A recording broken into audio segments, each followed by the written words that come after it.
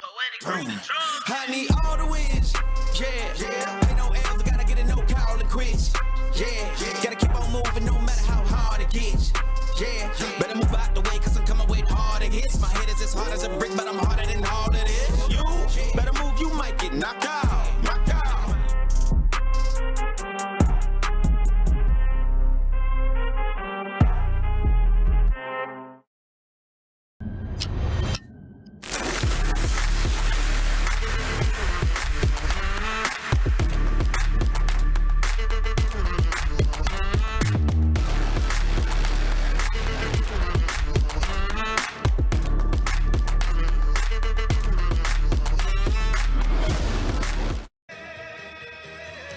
Good morning, ladies and gentlemen, and welcome you all at the day 2 of the Under-23 European Judo Championship 2022 here in Sarajevo. Before we go any further, I would like a warm welcome to my colleague as well, Tomasz Kowalski. Good morning, Tomasz. Good morning, everybody. Right, day 2 it is, the last day of the individuals, and as per usual, we're going to give you a little recap, but before we do that, I'll just inform you of the mat division today. We have still 3 mats for the individuals. On mat 1 you can follow under 90s and under 78. On mat 2 you can follow action between under 81 kilo category and plus 100. On mat 3 you can follow actions of the under 100 kilo, under 70 and the plus 78 kilo category. The final block today is at 4 o'clock local time, and now me and Tomasz are going to give you a little rundown of each weight category with our top 4 seeds.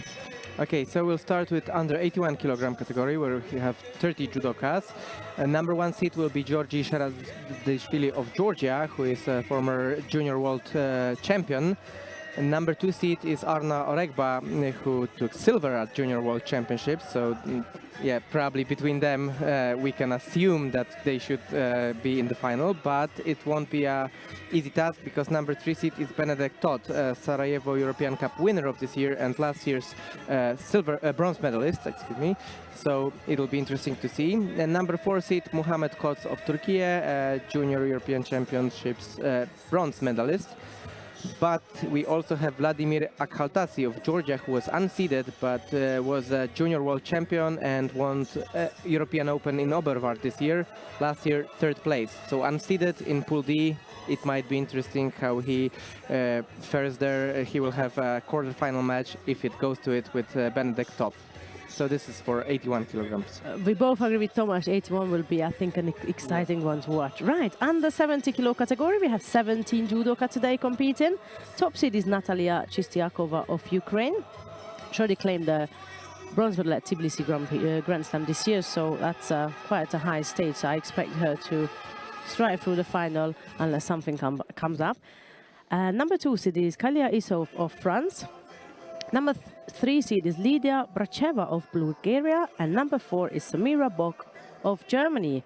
Apart from these 4 names, I think literally apart from Chistiakova, I think the rest of the draw is pretty open. So I wouldn't really predict anyone. And yesterday we had a couple of the top seeds falling out early rounds. So even that is not guaranteed that Chistiakova is just going to walk through the final.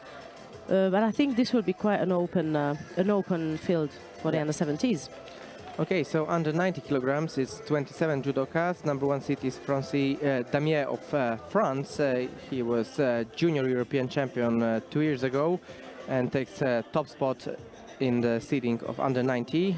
On the other side of the draw is Omer Aydin of Turkey. It's Cluj-Napoca European Open in seniors bronze medalist. Yeah, pretty achieved already in the senior division.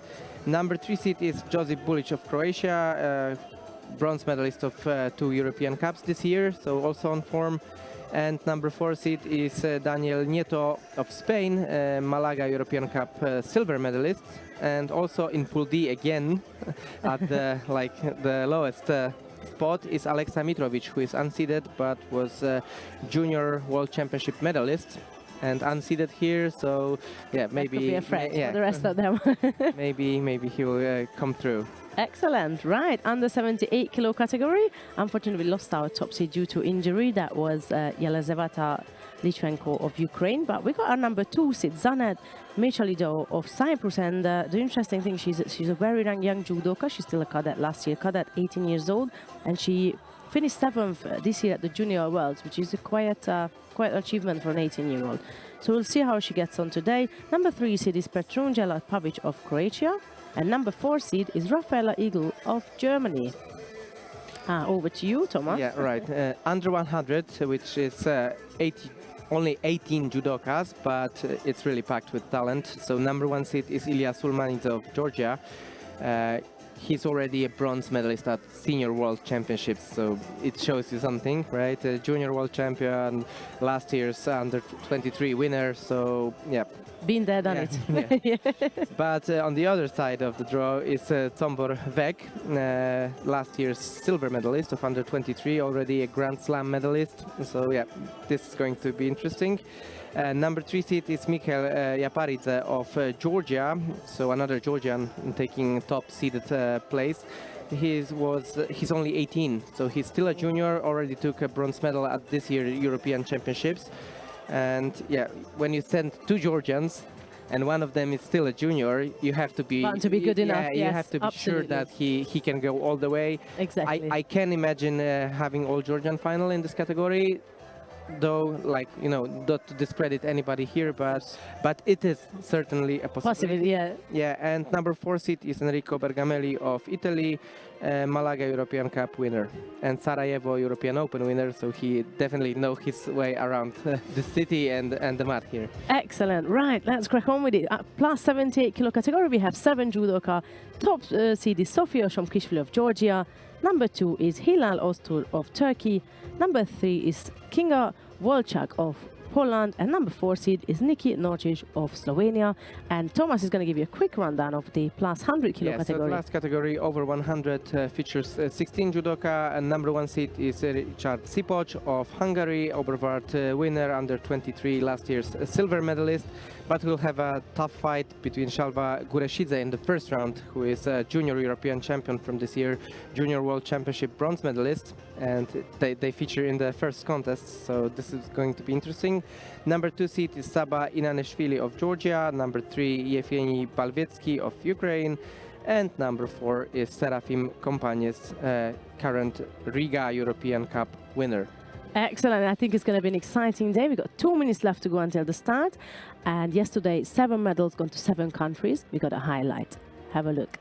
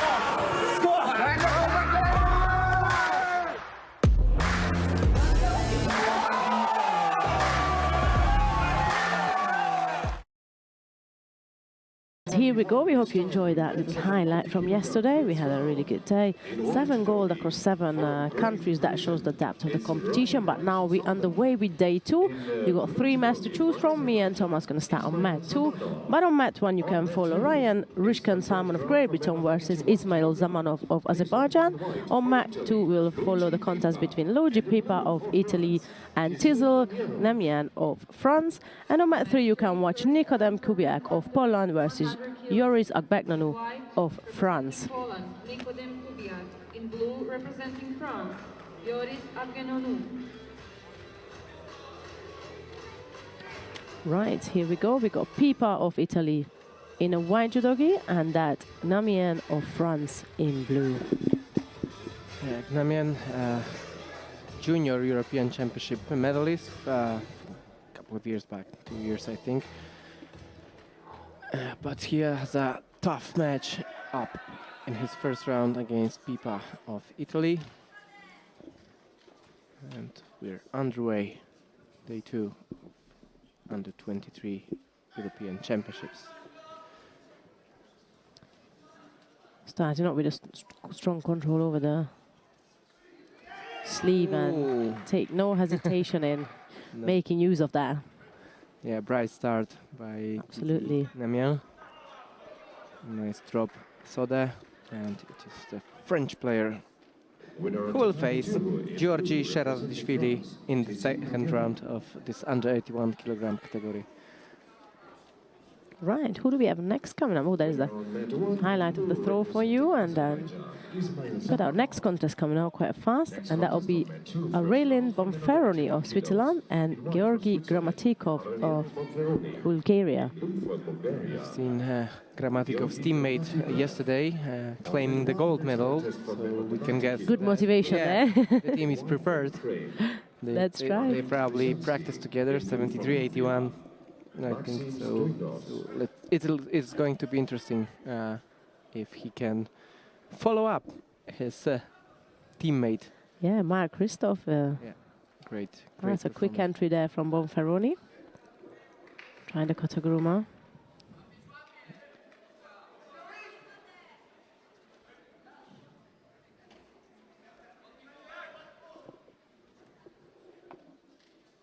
That's Bonferroni with the lapel settled into the right side, trying to chase up the sleeve. Seems to be a right versus right, isn't it? Because Grammatikov is also trying to get hold of his opponent over the top right side. Yeah, this little bit of inverted right side stance. So start with the left hand on the lapel and then tries to follow up with a high collar grip. Right hand. Bonferroni is still a junior. He had maybe you could call it successful year because he took 5th at Junior Worlds and Europeans, but twice he lost to Adam Kopecki of Czech Republic this year. So 2 times so close to the medal, but not going all the way. So 5th place is always the gutting one, isn't it? Yeah, it's nice comeback from Grammatikov. Yeah, had a little chance there for Navaza, but Bonferroni reacted quite fast and realized he better risk it from there. But he tries to readjust the grip. Yeah, he's still not out of danger there. Okay. So a nice change of direction by Grammatikov. Quick to react here. And he gets a Wazari lead.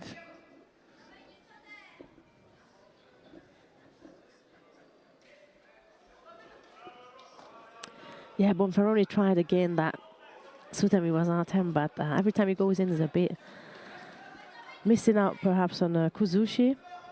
But Grammatikov doesn't seem to be distracted by those attacks, so perhaps there's stands his ground, and we've seen him also changing the direction, so he felt that like probably he's in control of those attempts. Yeah, again.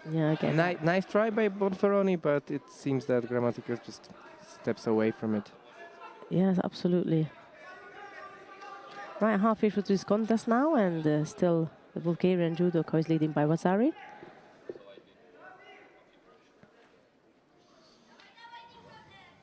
Winner of that one, in white representing Ukraine. It's again chasing of the sleeve there from Bonferroni. Ah, that was a much better attempt at the Tumanaga now. It looked a bit more controlled, the whole movement, than the ones he previously tried to do. Yeah, nice deep entry. He unbalanced his opponent, so a good attempt. Now drops left-sided Soinaga. I feel like he's not setting up his attacks, and it's not necessarily like to set it up with a combination, but at least the movement, he just gets hold of his opponent Yeah, he and gets goes a grip and then... and attacks, yeah, without much of a preparation. A penalty for Grammatikov, anyhow. Winner of match 3 in blue representing France, Yoris Avgenonou.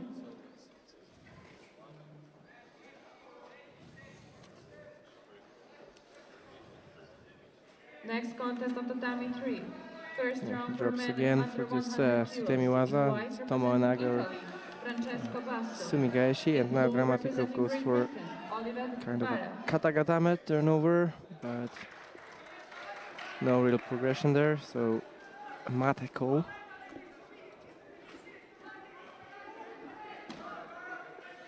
And with a little over a minute to go, Grammatikov is in quite comfortable lead. Yes, Only one Shido to his name, but now... that was a close one. Might need a little review of that. Nice coachy. Yeah, Bonferroni switching directions. Yes. We've seen him throwing those sois, and now he tries. And mainly to the right, isn't it? But now he's really going for it. 40 seconds left to go. And He really needs to go should for it. Grammatikov get a Shido, now it would get even more interesting. Exactly. Because apart Putting him under from that pressure. one throw, Grammatikov wasn't really convincing.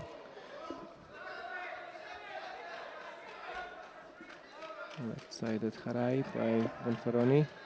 That's Grammatikov working in Nevaza now. Try and reduce the seconds left in Tachivaza now. Try and work around Nevaza to let the time pass. Yeah. Trying to make himself look very busy. 14 seconds left.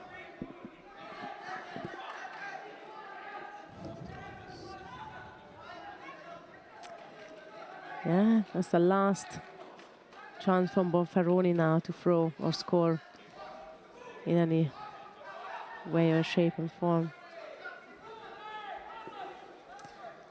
The last few seconds there and the last attack. Oh. And that might need a review to see whether it was before the gong or was it on it even. Yeah, because the attack started. The throw started actually. And Grammatikov wasn't in Nevaza situation because his arms weren't on the ground. Exactly. So that could be an interesting one. Yeah, for me, it could go to golden score because I think Bonferroni threw his opponent for a Wazari. Yeah, the movement certainly started as we replayed that. We could see there 2 seconds left to go when he actually starts his attack. So let's see the decision of the referee. We're just going to wait for that.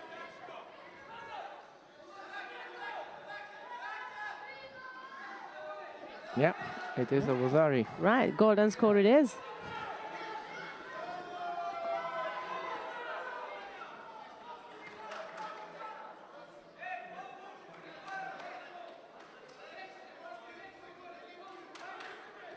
So a golden score.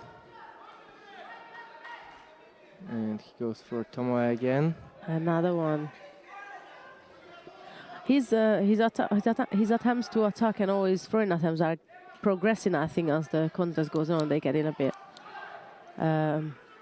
more dangerous for Grammatikov. And yeah, and Grammatikov, apart from that Wazari from the beginning. He hasn't been attacking. Yeah, absolutely.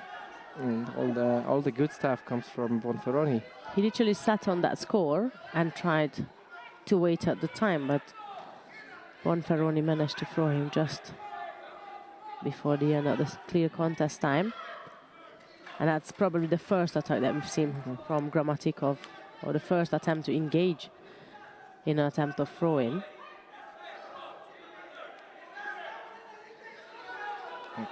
Peroni picks up a penalty. It's all square in terms of scores and shidos. Yeah.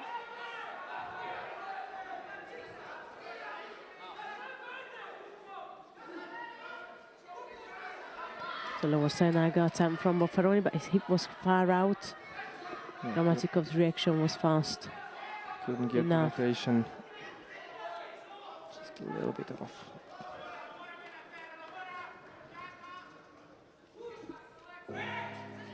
Oh, this was better. Ooh, that for was close, Grammatikov, yes. yeah. I think he realizes now he needs to come forward. He's getting tired as well, but both of them obviously are. But yeah, I think he realized that he's going to have to step it up now.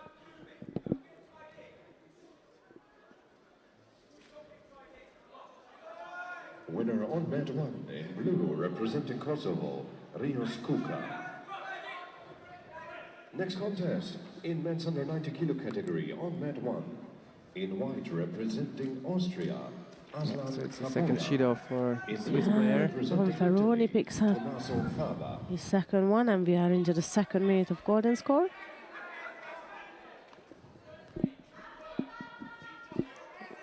Certain that Grammatikov is going to play on that two shidos now. Let's see if Bonferroni was in trouble since the beginning because he was down by Wazari, so he had to put a lot of work into going back into the contest, and Grammatikov wasn't really this active, so he probably is, like, you know, in a little better shape right now. He wasn't doing much before the golden score. Yeah, he was so absolutely pacing himself, yeah.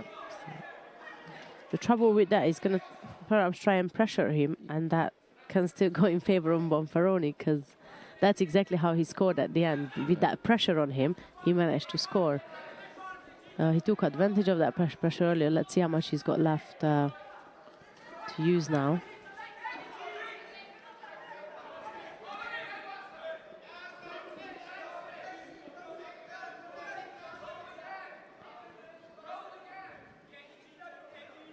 Bonferroni's trying to settle in with a grip. Another one of It's a those close call, yes. Yeah, drop, so Yeah, you can tell Bonferroni is the more tired of the two.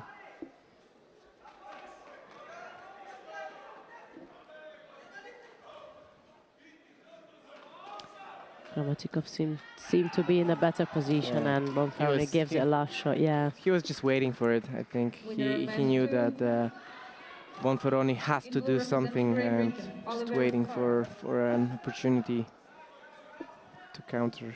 So it's Georgi Grammatikov of Bulgaria who advances to the next round. Right, and he's going to be facing the winner of the next contest, and that will be between Biraj Gleason of Ireland and Jan Swoboda of the Czech Republic. Right.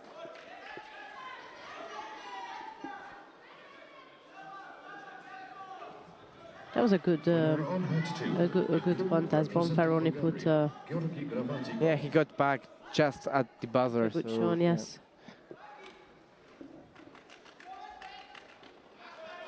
And he has quite a repertoire of actions as well, as opposed to Grammatikov, obviously, who've been waiting for arrows from Bonferroni. Yeah, he was a little unlucky to go down just at the at the end of the try. Yeah, so but yeah, it's also good for him that even though he had this drawback of having to go into golden score, then it's good to win after that, because if you lose, like, you know, you lost on the... And you are winning the whole way through, yeah, that's a bit... disappointing. Got it, exactly. Right, round one still of the under 81 kilo category. That's Gleason of Ireland in the white judogi and Swoboda of the Czech Republic in blue. Both athletes just picked up a penalty to start with in the first 10 seconds. Nice. Wazari score. Yeah, it's Wazari. So it's Gleason in the lead. Slightly taller player.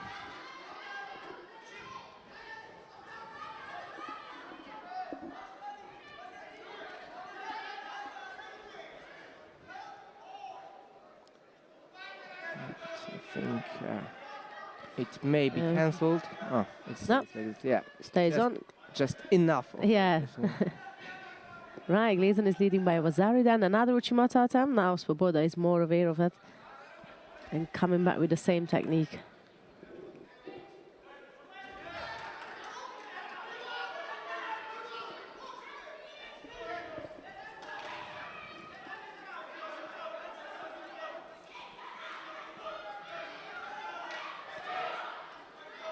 Seems to be right versus left. They both very comfortable. And that was for Boda. Little switch of direction. Coming exactly. Change of direction for Nouchigara on the left side. Rather Nouchigake, but missed that on score. First minute passed by. That is Svoboda again. Going for the first attack, and Gleason seek for a counter attack, but there was a slight break of the movement, a slight pause of the movement and of the motion. And he was already down on the ground, so that's why there is no score called on that action. Quarterfinal for women over 78 kilos. In white, representing Georgia, Sofia Sankishvili.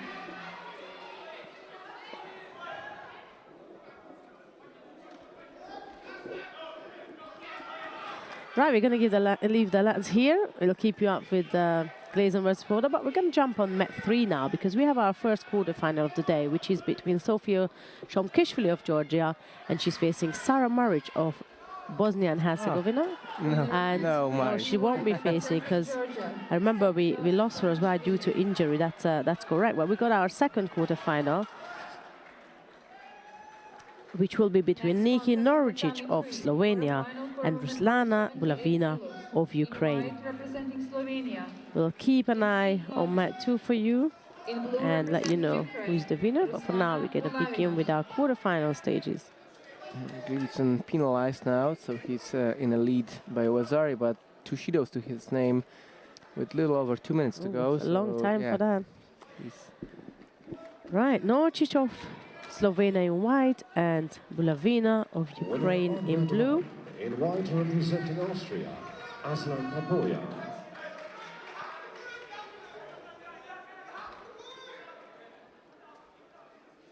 Next contest, on Med 1, for men under 90 kilogram, first round.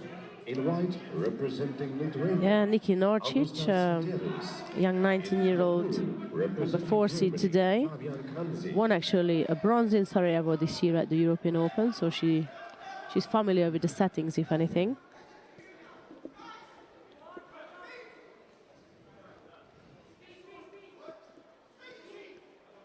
Good control from Noricic.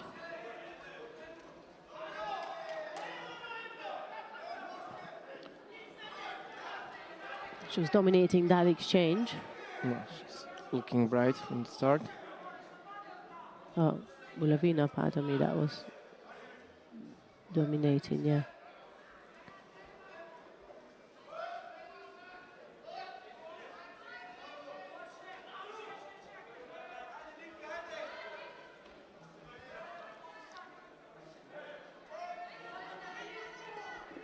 Oh, good effort from Noricic this time. Lost control over the top half.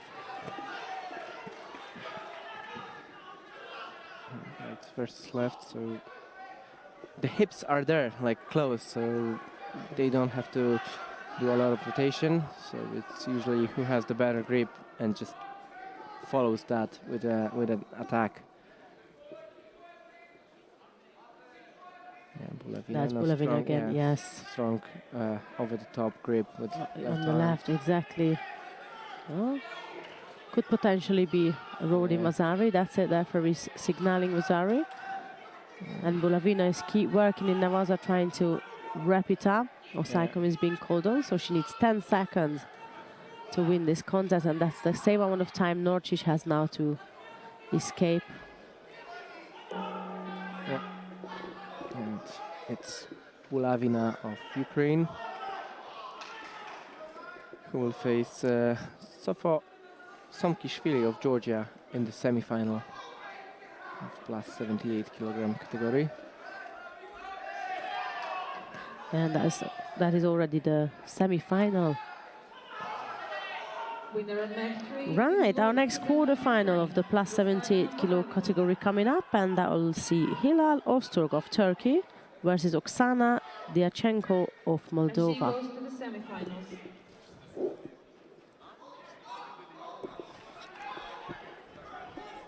Next contest on tatami 3, quarterfinal for women over 78 kilos.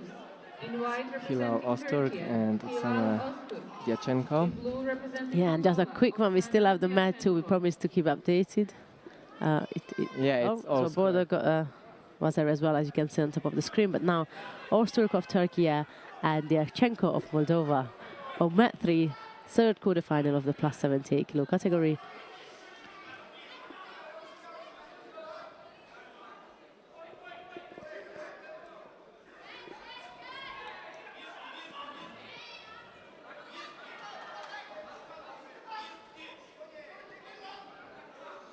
Öztürk is a current European champion for juniors. Yeah. Turkey team had a fantastic tournament in Prague. We've seen also Ershin competing yesterday. She was second, but lost to her teammate in Prague, and yesterday she won under 48. So a good Yeah, and team. she picked up the here. bronze last year at the same tournament, under 23 European, so Goes for a she's big been there, yeah. Sotomaki Komi for a Wazari, straight into a hold down.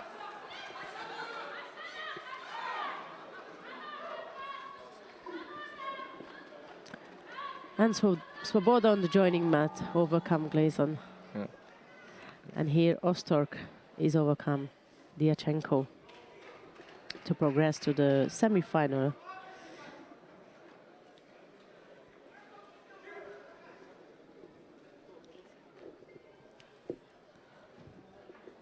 Winner on mat 2, in blue representing Czech Republic, Jan Svoboda.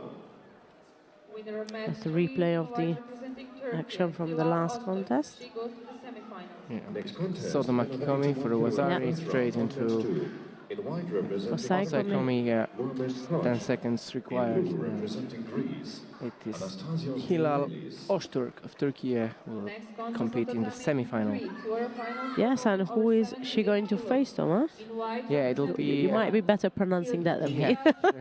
So it'll be Kinga Wolszczak from Poland against Diana Semchenko of Ukraine. Wolszczak in white, Semchenko in blue.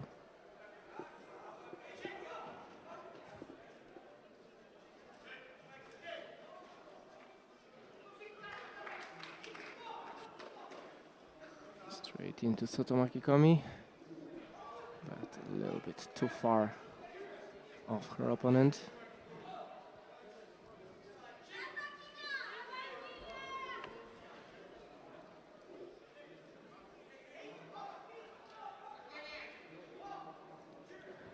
Wojciech is keeping fair distance from her opponent. A bit passive, from my view anyways. She's really pulling back and away from Shemchenko. And Semchenko drops to the ground, but no real movement, no real pull on the arm. But as you said, yeah, it seems that Wolszczak is a little bit passive, and that was also the observation of the referee. Oh, there she is now going in for an attack. Couldn't quite roll Shemchenko in, but showed at least a bit more positive approach to this exchange.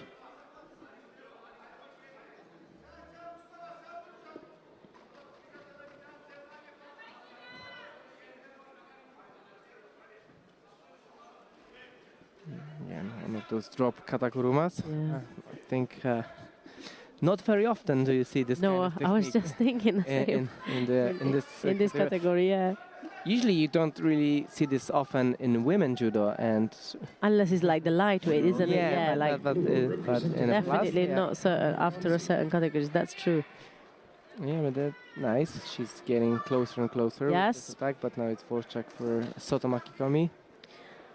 was a nice change of grip as well from Wolchak. She went over the top to the left side and nicely controlled the upper half of In Shevchenko. white, representing Bosnia and Herzegovina, Kerim Hasic. In blue, representing Austria, Thomas Schafeder.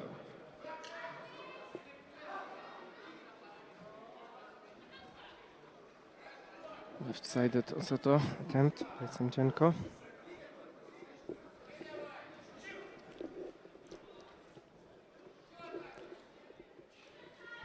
As we approach the midway point of the contest, a single Shido against Wolchak. She drops again. Yeah, another attempt, but that was very far out. Yeah, Shevchenko started to try and control Wolchak's left arm as she put her right hand onto the lapel, trying to avoid Wolchak coming over the top with the left. And she's blocking the hand out. When she knows when to raise the hand, and she drops again. Closer and closer with those katagurumas. I think it was a good effort by Semchenko, and yeah, it results in another Shido for Kinga Wolchak. There she's again over the top. But Semchenko caught her in action and tries to go again on the left. Well, we'll see. We'll certainly see Wolchak coming forward now, as she left with no option. Yeah, she wants to get closer to her opponent. We've seen Semchenko maintaining the distance with her right hand, but now Wolchak is getting closer and drops for Soto Makikomi again. She got her opponent out of balance, which will just probably save her from another penalty for now. But yeah, she's gonna have to just keep going forward with reasonable attacks as well. Last minute left to go.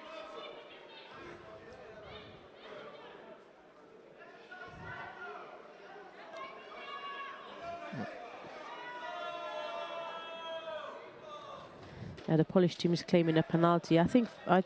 Yeah, for fair reasons. Yeah, they have reasons to claim that penalty against Shevchenko.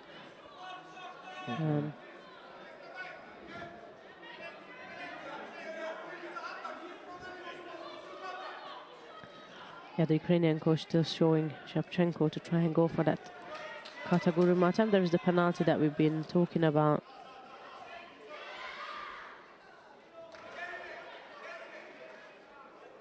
There's the lapel grip again. She's going to try and create the space for that left-sided Kataguruma attempt.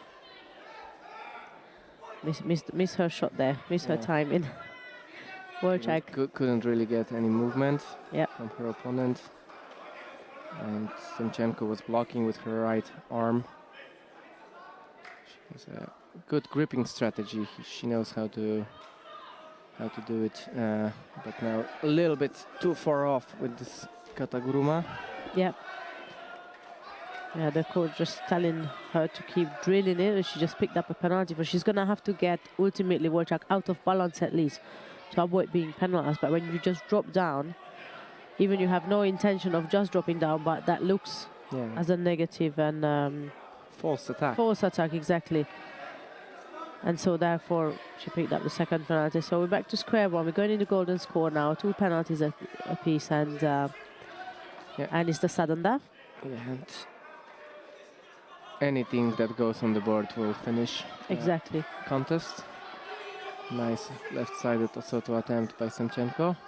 I think these are like her best attempts so far with those Osotos. One of the Katagurumas wasn't that far off, but yeah, this Osotogari is probably the way to go. That might cost her the fight.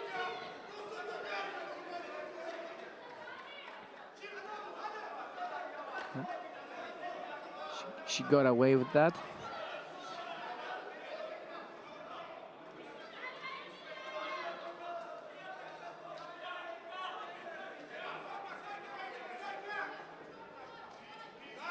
Oh, don't know if she's going to get away with that. Yeah, she already got one, got one out of jail card. Exactly. Would you say? I think the referees, asked to tie the uniforms, and that normally indicates that we're going to wrap it up here. Right, Diana Shamchenko of Ukraine is the one progressing to the semi-final of the plus 78 kilo category.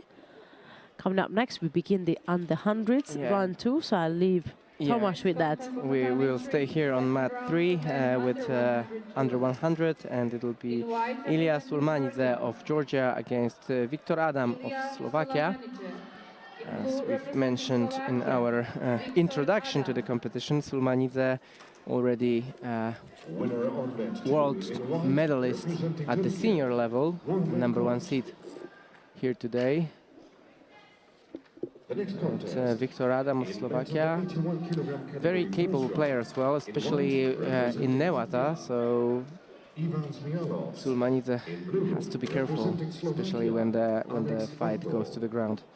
And sometimes those underdogs are the one to be the most dangerous rather than your same level opponent, if you like. Yeah, sure. And well established, yeah.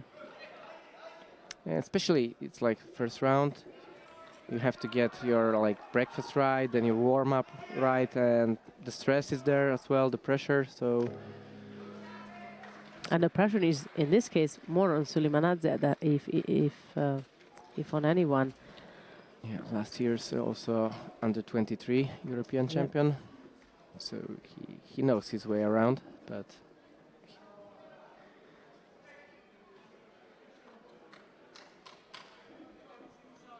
Winner on mat 3, Tayotoshi attempt by Sulmanidze. We can see that on the screen. Nice low drop. He goes in again, and this time for Ippon.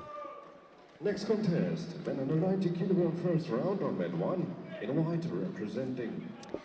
And that Ippon doesn't only put Sulmanidze through to the next round, but into the quarterfinal stage of the under 100 kilo category. So nice little switch of direction. Starts off as a little osotogari, but then little forward movement as well. Nice off the grip. Next contest on tatami 3, second And a round great for men under 100. Great win by Sulmanidze. Yeah, good Great control. Germany, Marvin Beltz. Right, coming up next, Marvin Beltz of Germany, and he's going to be up against Luka Kushkivadze of Greece.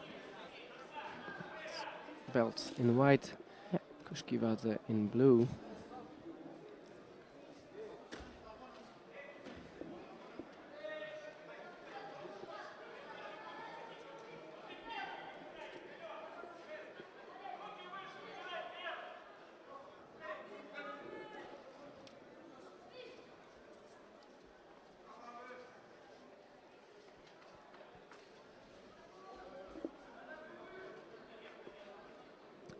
Grip. Well starts off, I was going to say the same. Strong right-sided grip, settles in. Yeah, he tries to just break the grip on the lapel with his left hand. Kushkivadze does look a bit troubled, doesn't he? Yeah, it's trying to break that grip, but not with much luck. Yeah, it's a little bent posture. He knows German has a slight advantage, and he goes for a coach makikomi. Yes. Marvin Beltz from right-sided stance, he goes left-sided coach makikomi and gets a comfortable win by Ippon. Yes. Well, waited out the right timing, Beltz, so that was good. Right, next one up. It's Enrico Bergamelli of Italy and Joris Agbagnanu of France. And yes, Joris Agbagnanu is the brother, if you ask, of Clarissa Agbagnanu. The answer is yes. Yeah, the answer is yes. In blue, representing France, Joris Yeah, we talked about Bergamelli this morning. He won the Sarajevo European Open this year, so he knows the setup around the menu. And he's probably very comfortable and familiar of his surrounding for today anyways. Yeah. Bergamelli in white and Agbagnanu in blue.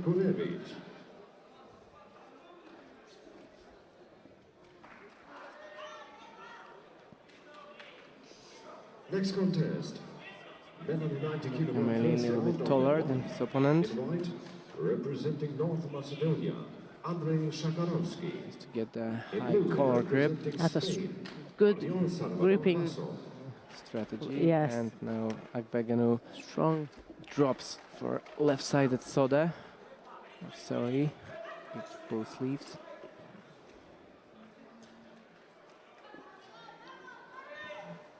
Akbeganu defeated Kubiak during the first round, so he's well warmed. This is the first contest for Bergamelli.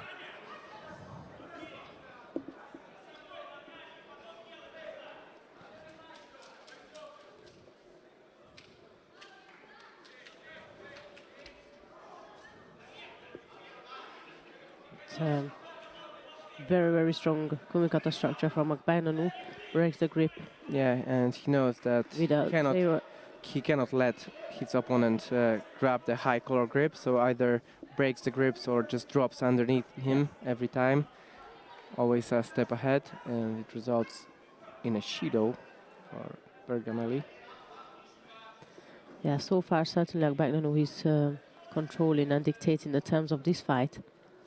Yeah, as I said, a great gripping strategy by him. And he patiently waits it out. He's not rushed. He sets up the grip first. He'll wait for the right grip before he attempts to do anything else. Yeah, Bergamelli is desperately trying to go to the left.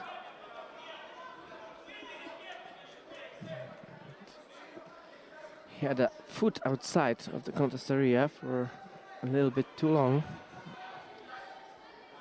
At least for my liking. So perhaps. Yeah. The head referee is liking too. Yeah. They also may have seen that. Yeah. Yeah. Well, that will change things now and then the pace of the contest as well, because Bergamelli most likely to just come forward and throw everything and anything left out there.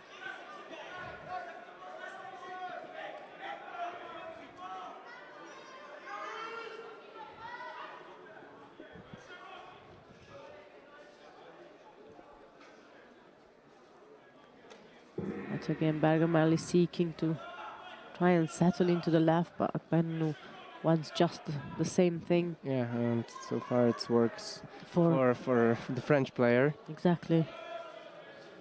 Oh, now right-sided Ochi, a little switch. Yeah. And Lazari. Sometimes that 2 penalties is a good pressure to have, because yeah, you know you have got to do come something, forward, yeah. yes. And you know you have to risk now, so. That's the replay in the corner. Nice Ochigari on the right side.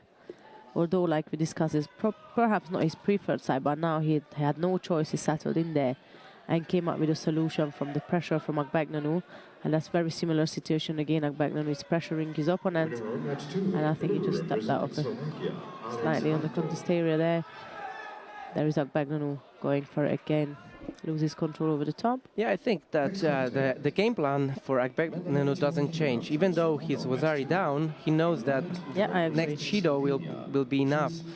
And so far, apart from that one Ochi, which he was caught with, he was doing great. So probably he doesn't want to do anything like differently. Just pressure his Yeah, he's opponent probably counting on that, but... And still a lot of time, so... Yeah, he's down by Vasari, so banking only on that, it's a risk. I mean, we often say, oh, it's plenty of time, and the next thing you know, 10 seconds left, and you see them running forward to kind of bounce back in the contest.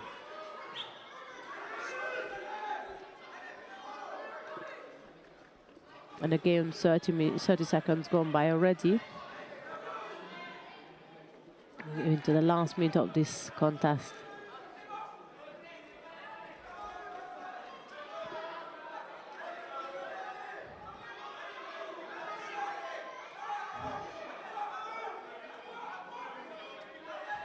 Bergamelli is still showing activity and still trying to remain in the game for obvious reason.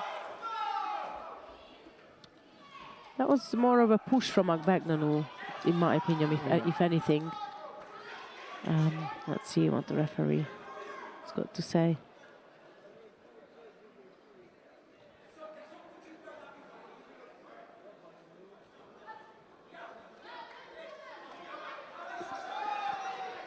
Not sure what's happened there, but we got 30 odd seconds left to go, and that's what we talked about. You're banking on that last Shido, but actually a minute gone by, no changes in the penalties, but yet he's behind by Vasari. And now the focus is more gone on the fact that he's down than on the penalties.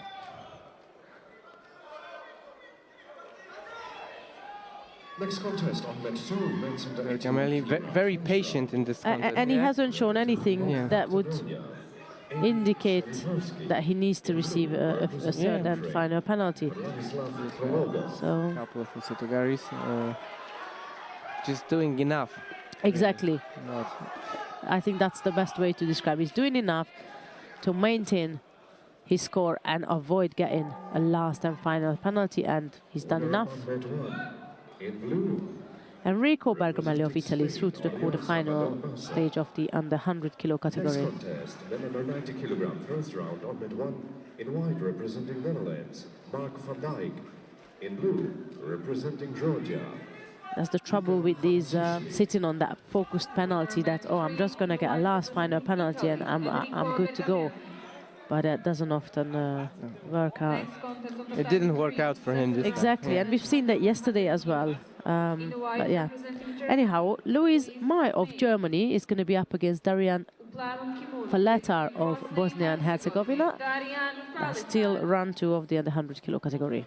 It's the second German in this under 100 kilogram division.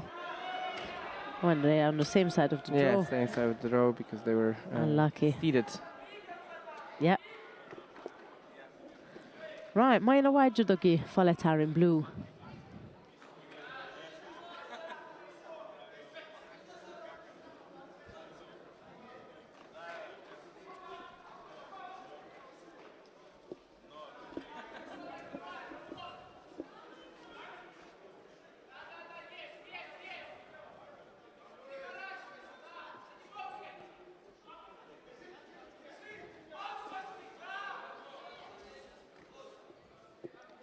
Mai trying to keep his opponent at a distance with his left arm. And drops to Ukiwaza. Nice attempt.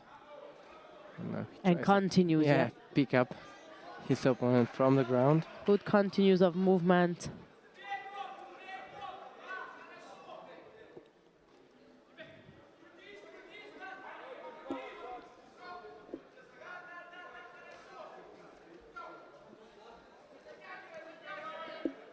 He's again settling into the right side, left side, pardon me. Yeah, he's great job with the grip, the kumikata. Left hand pushes away, and Yeah. when there's opportunity, just he goes the other way. And Faletar's position is very similar to what we had from Kushkiwadze of Greece earlier, when they just settle what they got for the leftover. And they just got to work with that. That was a good attempt from Faletar.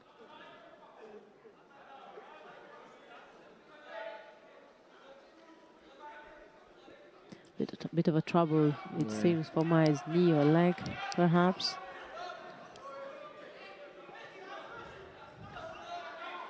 That's again Mai initiating to set up his favored grip. And Faletar seems to just settle for what he can settle for. He's not really into the whole kumikata battle there. We see Mai also reaching with his right on the same side. And now for this change. Kataguruma, and now changes to Seo Inaga and gets to Rosari and straight into a hold down. All he needs is 10 seconds now. And it's Luis Mai of Germany who will face Enrico Bergamelli in the quarterfinal.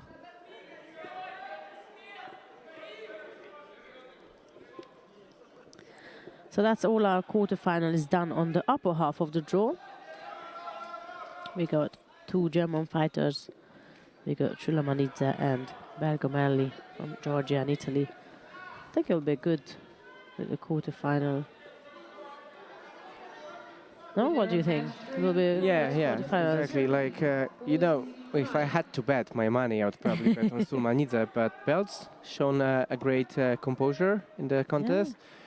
He was waiting for this opportunity with a good grip, so I reckon that Sulmanidze will have a little bit of trouble at least. In white representing Yeah, we'll see. And yeah, Marvin Belts can surprise him as well. Yeah. Right, we're going to go down to the lower half of the draw, which will view Vég Zsombor of Hungary versus Pati Zekai of Kosovo as our first battle into the quarterfinals. That's Vég in a white judogi and Zekai in blue. The Hungarian judoka won already 2 medals in the under-23 Europeans, silver last year and the year before. I'm pretty sure he's aiming for that golden, golden piece today. Let's see how far he can go.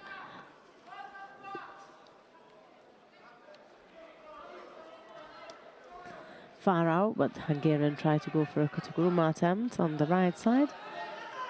Well, Kosodogoka, who knows what was that, because he just literally lunged over. Yeah, it starts off as a Kosotogake, yeah, maybe with the leg, but then you follow it up, or it starts the other way, so... Yeah. He lunged for something, that's for sure. Yeah.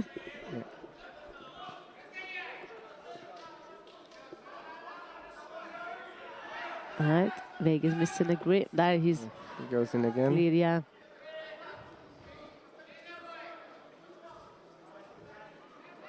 Now, although on paper it's Vég to be the one that so-called supposed to win the contest, kind of, but you never have to underestimate an athlete from Kosovo, that's for sure.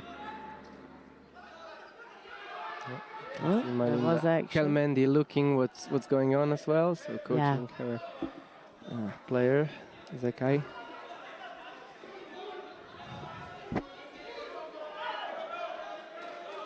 Right, we passed the first minute of this contest. No score, no penalties, a couple of attempts here and there from Vég mainly, and nice little Nevaza attempt there from Zekai. Yeah, Zekai seems to have a good grip, but then it's Vég who goes into those who actually low techniques. Yeah, so and it's a Wazari for this Sumigaeshi. Yes, nice deep. Yeah. And it's Vég who's in the lead after a minute and a half. Yeah, there he is again. Yeah, again, Zekai seems to have a good grip, tries to bend his opponent down, and that's when Vég launches this Katagurumas or Ukiwazas. So always a step ahead of his opponent with the attacks.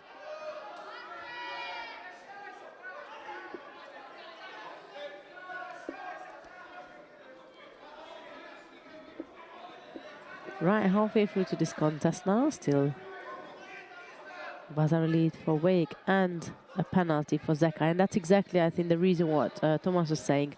Although they have a reasonable kumikata, is Vég who is keep drilling all the attacks and attempts to throw, and now look like Zekai is trying to come forward. Oh, that's a pity mistake from the Hungarian, and he's probably gonna get away with it, but he just walked out of the contest area and quickly bounced back. He was lucky with also following it up with an attack, so probably no Shido.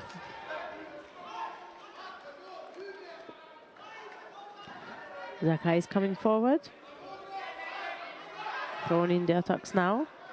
Yeah, it's a little bit better by Zekai. Yes, exactly. He's coming. He's more active now. He's coming forward and actually putting the attacks in. There's another Shido that the Hungarian just got away with. That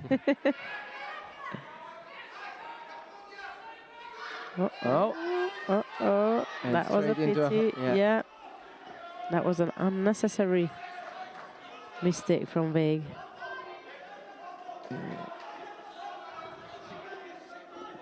Kosovian team is claiming for Wazari. Yeah, now they're going. Yeah, and I think they. I think so too. Let's have a look at the.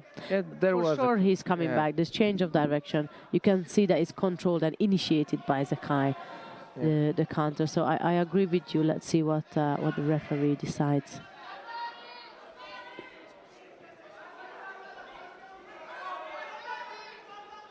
Yeah, the control was there.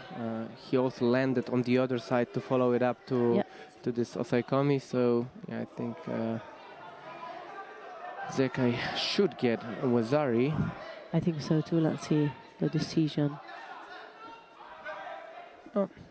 Okay. He isn't going to get it. Well, he's got still a minute Yeah. and a little more than that left.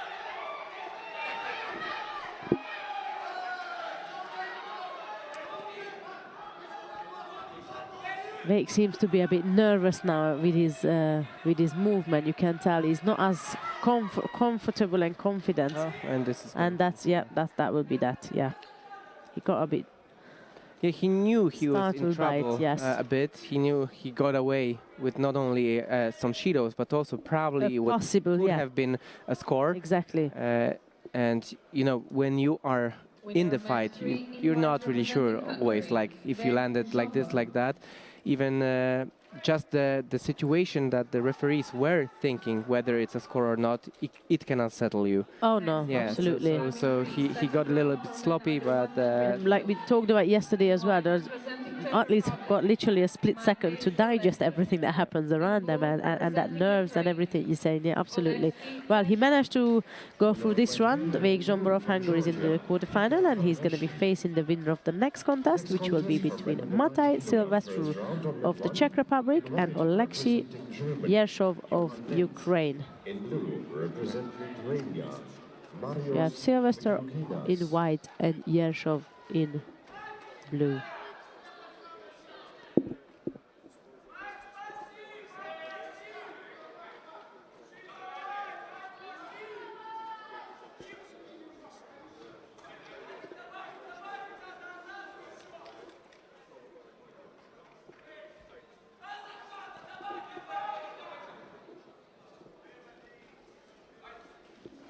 Ochi into Kochi from a inverted cross grip by Yershov.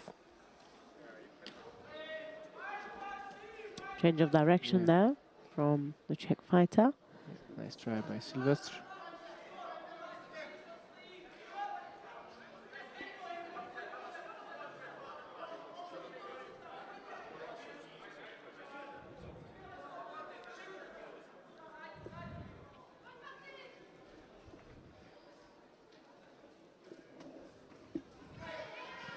Our cameraman could zoom out just slightly. These guys are quite tall for our image. That's Yershov seeking for Shimawaza, but Silvestre quickly reacted to it and He knew what was jumped going off on. the situation. Yes. Stand up quickly, not to engage, but he gets a Shido. And a nice try in the beginning, but then it was all Yershov's. Yeah, the last card, if you change, I agree, it was mainly Yershov, and again, he seems to be the one going forward. And the posture of Silvestre is not helping him. No. So it's a little Yeah, Yershov. Sutemi all over waza. him.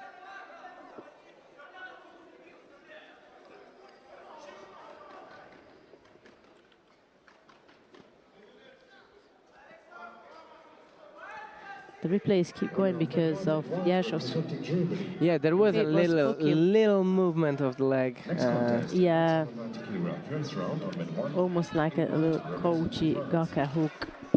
But ultimately, that was just a coincidence. That was Yeah. nothing to do with It wasn't Yershov. like in the final of yesterday's, Yes, where there was like both of them trying to go for this Ashiwaza. exactly.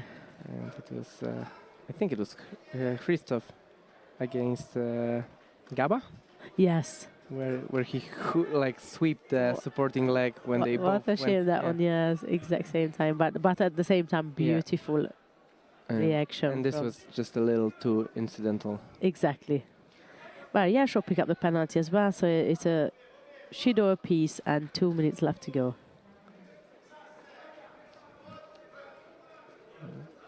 Goes in, oh, huge. And collects the upper half of the body Yeah. and drives it into the mat.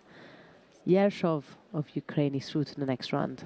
Starts off with this little Ochi, then it seems like Uchimata readjusts the grip over the back, or even the belt, really. Next And contest, goes for Ahmed 2 from Surigoshi. 81 kilogram first round. For They play again. They started with the Ochi Uchimata kind of thing that he was been drilling out, but then he changed to a Koshigurumag, went with the hand deep onto the belt, over and just continue the movement all the way.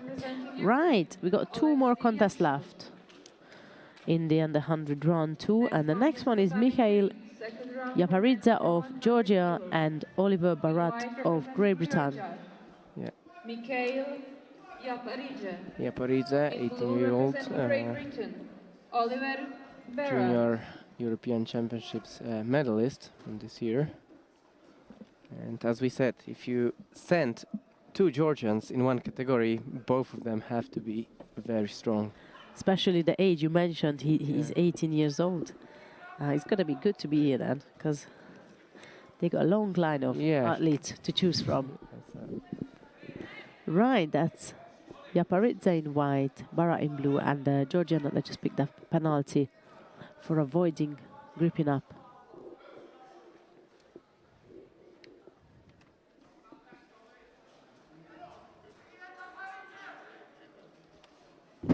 Strong grip by the Georgian.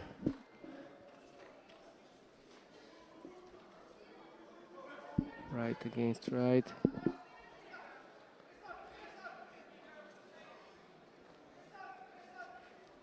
Yaparidze is controlling the sleeve of Barat.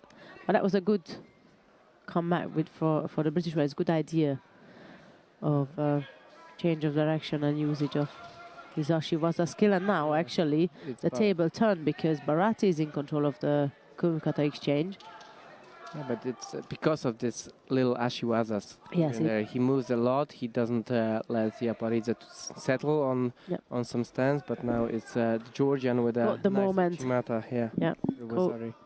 Find the moment Yaparidze to go in, and actually that extreme same side right to right versus left, or left versus left. It's favor the Georgians favor that kind of style, the extreme same-sided opponent. They quite happy to do a 180-degree turn. Yeah, with her hands over the back. Exactly. So that's actually not a challenge there for them. It's a standard, right? That's Mikhail Yaparidze of Georgia wraps up this contest and goes through to the quarterfinal stage. Yeah, great. Also Otoshi by the young Georgian for a straight Ippon, I think, this time. In white representing Georgia. So quite convincing win. And we will see 2 German players, 2 Georgian players in the quarterfinals. Winner on that one. Italian, Hungarian, Ukrainian, and for the last spot at the quarterfinals we'll have Kilian Bultis of the Netherlands against Ruslan Nasirli of Azerbaijan. Kilian Bultis. In blue representing Azerbaijan, Ruslan Nasirli. Next contest on men 1, now in women's under 78 kilo category. In white representing Azerbaijan, Narmin Amirli. That's Bultis in white and Nasirli in blue. Last contest of round 2 in the under 100 kilo category.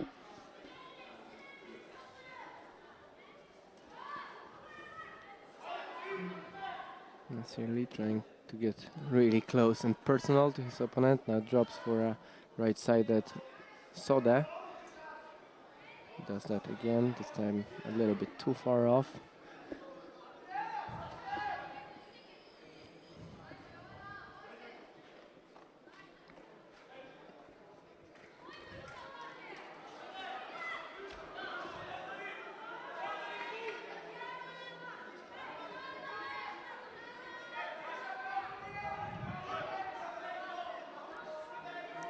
Left versus left, extreme stance.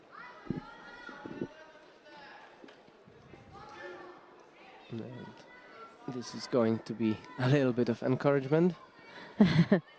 Or change at least for Bultis, of grip. Change of grip structure.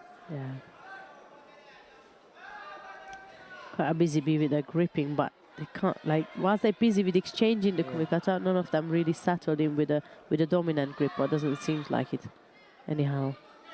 It's another of those drop sois by Nasirli.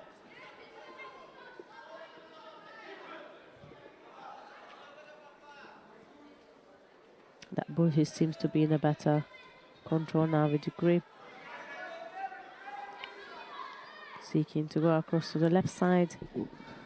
Setting up with a few Ashiwaza, and Nazril seems to me that just trying to survive the situation. Yeah, he wants to just find something, get away from it. from his opponent. I think that top right hand is troubling Nasril. Yeah, because he obviously Bulthis has some reach advantage, so Nasrili tries to just top get left, away. pardon me, yeah, top left, yeah. Tries to drop those sodas when possible, just to avoid being caught with this unfavorable grip. And now he managed to grab that sleeve, that left arm of the Dutch fighter. And interestingly, his Bulthis got 2 penalties, so he's under pressure. And he's going to come forward. Let's see if Nasril manages to get hold of that left arm of the Dutch fighter again.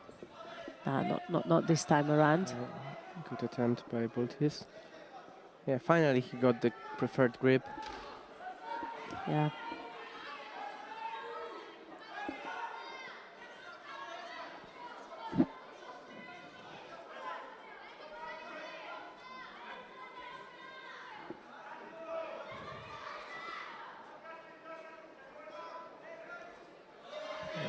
That was a slide up from the other fighter, and Bulti is back with the left hand again, but Nasril managed to break it for once. And now he steps out, and he's going to get penalized for that, probably. At this point, Nasril even good to go with a penalty. And Yeah. So he knows that. He knows that it's.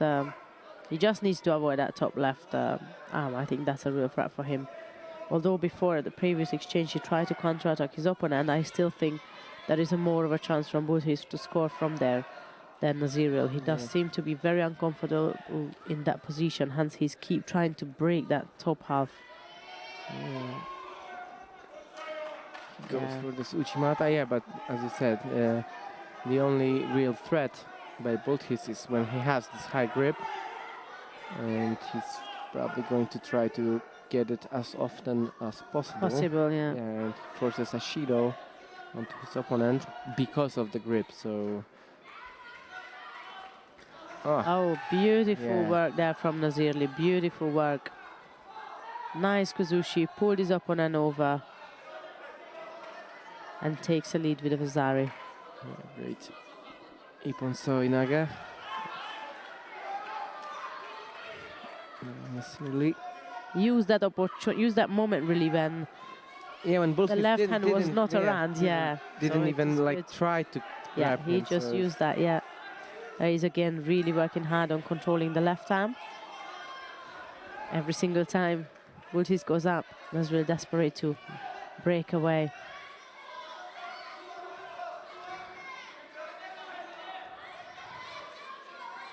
Let's come over now, over the top. They both walk out of the contest area. Nasril has got 14 seconds to he can hang on to everything. He has the possibility, or he can afford one more Shido. Yeah. So he'll probably...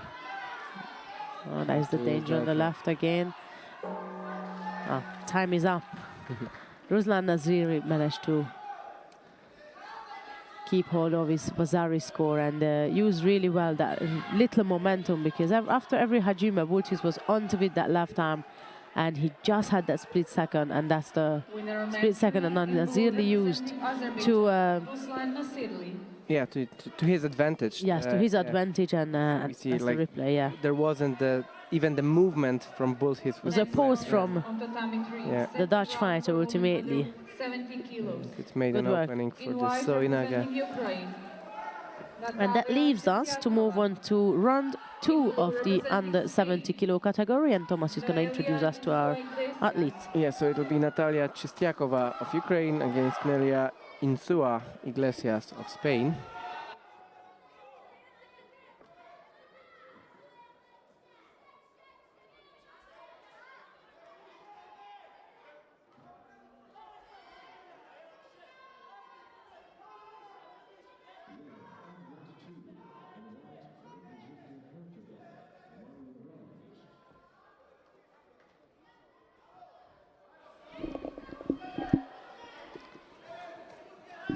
Next contest on mat 2, men under 81 kilograms. First Chistiakova round, in white, representing Insua Poland, in Bartosz blue. In blue, 25 seconds into the contest, no scores, no shidos. Yeah, Chistiakova actually won a Grand Slam bronze medal this year in Tbilisi, so that's quite an achievement at the IGF World Tour stage. We're going to ask our cameraman to just zoom out a little bit, because our athlete's head cannot be seen more often than not due to the headings. Yeah, just a little bit of Just a zoom little out. bit more. It's a tough one for the cameraman because he can't see the Yeah. writing for us. Yeah. No. So, yeah, if we could just get him zoom out just slightly bit so we can see the faces. But nevertheless, also back to Chistiakova. She also junior European champion last year, meaning even if she's senior this year, it's a very early stage.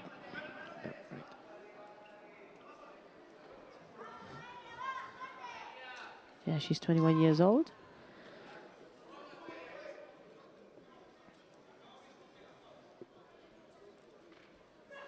Yeah, a lot of attacks from this cross grip position by Spaniard. Chistiakova is indicating that these aren't really attacks, like having her arms spread, but it did not save her from the shido.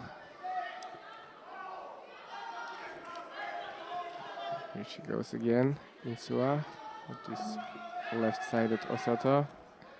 It was interesting, double FL grip, and the way she got in from a double FL grip. Unusual way to enter for the technique. And now the Spaniard goes for the turnover, but Chistiakova was ready for that.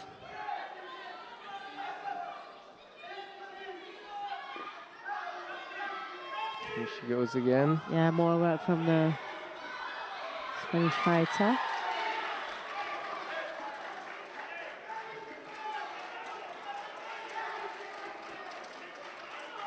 Yeah, halfway through, only a single shido against the Ukrainian. And Shua Iglesias showing also some nice groundwork on her behalf.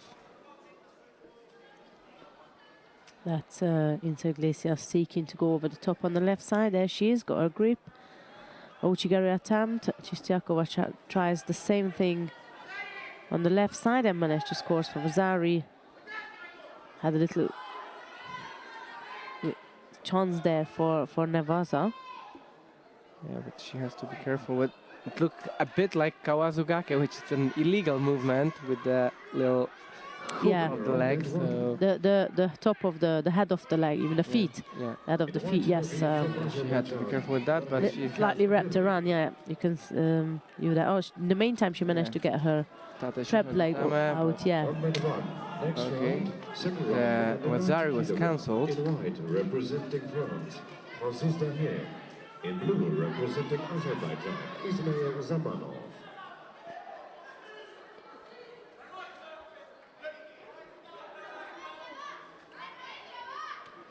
So Vasari lead for Chistiakova, which I believe probably for the hold down, then isn't it? Because you mentioned that they cancelled the Vasari. Yeah, one of the Vasaris was cancelled, so probably no score from the throw. Nice. Oh, nice little Oshimaza combination there. Good movement, good effort from Chistiakova. 40 seconds left to go. And she's working now in Nevada. Probably felt the opportunity and the potential in Nevada against Inza Iglesias. And she's putting more effort into that. And of course, to spend the time. Yeah, she's leading by Wazari, but she has a Shido to her name as well, so probably she can get one more, but she probably wants to save it for the dying seconds of the contest.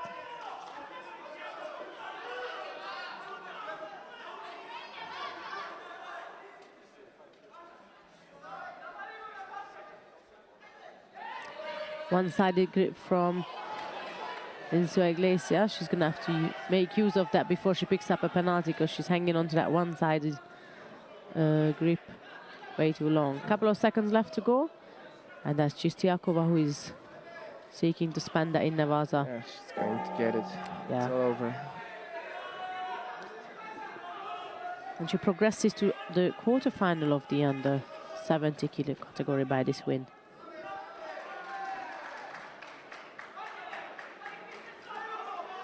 Winner match 3 in white representing Ukraine, Natalia Chistiakova. Coming up next, Subada Agayeva of Azerbaijan, and she'll be facing Cecilia Betams of Italy. Second contest of run 2 in the under 70 kilo. Under 70 kilos. In white representing Azerbaijan, Sudaba Agayeva. In blue representing Italy, Cecilia Betams. Next contest on mat 1. Men under 90 kilogram. Second round in white representing Ukraine, Mara Rishansky. In blue representing Kosovo. Yep. Here they go. Yes, Agayeva in white, Betams in blue.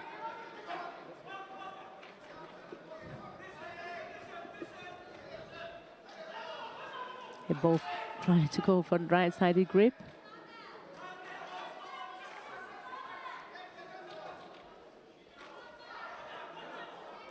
Ochi against Ochi. Exact same attempts on both in regards to the gripping and the technical repertoire. But now Betams the one seemed to be the one to control the end of that exchange.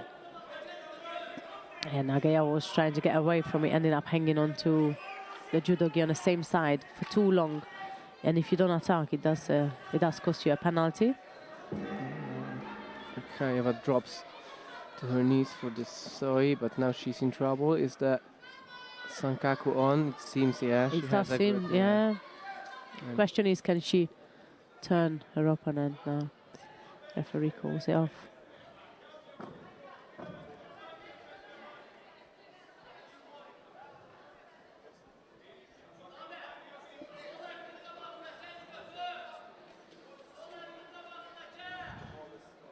Again, similar fighting styles. very similar. But Agayeva holds on to the one side for a little too long. Again, she remained there, and that's a pity way to just pick up penalties, and it's not like you get plenty of those. She's got one more to go. Two in white representing Poland, Bartosz So Bozek. really struggling with the grip. The Azeri and Italian player. Certainly aware of that. She tries to hold the right hand high. Yeah, that might be Betams now with the yellow card coming up next. Yaeli Lavi in blue representing Serbia. Unless it's going to be a joint one. No, only the coach is getting a bit of a warning. And imagine Ishido for them. Winner on mat 1 in white representing Ukraine. Betams lunges forward with an Ochigari attempt. On the right leg side. probably and just drops to the ground. Second round. In white Yeah, but she certainly has a plan for this contest. Now a little bit better grip by That's again that. Eva. But she certainly struggles.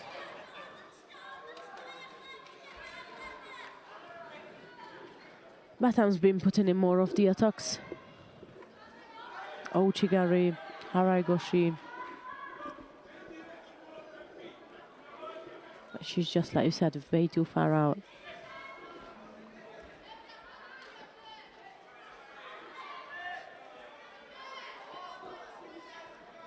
In the fight for the right hand, and that's again Agayeva with the same side grip. She quickly changed it Yeah, steps out. Another growing penalty there.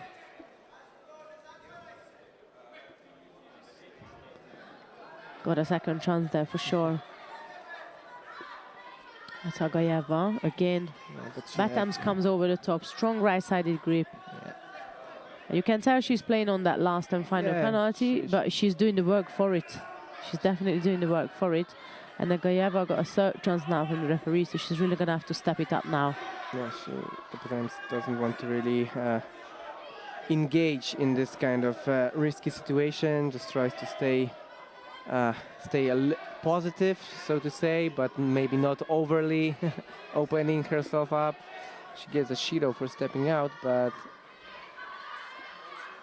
apart from that, she looks comfortable in the contest. And that was a Jopsanagatam from Agayeva. Strong and fast reaction from Batams. That's why it looked like Agayeva was way out, but in fact it was the Italian who just swifted away fast. Oh, that was a... Oh, and she goes First. over for Right, yeah. Ippon. This hip technique. She had a chance with the initial Uranaga, but then she bent Her posture. head down, and it made it easier for the Yeah. Temps, who advances to the quarterfinal. Winner of match Wherever your head goes, your body follows. Italy, Cecilia That's a- Betance. That's the game.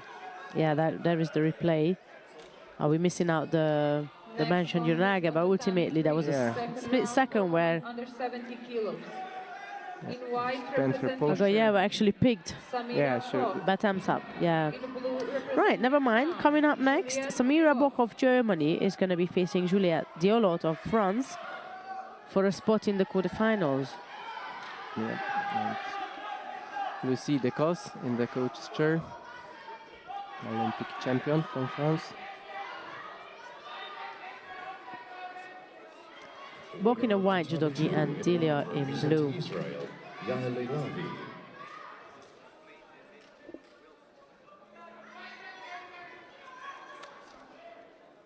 Next contest on match 2 for men under 81 kilogram, first round. In white, representing Hungary, Todd Benedict. Strong over the head grip by Diolot. She goes for Ochi-Kochi combination. Switches it forwards to Uchimata. And nice attack by her, but she's in trouble as Bock tries to set something on the ground.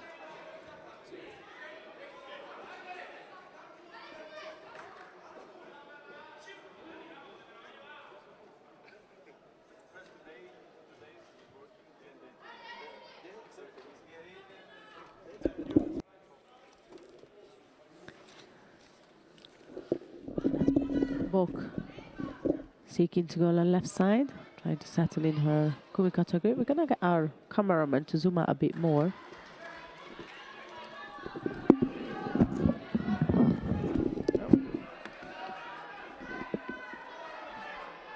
It's a Shido for Diolot.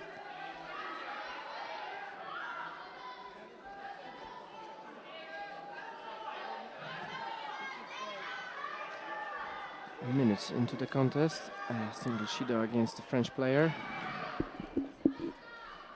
Bock having a good grip on the sleeve, forcing her opponent to step out, and it's going to be a second Shido probably for the French player, yes, for stepping out.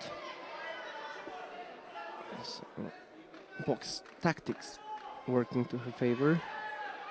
First try to win the grip exchange, have a nice strong grip on the sleeve, not allowing her opponent to grab the lapel or high collar grip. And she tries something in Newaza, has a nice connection with the legs, goes for Sankaku. Yeah, and the Oseikomi is on. Blue representing Slovenia, Alen Vucina. Next contest, men under 81 kilogram, first round. In white, representing Belgium, Janne Dug. In blue, representing Spain. Yep, and it is going to be all over now. So it's Samira Bock of Germany who will fight in the quarterfinal of under 70 kilogram category. Aslan Papoyan. Next contest in men's under 90 kilograms, second round. In white, representing Israel, Daniel Repchage.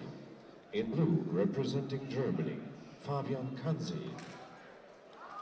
Right, coming up next in the under 70 kilogram category, round 2, it'll be another German Friederike Stolze against Elena Denk of Austria. In white, representing Germany, Friederike Stolze. In blue, representing Austria, Elena Denk. So, two German players in the same pool because of the seeding. And should Friederike Stolze win against Denk, they will meet in the quarterfinal.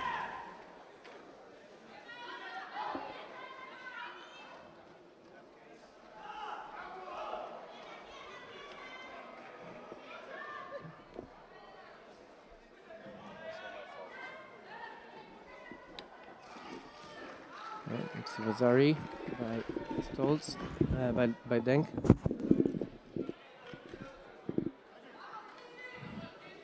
But yeah, the action was initiated by the German, so the Vasari should go the other way, if at all.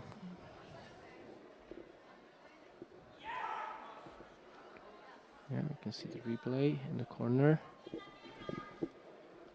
So it was the German who countered.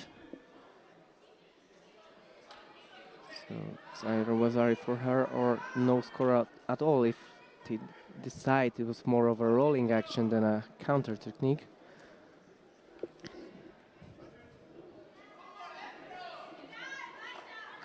Oh, the referee decided to keep it as it is. That's Denk leading by Vasari then. Quite quickly. Oh, they have second to, thoughts.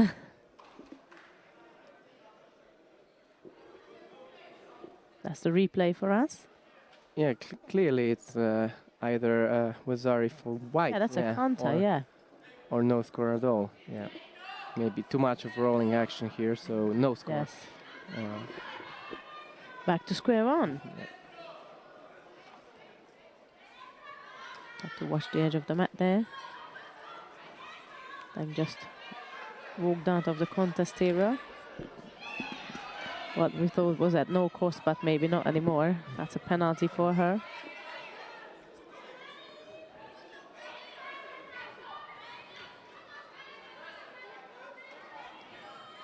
Yeah, here she goes again with all locked in again, yes. Uchimata into Kochigari.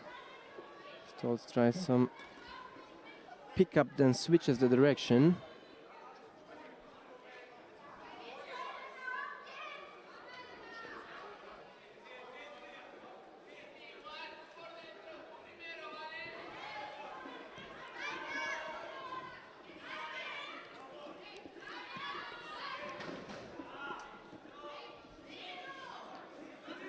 Minute and a half into the contest, only a single Shido against Denk, stepping out of the contest area, and now another Shido.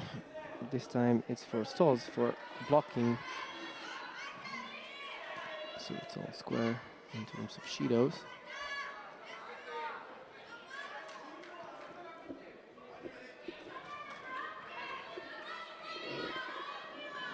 Yeah, Stolze seems to be very robust, and I think when it comes to the physical, yeah, because we've seen looks very strong. Denk coming into those techniques and Stolze just standing. Brick wall.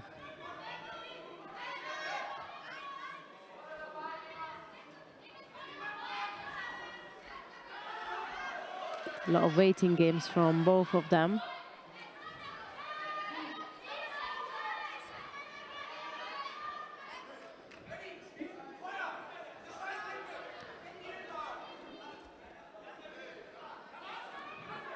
Coach is instructing Stolze to take a lapel grip. Yeah, because Keep a it good looks distance. as though if she's blocking. Now she steps across for Harigoshi, but nearly gets countered. And it's Denk. That's Denk, yeah, Navasa now. Tries to go for probably Juji Katame with the arm, but couldn't move Stoltz, and I think she's like difficult to move to get her into motion. She prefers standing still. She's really good at it. Yeah. Not really into those movements, setups. She probably favors attacking from a standing position. She feels good at it. She goes for a Sutemi Waza again, little Yokogake. Yeah, she managed to get Deng off balance. But only one arm was on the floor, so no score.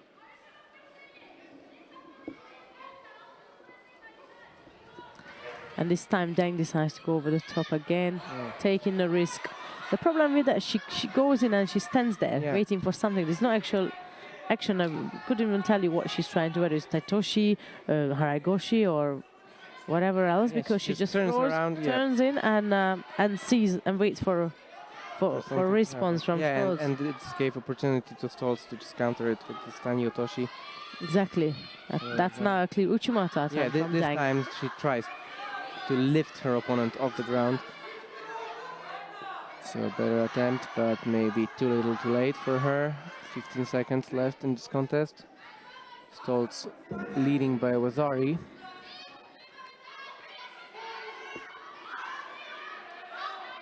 Then goes for a Sumigaeshi and gets herself in trouble. Yeah, 3 seconds left. And it will be all potential, German. yes, all German. I was going to say all German quarterfinals. Yeah, they said because of the seeding procedure. We'll see Samira Bock against Friederike Stoltz. 4 and 5, yeah, number 4 and number 5 seed. Yeah.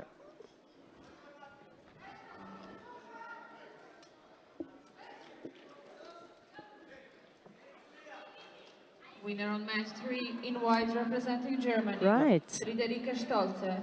Coming up next, we're going to move down to the lower half of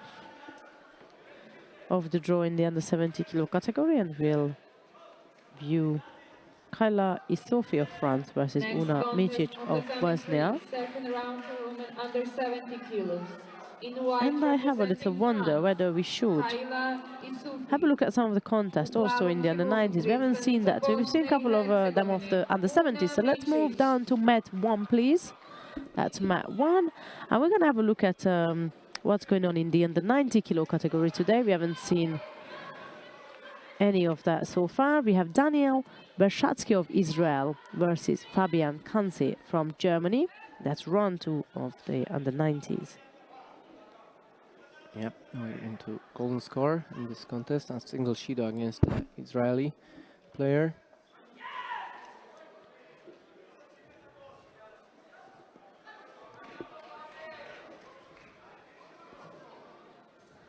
And the stake is high here as well, because it's a spot in the quarterfinals, so it's very valuable wins. These contests are to just to be able to remain in the game for the rest of the day. Yeah, they're in golden score, 2 penalties for Bershatsky. In white representing Belgium, Jan Duke. Next contest on mat 2, first round from another 81 kilogram. In white representing Azerbaijan, Magadan Imanadiev. In blue representing Montenegro, Nikola Stanisic. Yeah, that's Kanzi made an effort there, not so successfully.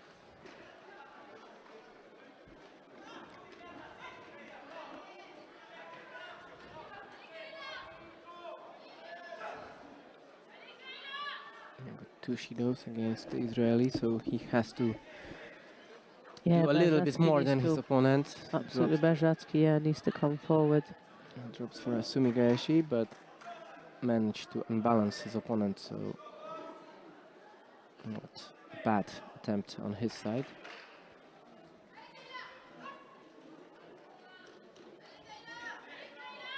Just going forward, Kansi is seeking to settle on the right side. He's got the height advantage, but the Uranaga, the danger of the Uranaga was coming, but Kansi had his foot stuck in for a kochi as a survival response, and then he changed direction and managed to gain control on the way down. So it was not the actual kochi, that was just a survival motion there.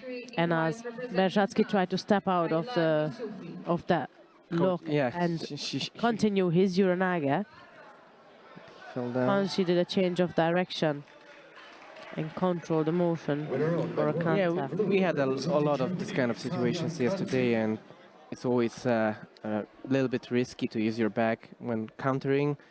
Next This contest of time tatami 3, second round for it's women the under same case, a 17 little kilos. kochi In white, movement, but then representing Poland, he regains Alexandra the Kowaleska. control In blue, representing Ukraine, of the motion. Karina Sarkisyan. And it is the German who advances to the quarterfinal. Second round of men 1. In white, representing Turkey. Right, who do we have next then?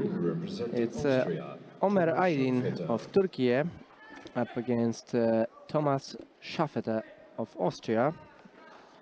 Aydin, number 2 seed, bronze medalist of this year's European Open in Cluj.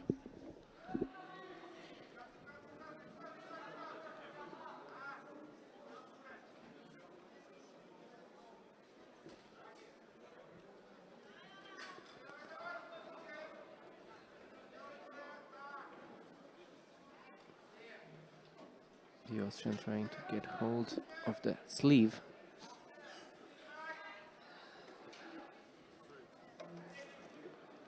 Nice little switch of direction by the Turkish player. Couldn't get his hips close, but it was a nice attempt nevertheless.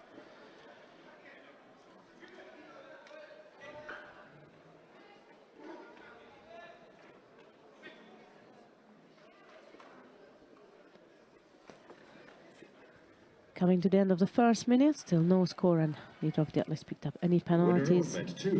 In white, representing Had Azerbaijan. Aydin forcing his way forward onto Next contest, Schaffeter, who was trying to use that momentum Yeah, to throw his opponent on the nearly right steps side. onto this side, right? and in blue judogi, representing Georgia, Vladimir Afakatsi. So the attempt on the right from Aydin. Yeah, good power, but couldn't get The hip, the hip across. No,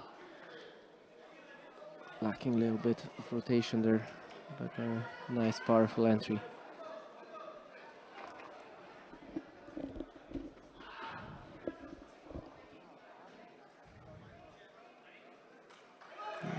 Goes again with this right-sided soda.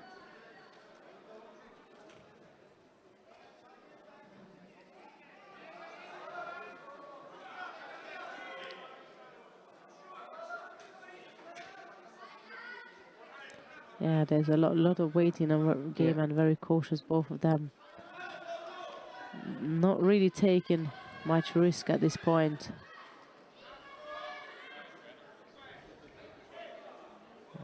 Quarterfinal at stake. Yeah. So it's either make or break. If you lose this contest, you're out of the competition. So both Indeed.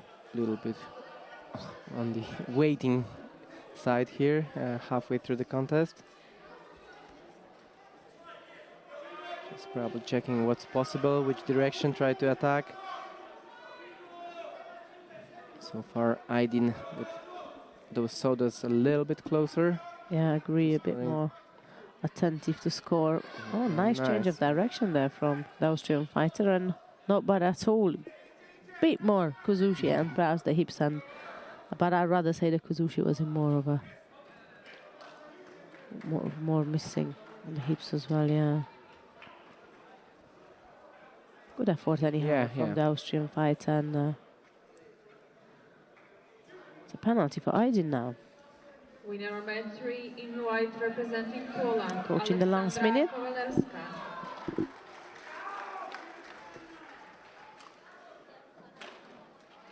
Next contest of the tatami 3, second setup round by for women the under Austrian. 70 kilos.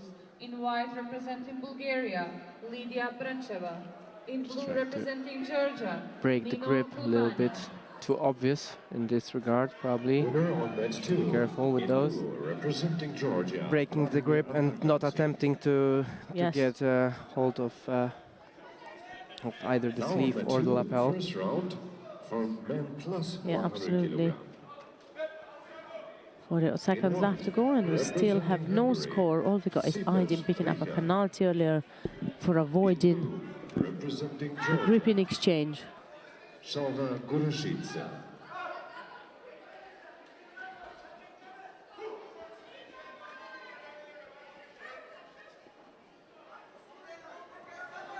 Hunting for that sleeve, Aydin is.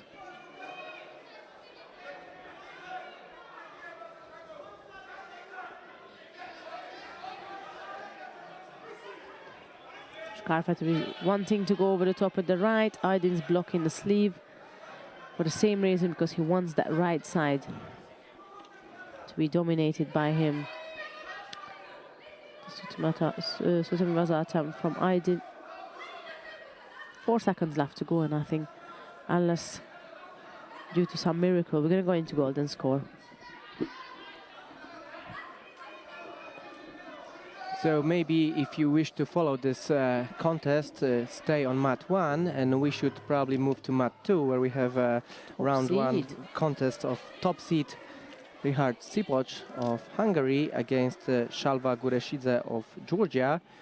What is interesting, it is their first round of over 100 kilogram category. Gureshidze unseeded today, even though he's a junior European champion and world bronze medalist this year. So This is quite a tough first round. It's a pity they ended up like that. And like we talk about it, more often than not, if you don't make it to the quarterfinals, you are out. Yeah. And it's a big one to swallow for a first round ahead of the quarterfinal. One of them, at least, Yeah, he'll one be of out. them is gonna have to back it up for the day. Yeah, and Sipoc, last year's silver medalist of under-23 European Championships. So Yes, he's it's got going to actually be a- 3 medals from the under-23 Europeans. He's got a silver last year and actually 2 gold medals the years before that. So he's quite known in the under-23 Europeans, if you like. but he may as well be out after first contest today. As I said, Gureshidze, a very strong fighter, still a junior, but a very strong one. And as we said, if the Georgians send their player here, even though he's a junior, they have belief in him. He means business, absolutely, and medal potential. Yeah, and they sent 2 Georgians in this weight division, and the other one being Saba Inanishvili, Exactly. number 2 seed. So I think they know what they are doing. Oh yeah, absolutely. Next contest for men in the 90 It's Austria's second round. Scarfetter who won, by the way, the contest against Aydin on the joining mat. I'll be focusing on Shipert versus Representing Spain, Gureshidze Nassau. for now, and Shipert has a penalty.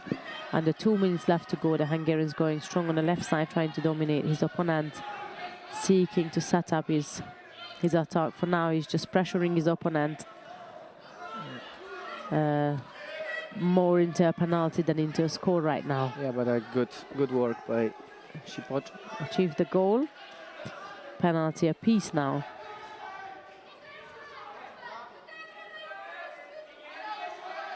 Again, Shipert is seeking to go and secure a strong top left-sided grip.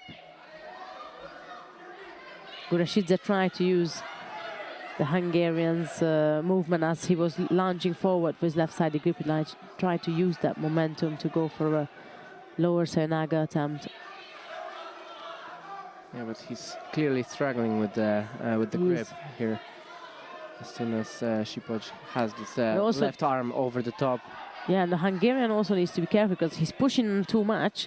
If Gureshidze was to have the chance or the ability perhaps to use that as an opportunity, Shipert could be in trouble. But I think for now, like you said, Gureshidze is just trying to survive those exchange. and survive the pressure from the Hungarian. As you said, now he tries to use it. Yeah. But it's really difficult. Shipperty has a good control over that. Mind you, he's not doing much at this stage. Yeah, he's just doing enough. Exactly. Probably. to get by. Yeah, it's obviously difficult for him to throw Gurashidze, and he's aware of that, so he just plays the Shido game Tactical here. card, yes, Yeah. exactly. And as you said, with so many medals already at this level of tournament, he certainly knows how to, like, if you cannot throw, then win with a different... More than one way to skin yeah, a cat, yeah. exactly. Something different, so he's certainly aware of that.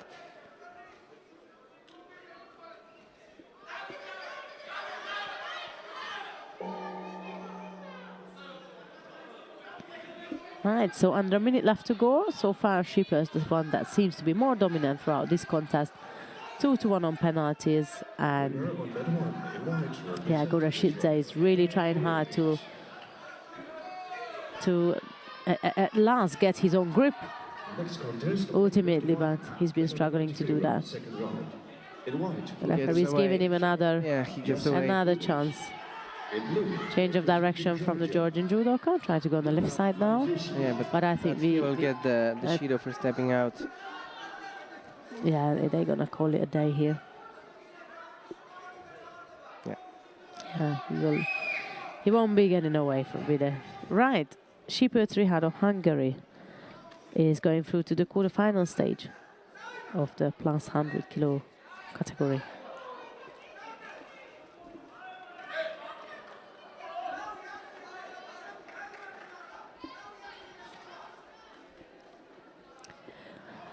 And he's going to face the winner of the next contest, which will be Igor Vrachar of Serbia and Ivailo Dimitrov from Bulgaria. Next contest in men's plus 100 kilogram first round. In white, representing Serbia, Igor Vrachar. In blue, that's going to be Vrachar in a white judogi and Dimitrov in blue.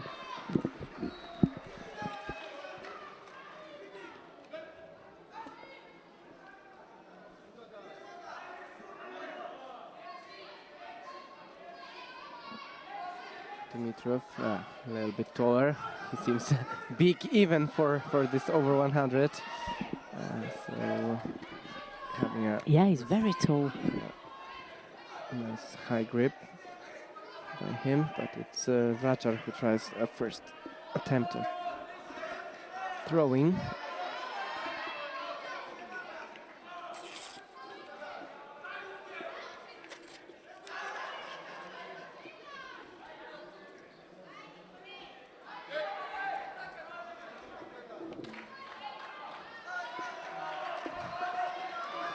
A nice high grip by Dimitrov. Vrachar decides to break it. He knows he's in trouble as soon as this arm goes over the top. Tries the left-sided Sotomaki Komi, but probably more just to get out of this difficult situation than to throw his opponent. Yes, first minutes pass by.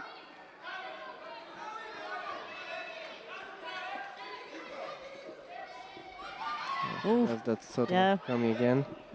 The effort was there from Vrachar, but Dimitrov just seemed to be too strong to even get him out of balance or move him at all, for that matter. Nice. Sasai attempt, exactly.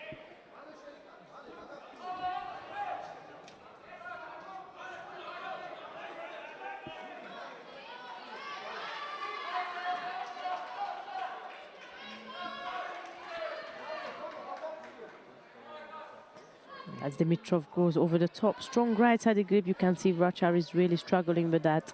Yeah, and then he's just launching the Sotomaki Komis just to get away. Yeah, exactly. And there it is again. Oh, now he managed to pull it through. So. Yeah, this time he kept holding the sleeve.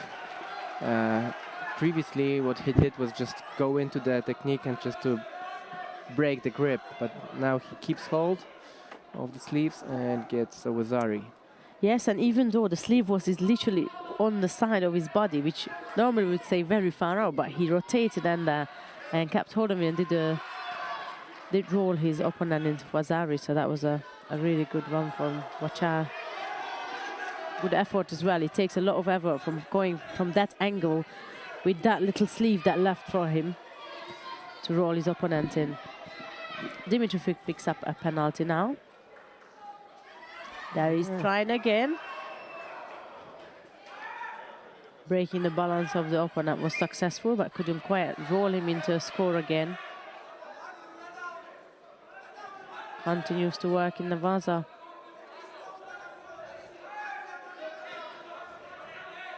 Minute or 30 seconds left to go, and we still have Repchage leading by Vasari. He readjusted the Sotomaki gamis a bit and came close to scoring on the previous occasion, so he has a Vasari for that, and also not far off from a second Vasari. Yeah, Dimitrov just took over the lead on that exchange with a nice Ouchigari attempt. And Repchage keeps dropping down the second time now just to avoid being thrown. That's almost asking for a yellow card. Yeah. It's a minute 18. It's long time. One more attempt by Dimitrov. Coming forward, yeah.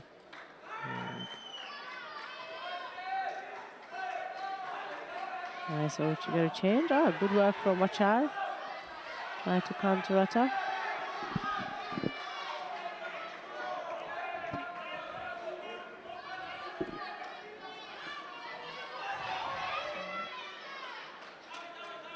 Into the last minute, goes in for Sotomaki gami again.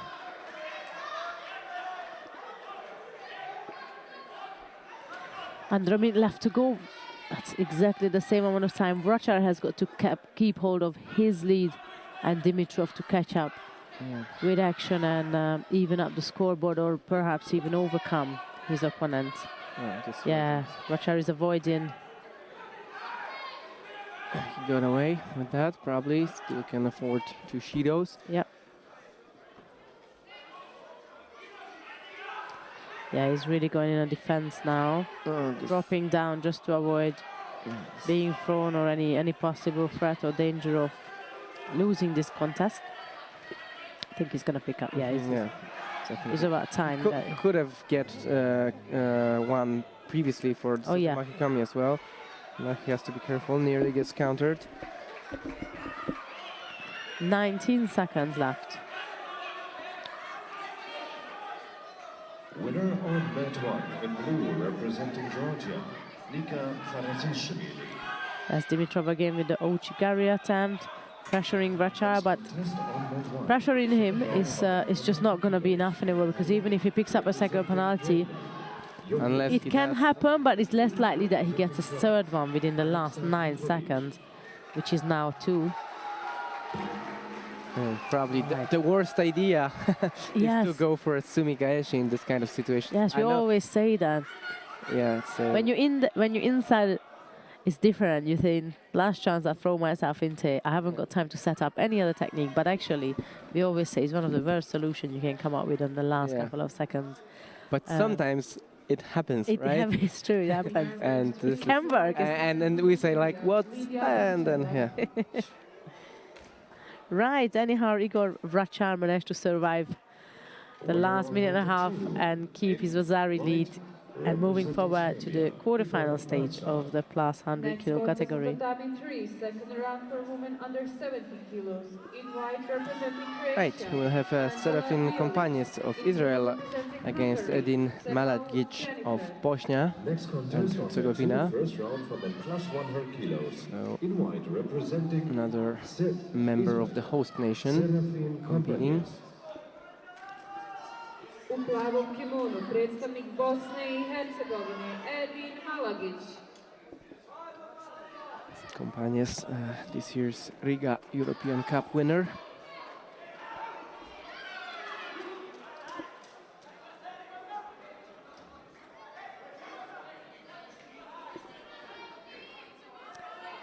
Yes, and won bronze in Madrid at the European Open as well.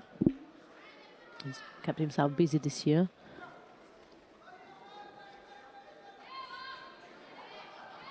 Milovic trying to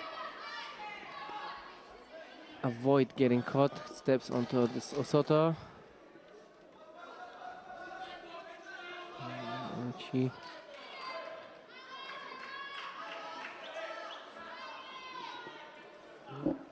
Milovic working hard on the grips. He knows that when Compagne's right arm goes over the top, he can be really threatening. Tries to pull the sleeve down all the time. Yeah, leaning on it as well. Yeah, Putting all his weight on it.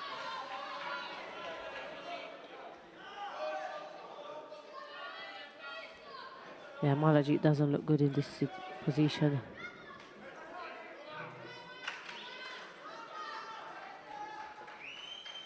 So he's struggling with that right arm of Compagne's, trying to break the grip away to then go and get his favorite grip. Ooh. Didn't see that coming. Not a lower Senaga with that height Yeah. difference, Yeah, great. but good effort there. Right-sided Soi by Compagnes. Great Ippon. Yeah, Ippon Soi. Winner on Broke the grip, used the momentum. Yeah, broke Yeah. the grip, pulled Pulled. his opponent, and Yeah, great used stuff. that broken posture of plus 100 kilograms. Milovic. In white, representing Right, Compagnes is going to face the winner of the next contest, which is Jonas Schreiber of Germany and Alin Bagrin of Moldova.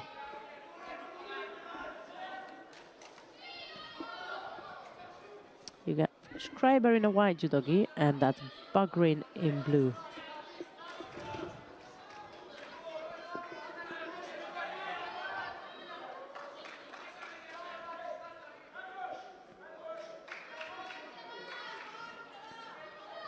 Right versus left to start with.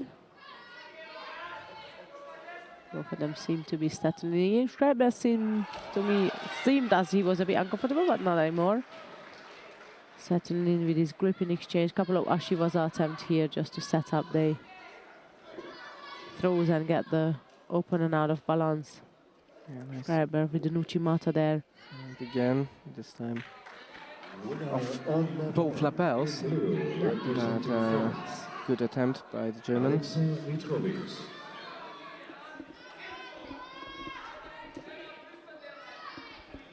Next contest on red one, women under 78 kilograms, second round. In blue, representing Bagrin noticed that lapel of Schreiber, lapel grip from Schreiber could be a little bit of dangerous for him, so he's going to try and avoid that coming over the top, but couldn't quite manage it now. Schreiber with a good grip, goes for Uchimata again, switches to Ashiguruma. Yeah, Bagrin was trying to counter-attack his opponent. Next contest on red one, second round for women under 78 kilos. In white, representing Hungary, Savi Nicolet. In blue, representing Azerbaijan, Narmin Amirli.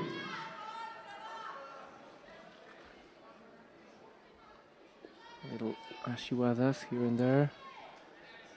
It's nothing big. Now, oh, this was close. Schreiber goes for Uchimata and Bagrin tries Uchimata Gaeshi. So he gets a little bit of the feel of his opponent's attacks already.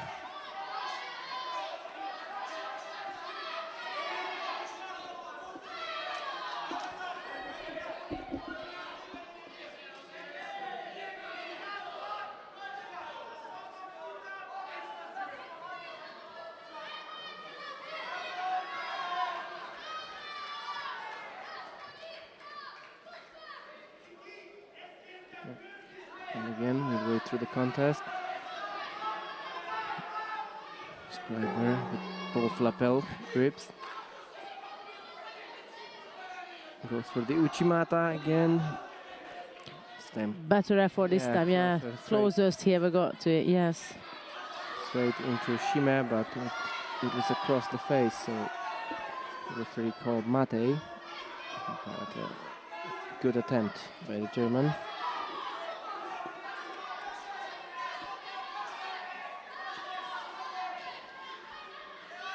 And Haraigoshi for Wazari, straight into a hold down.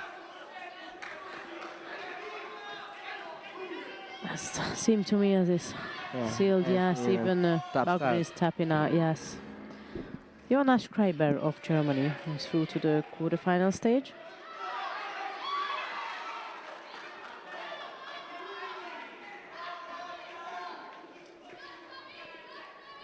Right, that leaves us to conclude the top half of the draw. We're going to go down to the second half.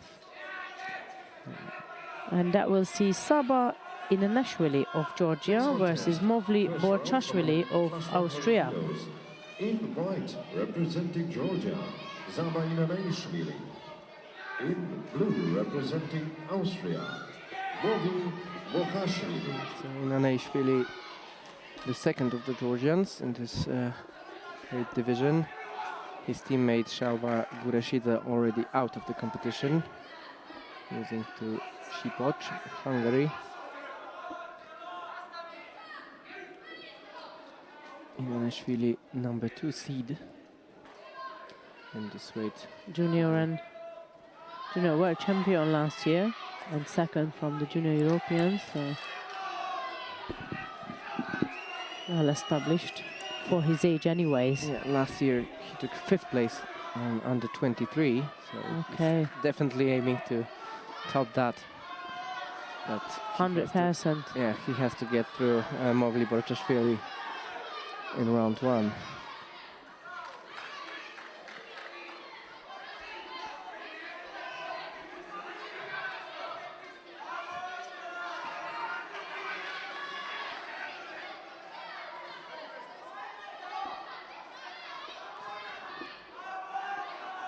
That's Nashvili trying to get hold of his opponent, grabbing him nice and close. Over he goes. Close.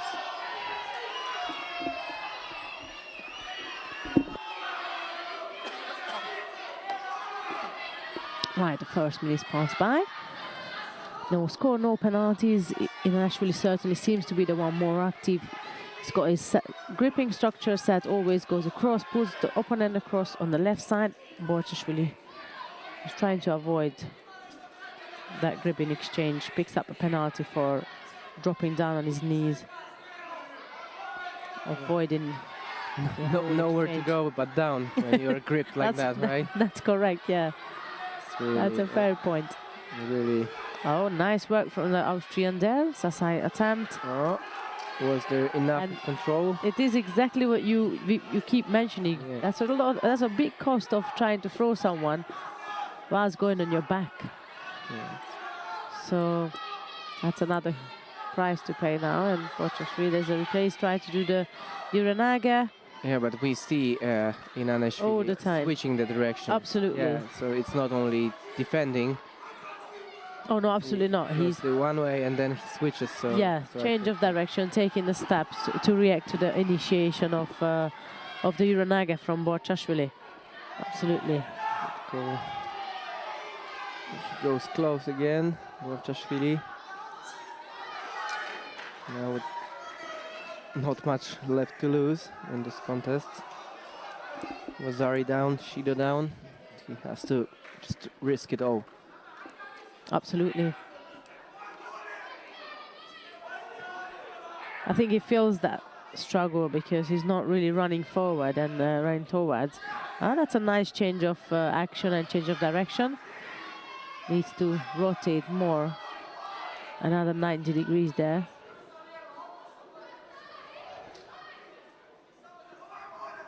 Winner of Med 1 in white, representing Hungary, Sergei Nicolet. Yeah, Borchashvili is struggling with the grips from Inanashvili. I haven't really seen Borchashvili in a comfortable grip or setting up his own grips or initiating his own style of judo here. Sort of settling down with whatever Inashvili's got to offer for him, and again gives his left side to him. A little bit too long, probably, on the cross grip. Yeah.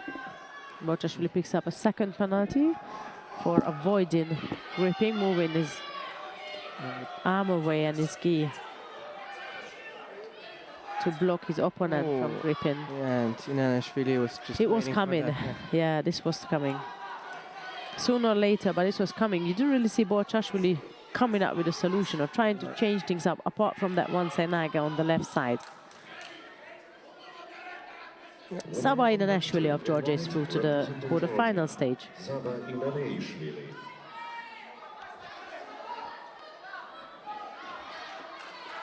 The next contest. And he will face winner of the next contest, and it will be Wojtek Kordialik of Poland against Panagiotis Papinakolau of In blue, Greece. representing Greece. Kordialik in white, Panagiotis Papanikolaou. Papanikolaou in blue.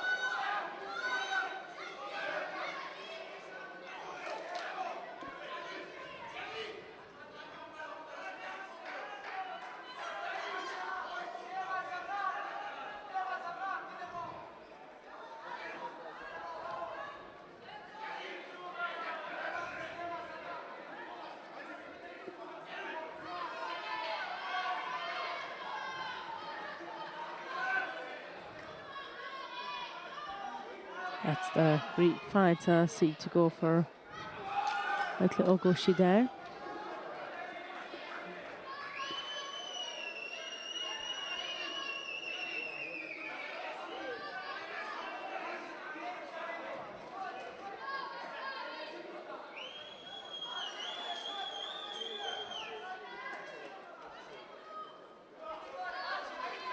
Goes for Ochi, and it's an ippon. Nice switch of direction by Papanikolaou. Started off with little Ogoshi and then switched back.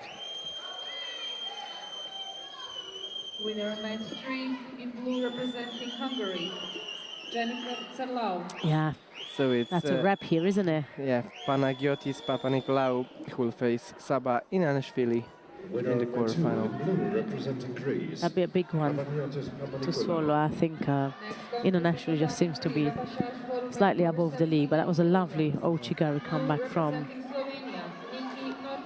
Papanikolaou. Absolutely nice. Next Change of contest, direction, first round, comes plus back, 100 kilogram on net 2. takes advantage of the reaction from his opponent, Yevgeny going for Barnevsky. Ogoshi, come back for Ochigari, and Representing stuns his Monaco, opponent for Ippon. Right, Gado. who do we have coming up next then? Yevgeny Balviecki from Ukraine against Marvin Gado, Monaco. That's Bolievsky White. in a white, yes, and Gado of Monaco in blue. We got 2 more contests left in the over 100 kilo category. That's a nice counter there from Bolievsky. Gado was the one initiating the first move. Bolievsky reacted to and counter-attack his opponent. Rolled him back Over and the top reversed. Skashi. And now, yes, working in the Vaza. Couldn't get the leg out though.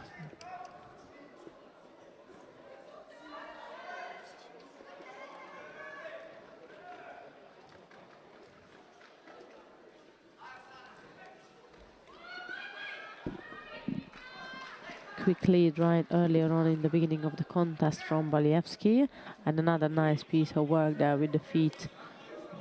Nice little Kochigari.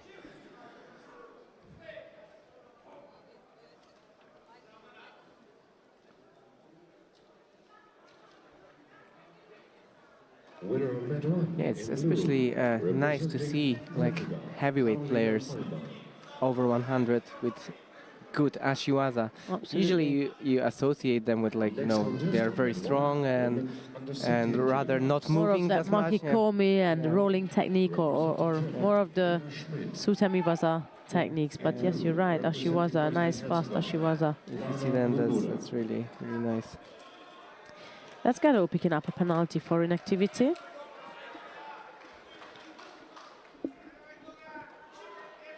Yeah, he's trying to figure out how to get his grip set first against Malievsky. There he is with his right-sided sleeve lapel grip. Chimata attempt from Malievsky. In control of the contest. Even when Gado gets this high grip, it's Balievsky who Troubled. Yeah, who feels absolutely good troubled, about that. yes.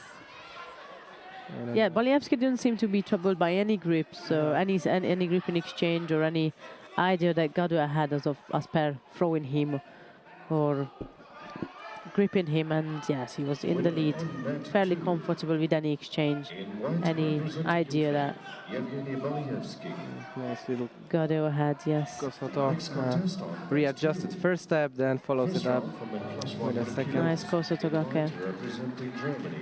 Right. Last contest of run 2, and Tomasz is going to introduce our athletes. Yeah, so Loseni Kone of Germany up against Munir Ertug of Turkey. It will be Kone in white, Ertug in blue. Ertug is this year's silver medalist of Junior European Championships. In white, representing Cyprus, Zanet Cone in white, still a junior.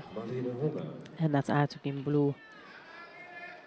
Like Tomasz mentioned, junior European medalist. 19 years of age.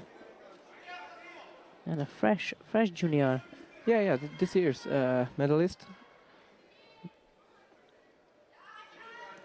Right, they're both seeking to settle in with their favored grip. Taking their time, that's Cone, who made the first action with the lower senag on the right side. His hip was slightly out, and Ertug continues the action in Nevaza with the Shimevaza.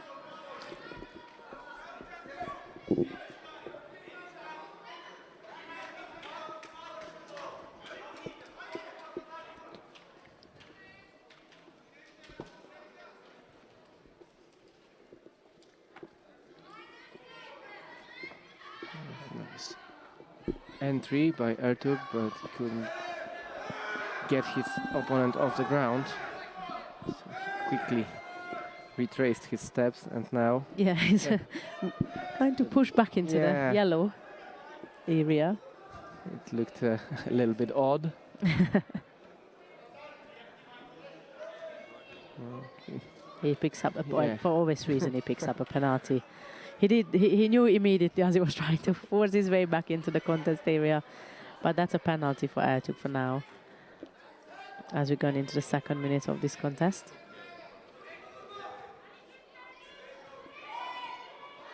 Left-sided attack from Ertug. Immediate block from Kern, and as a result of that, Ertug just let go of his grip and gone into a rather survival mode to avoid being countered. We need a medical A little bit of over here. And I have a suggestion. Since we got a second set of quarterfinal coming up on mat 3 just right after the one that's taking place now, and we have a little medical here, shall we go ahead and pop down or wait up on Ertug? What do you reckon? I try to look. We're going to have a look how long. That's fine. So Tomasz is going to find that out for us, how long it's going to take before Ertug is back. And we'll make a decision based on that observation of Tomasz. Yeah, I think it'll take a little longer because I cannot see him Nearby the medical. Yeah.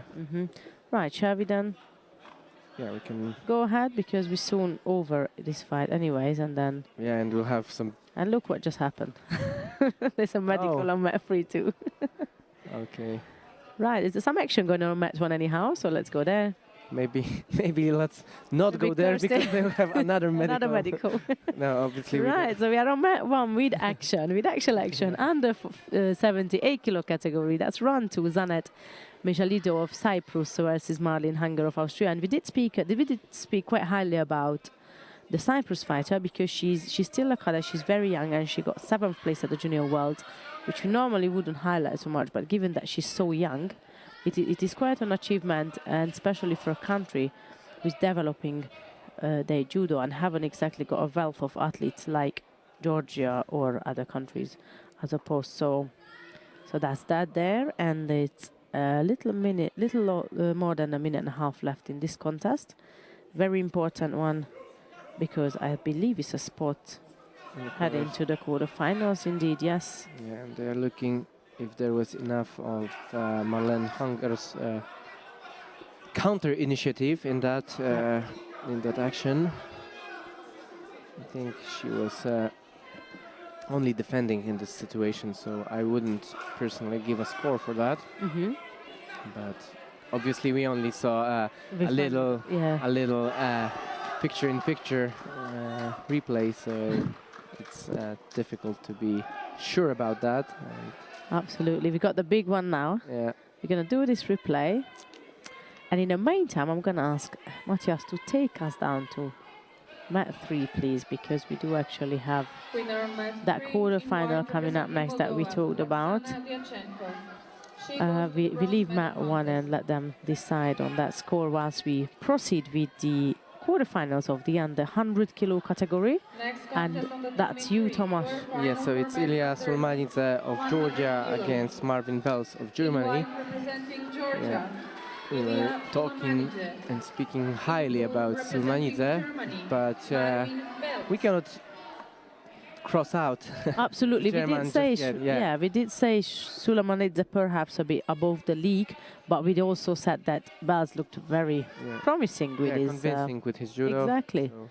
So let's see, Sulmanidze of Georgia in a white judogi and Belz from Germany in blue.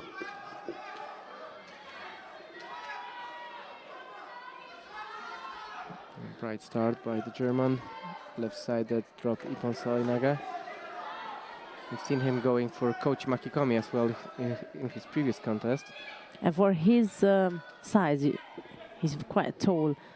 It was a surprising one. It's your unusual one, but it was very well executed, I have to say. Lunge forward nicely. Baz looking comfortable with that gripping exchange. Right versus right. Stronger Shivaza from Sulmanidze. Who doesn't really like that Belz is controlling his arm. Taitoshi attempt. We've seen Sulmanidze with that Taitoshi earlier. Yeah. You know, he can drop with both hands on the grip, but also he can switch, just move 2 hands on the sleeve as well. But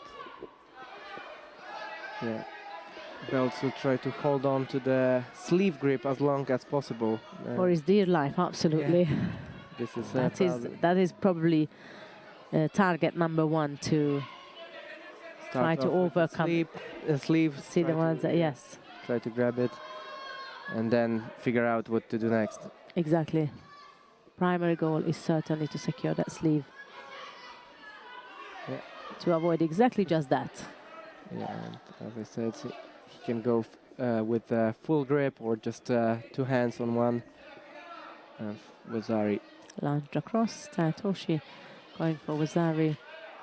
Lead here. He drops the other. Change of direction, effortlessly lower Sainaga. Ilya Sulmanidze of Georgia is through to the semi-finals of the under 100 kilo category, and he's going to face the winner of the next contest, which will be between Enrico Bergamelli of Italy and Luis Mai of Germany. And I'm quite looking forward to Bergamelli again, because he had a slow start, but then he just come up with such an explosive Ochikarian. One score and then remained calm again. He was in trouble. He was 2 shidos down, but he didn't change anything. He was patient and managed to hold on to the lead. For a minute and a half. Yeah, doing just what was required to win the contest. So exactly. Very mature performance. And let's see how he can fare against the German, Mai. Yes, Bargamali versus Mai next up. And whoever wins that contest will have to face Sulamanidze in the semi-final. And whoever loses will face Bells in Repchage. Right. Bargamali settles in with the left-sided extreme left versus left there. Could come some Sasai there. Or usual Osotogari Ochigari instead. It's a pickup from Mai. Huge pickup. And he lands on his back, but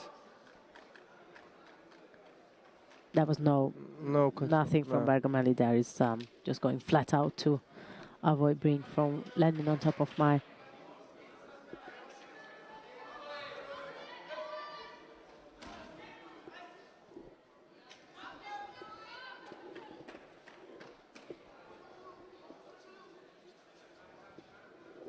Again, going to the locked in position, left versus left.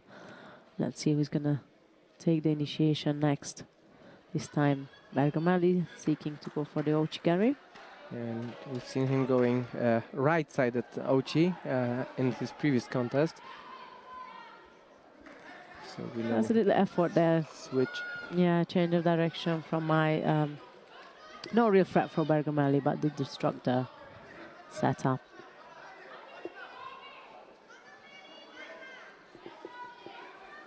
Again, they're seeking to go for that left versus left. Mai is not so much favoring that, I think.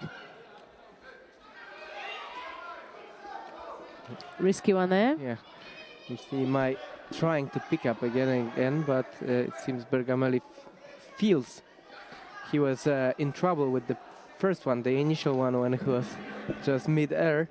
But now he feels it and tries to come up with a solution to it with either Ochi or Osotogari. Exactly.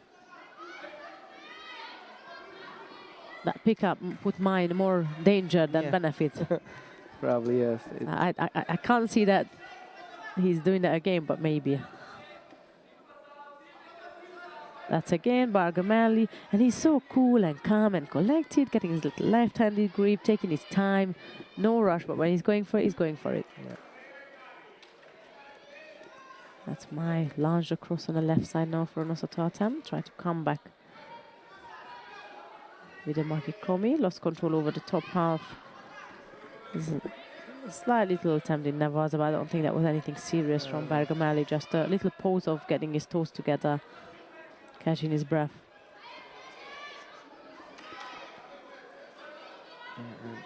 Mai seems to be in some sort of pain. Or discomfort, I should say.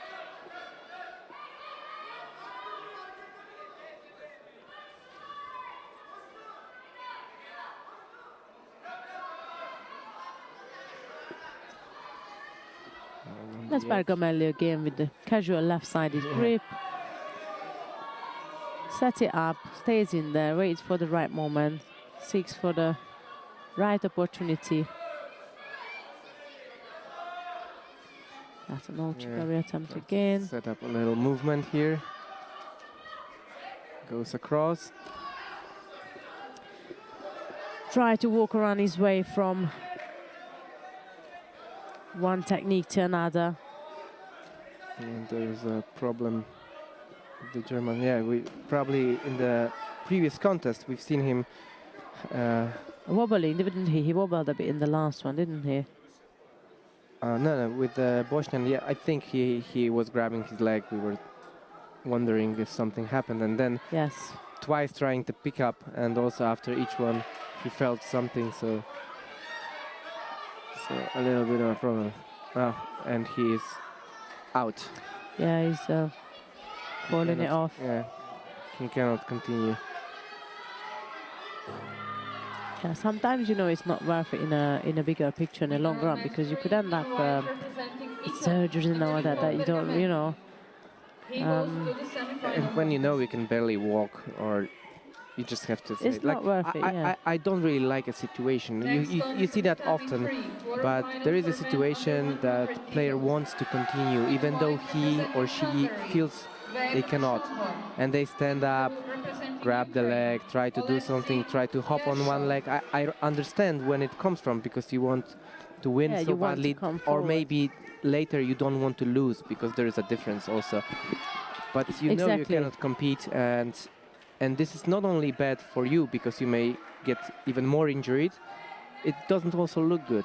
I know we applaud people who fight against all odds, but I agree with you, when but sometimes you just gotta make sense of it. Yeah. But I think you made a good point about when you're winning, it's a different, you are in a different position. But I think when it comes to this contest, Bergamelli was more in the driving seat, to be fair. There was no score, of course, but still he was more in the lead. But nevertheless, hope Maya is going to be okay. And we got now Vég Zsombor of Hungary versus Oleksiy Yershov of Ukraine. That's our third quarterfinal of the under 100 kilo category.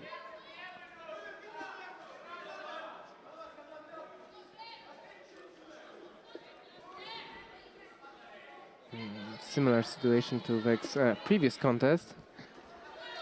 He likes, like most players don't like it, but he actually likes being caught on the left side Over the with top, over yes. the top, because it's from this position he launches this Yeah, 'cause he's got a Temiwaza, so open space. That's what he's looking for, yes.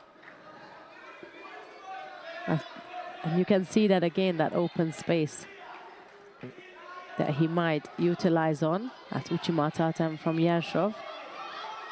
But the Hungarian's got the sleeve across. oh, Oh. is it going to be? We haven't seen the other side, the right hand of the Hungarian, but if it was done, then that will call for I Vasari. think Yershov tried to push the hand down. hand down, and it's difficult to see from our position because he gets in the way of. Yes, Yershov is blocking the action. Yeah. But yes, we're waiting for the referee to view, because we actually have two cameras. We're viewing from one side, but we do actually have another camera on the other side to help to decide sometimes these tricky situations. Right, no score into the second minute.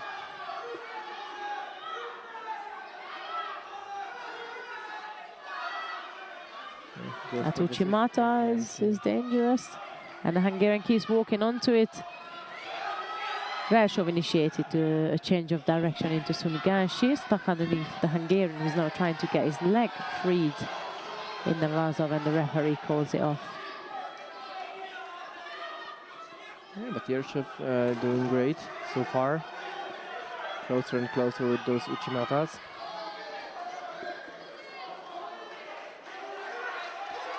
Definitely, yeah, definitely. That's a 50-50 situation there, if not more in favor of Yershov, to be honest, because we've seen him using those Uchimata in his previous contest. So yeah, he was close to scoring. Like we were wondering whether it should or shouldn't be a score. Exactly. But it was a nice attempt by him. Now off two sleeves. Again. Goes for the Uchimata. Coming back with Ouchigari there.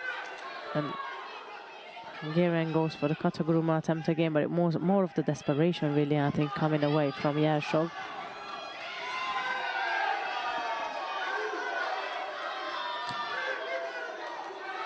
I wonder if there's a bit of a worry on Veg's end of what to do next. There he's going over the top now, taking control of this exchange. Yeah, he has to. To the dislike of Yershov, as he dropped down, you could tell that he didn't favor that one. Winner number 2 in blue, representing Turkey, Junior Ertuğ. There's that open space again for the Hungarian to go across if he wishes to do so. But Yershov comes in with... and Yershov comes in again with his attacks. Representing Georgia. Right. it was Uranage, but there was also this little coachy over there. France, Tizit Lemieux. There's the replay. There is yeah. the action of Uranage from the Hungarian, but at the same time, and it's not after, it's during the action that Yershov had his feet in already. Yeah. Right before even before the Uranage started. So it does look like though that he lost control over his own action towards the end. So I don't know. We just have to wait and see. And that's the moment Vég actually tried to counterattack his opponent. Hence that was sitting for now on the side of the Hungarian, but we're gonna have to get the referee to review these actions Yeah, it's from every angle possible. It's difficult to say because also Veg used his back as a countering Yeah. option. I think no Vasari is honestly it's the probably, fairest decision at this case, because it was quite a contradicting situation. That's Veg in a bit of trouble there. Yershov is pressuring him. Ooh. This time he cannot also see the other arm as well. Now it's I think it was in the hands of Yershov. yeah, but the Yershov's hand went down to the ground. Yeah. But sneaky little Osotogari. Absolutely. I think Veg really needs to start trying. If he wants to progress, he needs to start avoiding exactly that. He's coming with the Ogoshi now. Oh. If he could have just hook on with the Kochi, but of course his arm was 180 degrees on the other way around. My back hurts just by watching it, like, you know.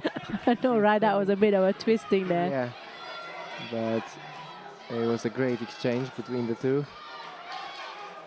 Definitely that top hand again. Now that's much better. That was a good timing from Vig. Stepped over, took him down. Yes, Vasari, and as we say, 10 seconds needed. When you got a Vasari, Vasari was a taipon, and that's job done for Vig, and he's through to the semi-final stage of the 100 kilos. Yeah, but Yershov definitely gave him some tough time. Absolutely. Very good contest. Yershov wasn't a walk in the park at close all. to scoring. And you see, we were like looking for whether the arm went to the ground or not on 2 times. So just like a matter of centimeters, and both of those actions could have been Vasari's. Exactly. So, yeah. Not to mention that little Uranage situation, exactly. Well, I'm looking forward to see Yershov in the Repchage and perhaps for bronze medal. I do enjoy watching his judo personally, but we need to move on. Our last quarterfinal of the under 100 kilo category coming up next. Mikhail Yaparidze of Georgia is going to be up against Ruslan Nazirli of Azerbaijan. That's Yaparidze in a white judo gi and Nazirli in blue.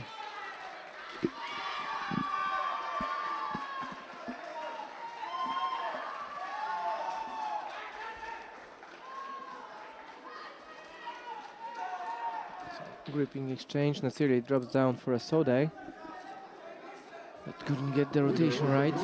In white, representing Croatia, Repchage.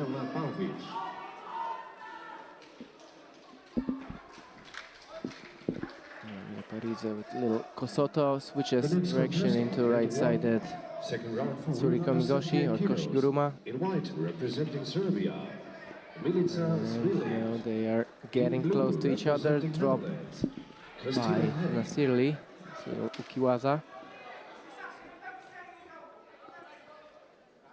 Not really holding back, those two.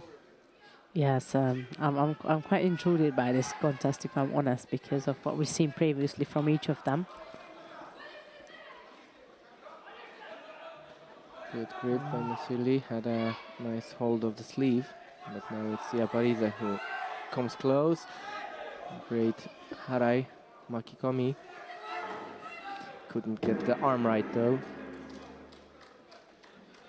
It's one of those where you kind of sense that if somebody will fall, they'll fall big because of the intensity and the high amount of effort that they put in. They like you said, they're not holding back. They're ready to go and just get on with it. Kosotogaka attempt from Yaparidze quickly realized that it's not going to go through, so step back and settling in on the left side. Now Nazirli is trying to pressure his opponent at the edge of the mat. And gets the Kosoto. Georgi Gramatikov.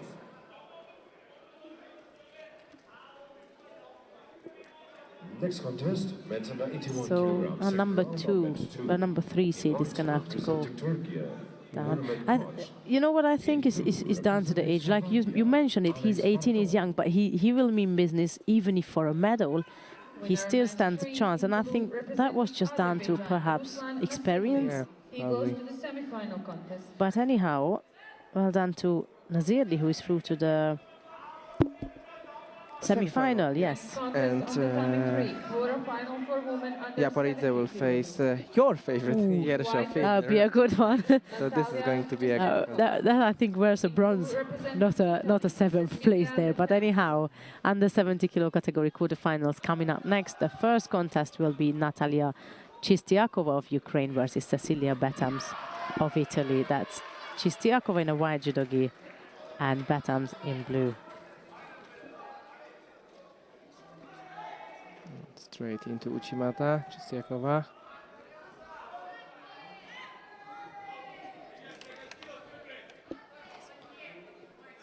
Not really into waiting for something to happen. Just takes matters into her own hands and legs. Goes for Ouchi this time. And Betem switches to Uchimata.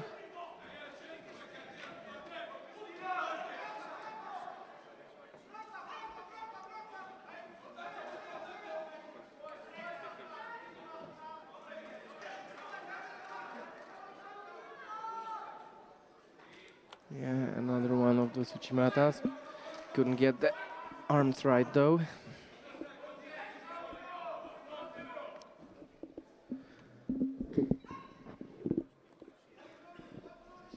Yeah, Chistiakova, as we mentioned already, got an IGF Walter medal, and she was quite confident in the first round.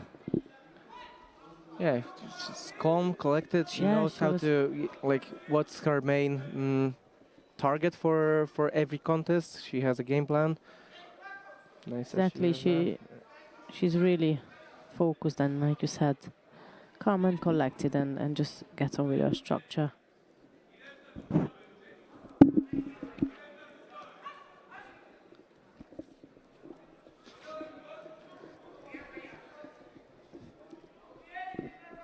Yeah, minutes into. No scores as of yet.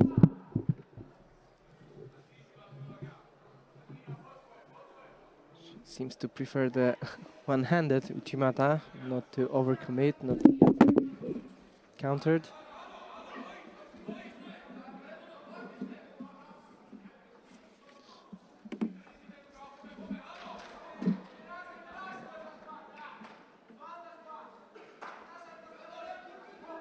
She goes in again and attempts response with an Uchimata of her own.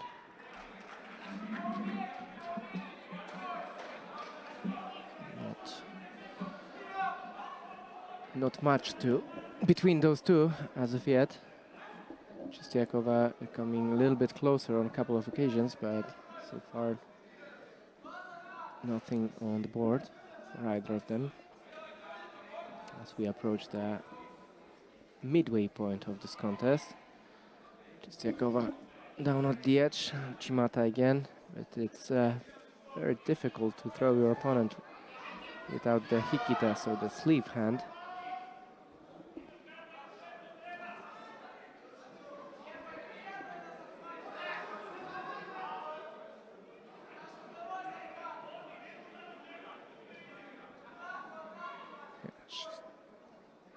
Not attempting to grab and holding the belt for a little too long as well. So Shido for both.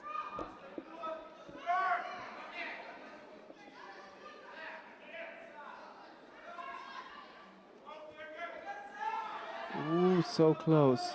Was there enough of control?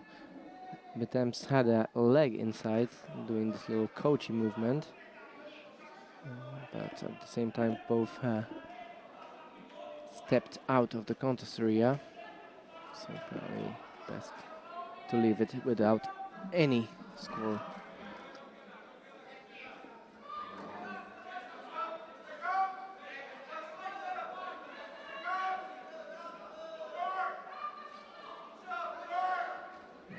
This time it's Betems with her right-sided Uchimata attempts. Down at the edge of the mat. So similar fight styles from both.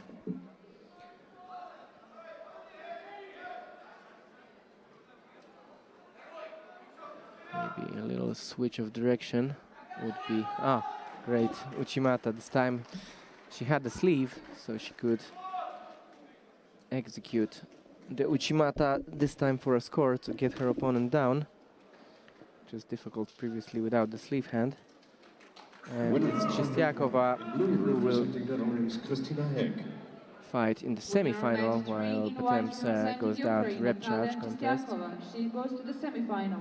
On mat 1 now, the first quarterfinal for men's under 90 kilo category. And now we'll have an all-German affair of Samira Bock against Friederike Stolze for a place at the semi-final as well. Next contest on tatami 3, quarterfinal for women under 70 kilos. In white representing Germany, Samira Bock. In blue representing Germany, Friederike Stolze. So it's Bock against Stolze. And a place at the semi-final at stake.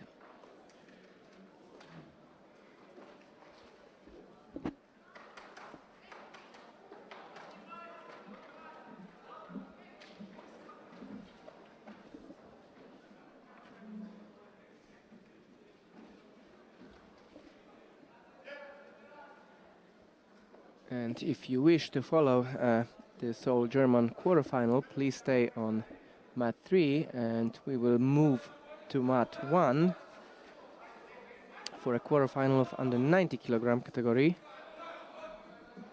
where Ismail Zamanov faces Marat Kryzhański of Ukraine. It is Zamanov in white, and he's in trouble.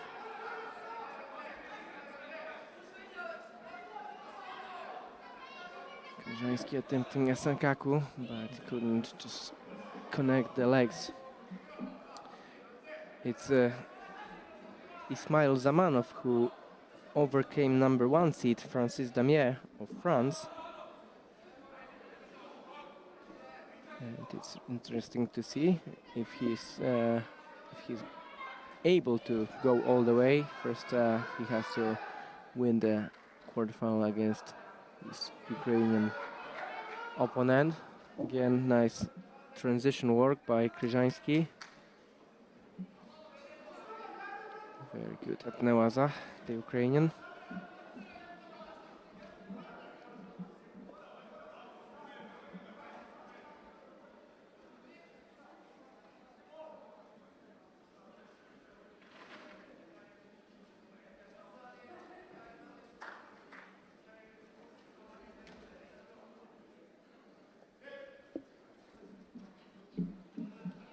Extreme right stance.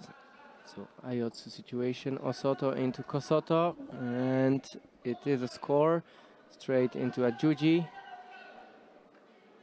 And he now rotates his opponent. Yes, he can. The other leg goes, yeah, and he gets a submission.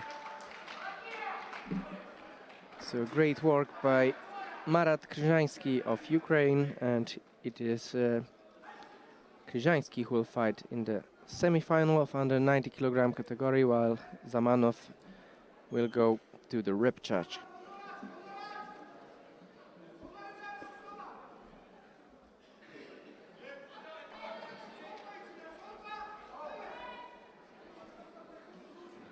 Winner on mat 1, in blue representing Ukraine, Marat Kryzhański.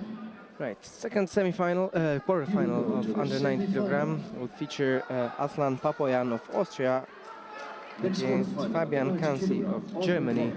In white, It will be Papoyan in white and Kansi in blue. in blue representing Germany, Fabian Kansi.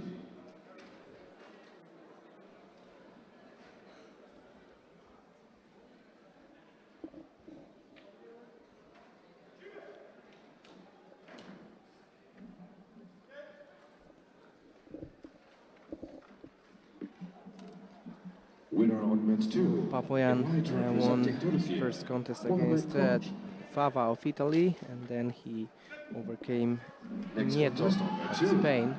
That's an 81 kilogram second round. And now he has a quarterfinal affair with Fabian Kansi, who won first round against Frideris of Lithuania, and in second he disposed of Bershatsky of Israel. And it's going to be something happening. We had this situation with one of the players falling to the ground, but was there enough of control there?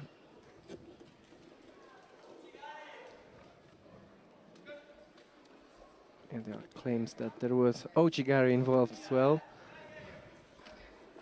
I see you dropped the ladies in my absence. I'm just joking. Yes, no. I'm only kidding. Yeah, there was an interesting contest where Absolutely.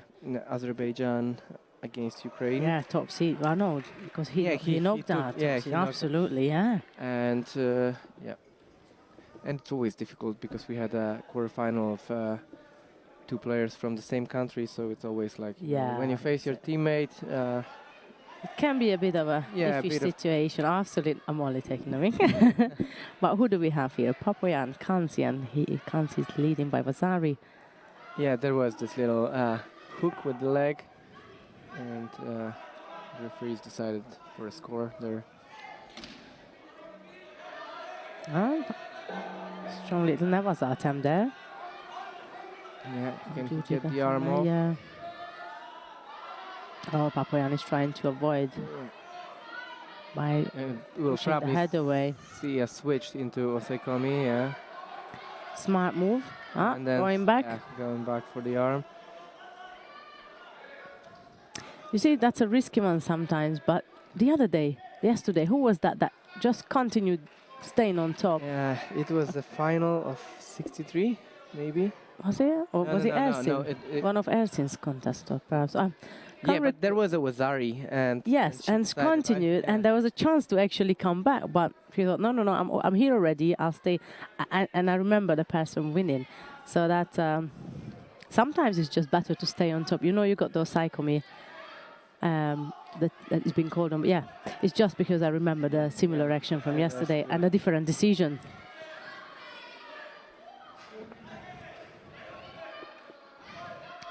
Kansi seems to be the one more dominating the gripping exchange. But then Papoyan initiated some yeah, kind but of he does that again. yeah, it was the same before. Yeah, similar situation. Papoyan initiated, but gets caught in the process. And it's Fabian Kansi who will face Marat Kryżański in the semifinal. A better run today for the German male team. I did speak to the coaches today. They were a little bit disappointed, but I see they're progressing today. Slightly better. Same for the Austrian team. They had a lot of dropout just before the quarterfinal stage, but today seems that they take that hurdle better. Right, who do we have here next then? Thomas Schafeter of Austria against Guy Gurevich of Israel, and for a place in the semifinal. So the other side of the draw. This is the quarterfinal of Pool C. Winner match 3 in white representing Right, Germany. so that's Schafeter in the white and Gurevich in blue. They both started off the day from round 1, competing all the way through. So this is their third contest of the day.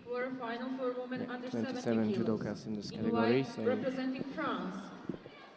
for most of them, you have to win 5 fights to get the gold. Representing Poland, Aleksandra Kowalewska.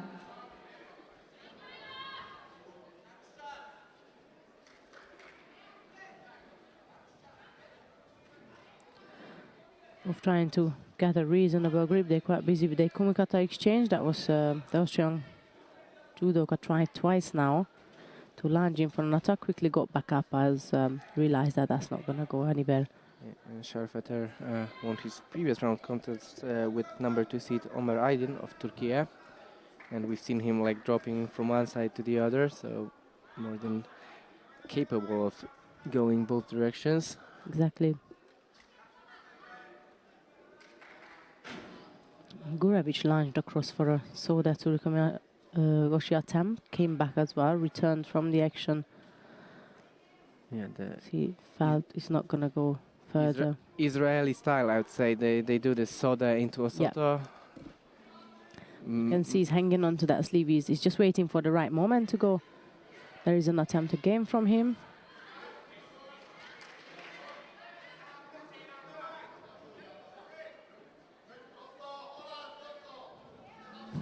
The really, really strong fight for the kumikata. None of them wants to settle for less than what they really need in order to go for a preferable throw.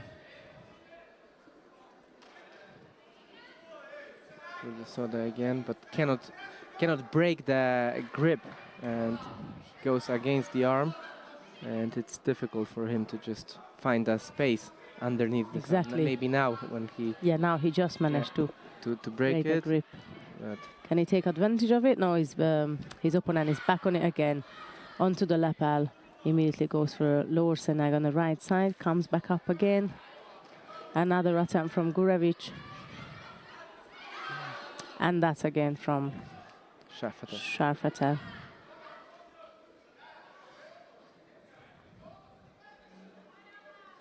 No commitment. They do the effort to turn in. The minute they realize, well, that's it's not exactly going to go far, or I'm in a bit of a danger, they return back to the starting position. The entrance and then going back. Not really committing No. to the attacks. Perhaps that was the first one where one of them, in this case Gurevic, actually tried to complete the move.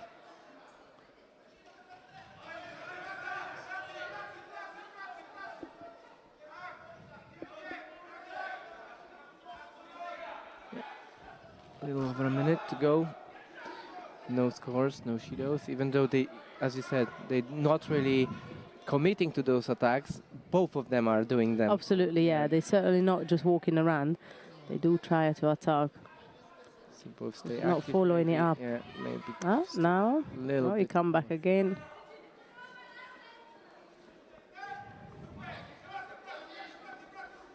This was a bit better. Yes, Gurevic. that's again Gurevic who does try and commit to his attacks.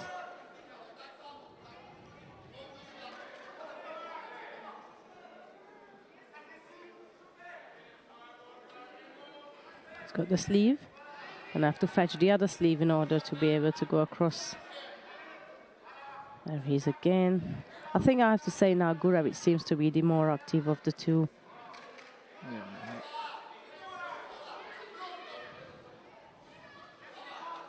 Yeah, he's really trying to get hold of the sleeve. Oh, just lost the grip in the process, Sharfater here. He knew he had to do something, as he said. His opponent was looking definitely more active. Yeah. So In white representing Sharfater France, decided Kayla Isufi. to She do goes something. Semifinal contest. No penalties and no scores. We're going to go into golden score now. Next contest on tatami 3, quarterfinal for women under 70 kilos. In white representing Bulgaria, Lydia Brancheva. In blue representing Hungary, Sedlau Jennifer. The sudden death, as we call it. So any score, whether it was Zari, that little enough as well to win the contest. One penalty is not going to win it. So Yeah, they are penalty free, so Yeah. you can pick up 2 of those, and only the third one Yeah. wins. gone those days where that was possible to just get one more penalty and go ahead and score and walk away with a win. Yeah, but I think it's like more streamlined It's right better. now. Yeah, Yes, it's better. I agree with you. Sometimes, like when you look back at certain fights, and then you're like asking yourself, like, am I losing, or why is he losing? Absolutely. And I remember the time when also like shidos were counted as a technical scores, so you get a chui, it was a yuko and all the stuff, Yes. and it was difficult to know what's going on.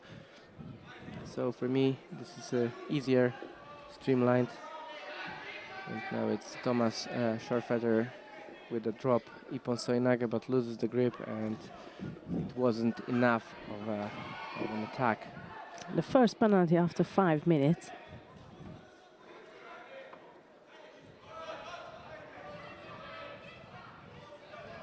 Not that we're after penalties, it's just it shows the intensity of the contest and that they both trying to put the effort, irrespective of the fact that we haven't had any scores. That's again, Gurevic is seeking to have 2 sleeves secured so that he can go forward with his judo. Good effort from the Israeli fighter, good effort. And again, I have to say more effort than from the Austrian judoka.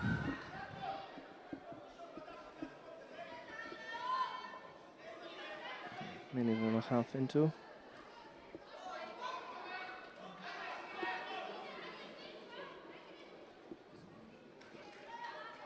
Winner on match 2, in white, representing Slovenia. That's Gurevic. You can clearly see Gurevic's plan. Yeah, and the way he sets it up, the way he grips. Next contest on match 2, second round for men under 81 kilos. Got caught with a tiny bit of a Shivaza no score. He just got caught on his way back from his initiative. Yeah, but nice work by Sharfater. The reaction is there.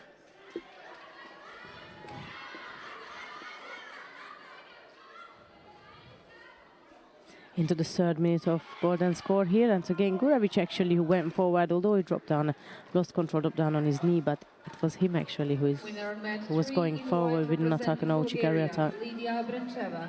She goes to the semi-final contest.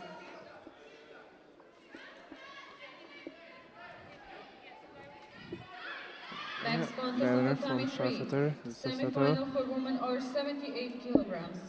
In white representing Georgia. Right, we have our first semi-final of the day, so I'm afraid In blue representing Ukraine. we might have to No, let's go to mat 3 for a put down to see, especially we haven't seen her today due to the fact that we had an injury.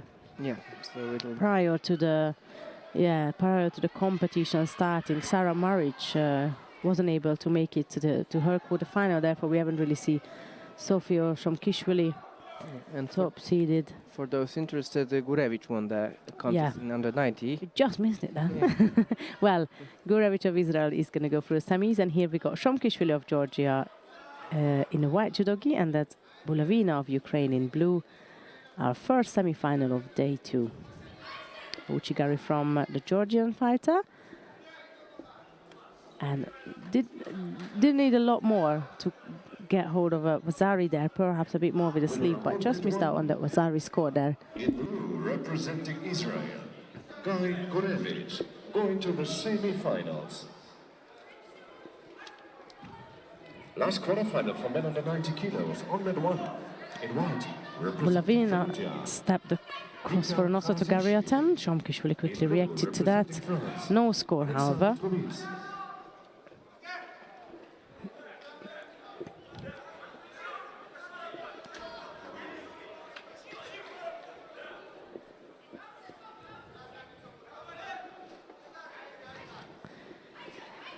Bulavina is trying to get rid of that top right arm of Shomkishvili.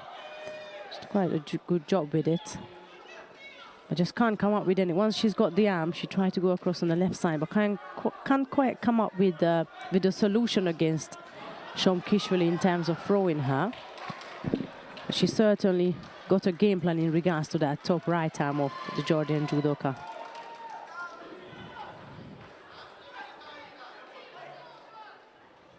Winner on mat 1, going to the semi-finals, in white, from Georgia. There is Bulavina again going across. Well, by her being more active, that certainly puts Shomkishvili in a position of a penalty, which is coming right now. So that's still a good work from Bulavina.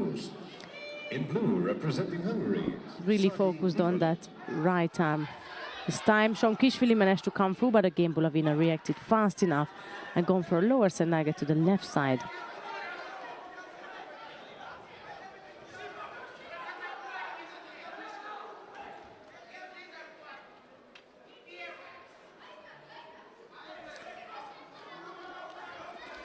Another attempt that was Not the best of not the best timing, and also Shomkishvili knew what was coming now.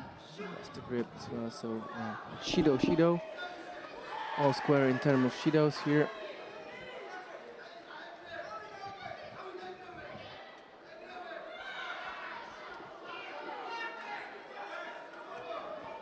Halfway through the contest.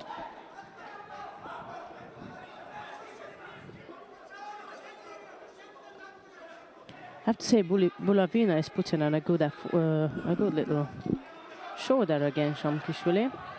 Yeah, maybe because Shomkishvili didn't have the first fight. I was just thinking the same, you know. It's this is technically her first fight. Yeah, so Bulavina already has the feel of the competition. She had a good fight in previous round, so she's and also the warm and stamina and ready, the adrenaline. Yes, everything is it's complex, but everything, like you said, and she's really doing a good job with that right hand, trying to really outrule Shomkishvili's right hand, where she likes to go over the top and dominate her opponent from there.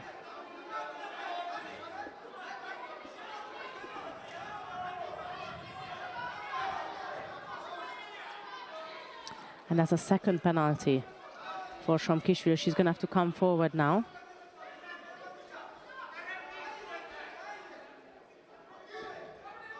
And she's still seeking to land her right arm over the top. Ouchigari, that's her comfortable position. Bulavina drops on her knee as an escape, as a way to escape from that exchange.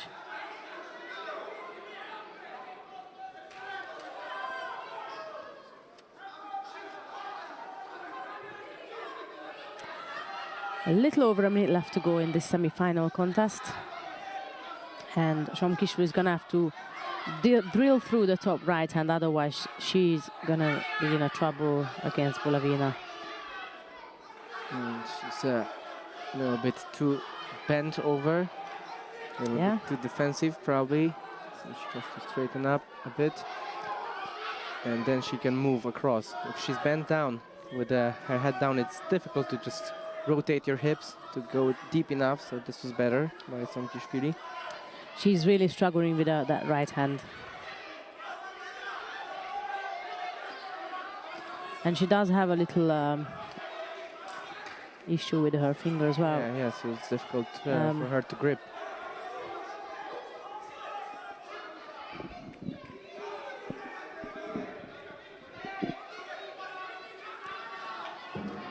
Bulavina going for an attack again on the left side. Apart from the first time around when she initiated this attack, since then Shomkishvili feels when it comes and blocks it out and reacts to it on time, which means false attack for Bulavina and another penalty. 2-2 on Shido's, no score, and that's a better effort from the Ukrainian competitor. For Hungary, Sami Nicolet, going to the semi-finals. Next quarterfinal, on mat 1, under 16 to go. In white, representing Portugal, Carolina Paiva. In blue, representing There is still space for Shido, to be honest, just because I normally wouldn't say, but just because of the type of the entries and the style of the fight that's been going on. Yeah. But now I think it's safe to say we're going to move into golden score. That was the last effort from Shomkishvili, gone over the top on the right side. Initiated the attack, they both fell down, and I think they're just going to walk it off now and go into golden score. Yeah, right. Nobody risking anymore. There's 5 seconds left. They catch their breath and right into action.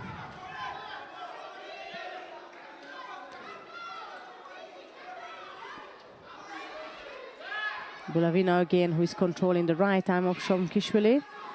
Uses her feet to look like the one that's more active, gone in for the Senaga again across. Also into Soi. Yeah. This was better. Much better. Got Shomkishvili out of balance. Couple of more of these and the Georgian could be in trouble. She can't afford any more Shidos, so... Lunging through.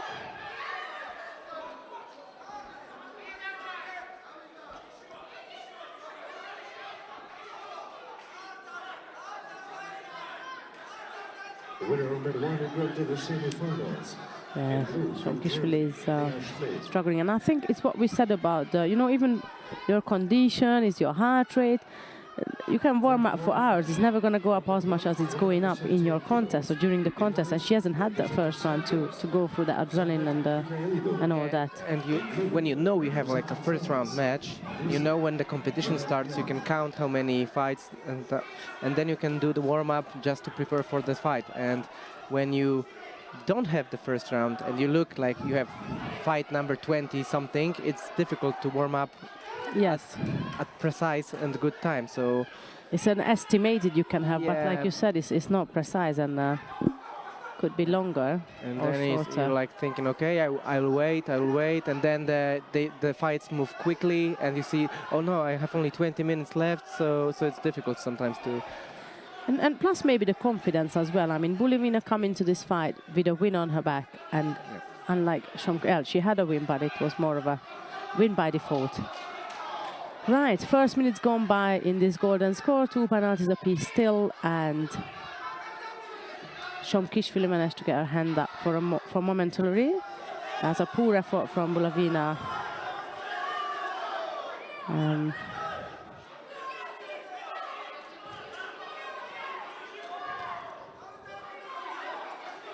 She tried to lower Senaga again on the left side.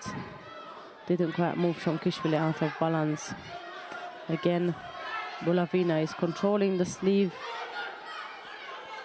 pressuring Shomkishvili. It doesn't look good for Shomkishvili. No, Her goes head across down. again. And that was more reasonable to me than the one we saw before, to be honest. Next one So yeah, I do think Georgian judoka is in a bit of a trouble there. She's gonna get another chance. In blue, representing Netherlands, Christina Heck. One more. Her posture is not helping it. Her posture is not helping it right now. She got back up. And I think, Yeah, this if it was me, I think I'll call it off here. But let's see the decision of the referee. I think Bulavina has been putting all the effort in The semifinals. the Yeah, past and minute. even her posture is better. So even if they weren't attacking, Bulavina was bent down, looking defensive. So for me, even the posture, not only counting the attacks, but the posture was better from Bulavina, and I think it a deserved win. I agree with you. She remained consistent with that gripping from the moment the first Hajime came on. She was consistent in controlling as much as she could the right sleeve. She was consistent with her judo attacks and dominated ultimately Shomkishvili. And she's now through to the final of the over 48 kilo, 78 kilo category. Right, I'll get it together, I promise. Right, who do we have next? Yeah, so it will be the second semi-final, and it will be Hilal Öztürk of Turkey against Diana Semchenko of Ukraine. It will be Öztürk in white and Semchenko in blue. Also, we still have a possible all-Ukrainian final in this category. Öztürk in a white judogi and Semchenko in blue. Next contest in men's under 81 kilograms, second round on match 2.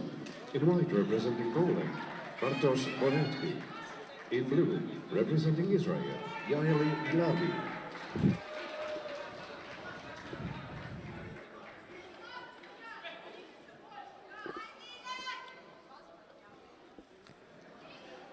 Winner on mat 1 and going to the semi-finals. There's a slight high difference between the two of them. Of Croatia. Now, Double sleeve grip. Öztürk is trying to work her way to get a grip over the top. Ismail Zamanov. Semchenko is settling with the sleeve. She's fairly comfortable, lunging across for Osatogari, and Öztürk comes in with her usual Mahikomi attempt.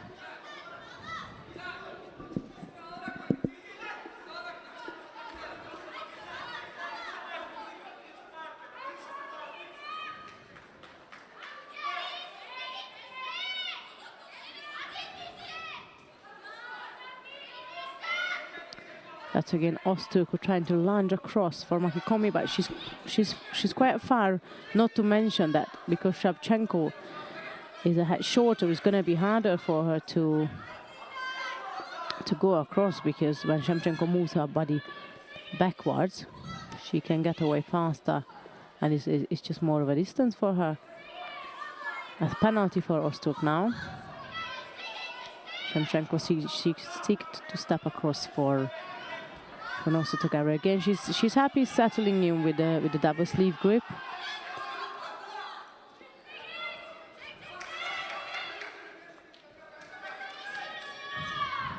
That's another attempt from Ozturk.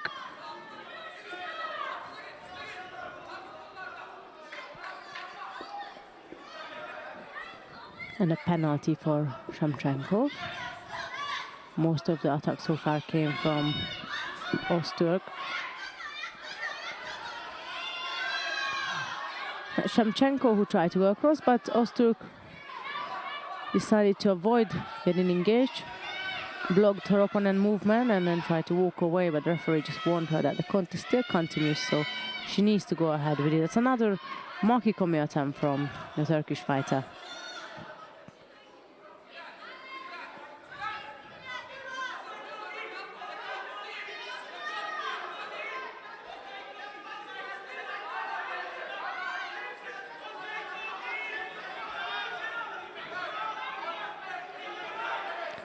Ozturk throwing her arm over the top again, goes back onto the lapel. She decides to change direction and change side. Before she was attacking on the left, now she turned to the right side, launching across for a very similar technique that she's been trying to do. But this time, instead of wrapping herself around the sleeve of the opponent and the arm, she decided to have one-sided grip on the lapel and sleeve and lunge across like so. Going back with the left-sided grip.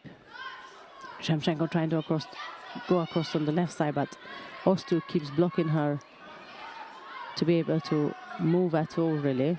Out that she's found the right moment. A collapse underneath.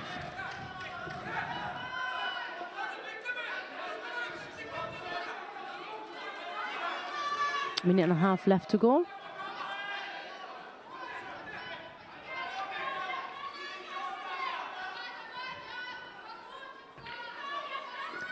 That's again the first grip goes by Ozturk, who goes again towards the left, launching, but the arm is really far out. You can see that the opponent's arm is at the side of Ozturk.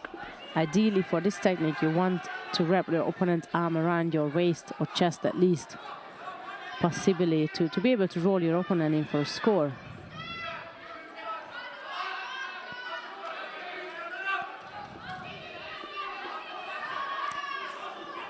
And that's again Ozturk going in way more far out than the one before.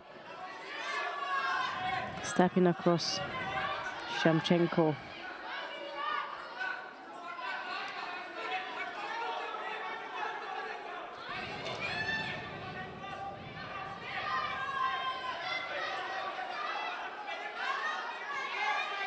A minute left to go.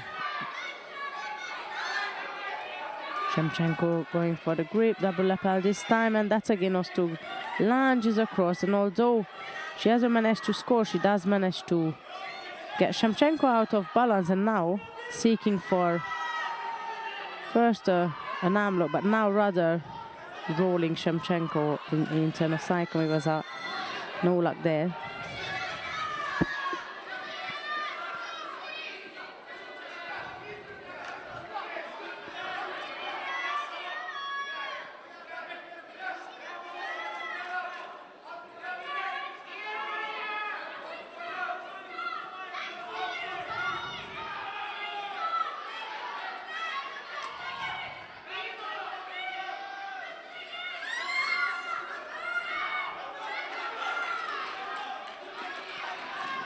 .21 seconds left to go, and is Ozturk keep drilling her left-sided makikomi. Sometimes too far out, and sometimes she does manage to go across, however still haven't managed to get Shevchenko to be rolled in for a score. They both put in the effort in, hence we've only seen one penalty apiece. Although we haven't got a score, both ladies are putting equal amount of effort in there with their respective attacks, whether it's the Sernage from Shevchenko. That last move might just cost her a second penalty. Yeah, there it is. Puts the Ukrainian under pressure now because she's going to have to move forward. Gonna go into golden score, which doesn't make it any better.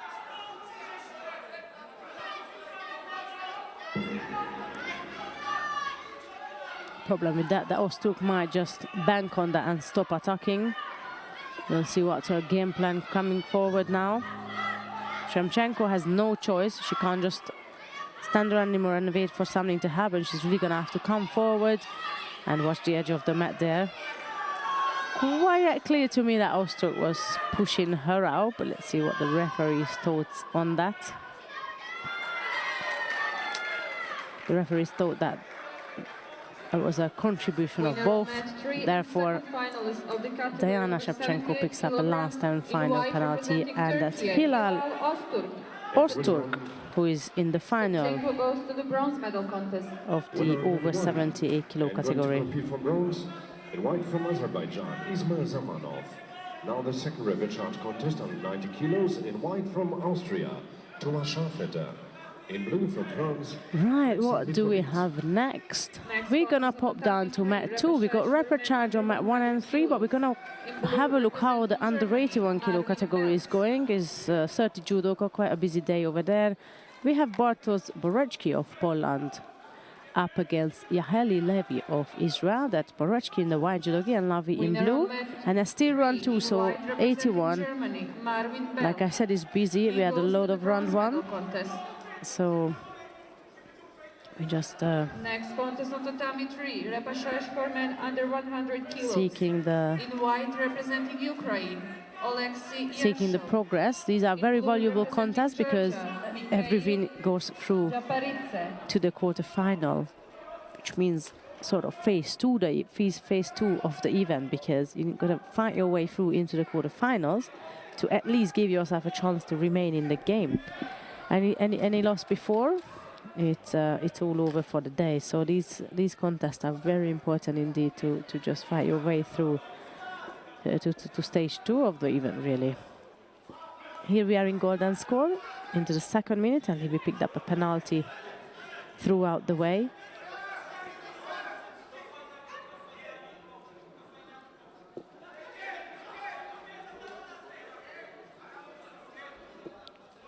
To suit a attempt from Lavi. Borczewski fast reacted, so there's no score or any threat or whatsoever. But Borczewski picks up a penalty as well as Lavi, meaning they've both been taking it kind of flat, if you like. So they're gonna have to step up their game. A bit of a motivational push from the referee. Davis got 2 penalties now, so he cannot hold back. He's gonna have to move forward, because whether it's a penalty or a throw, he can be out. So he's gonna have to go forward.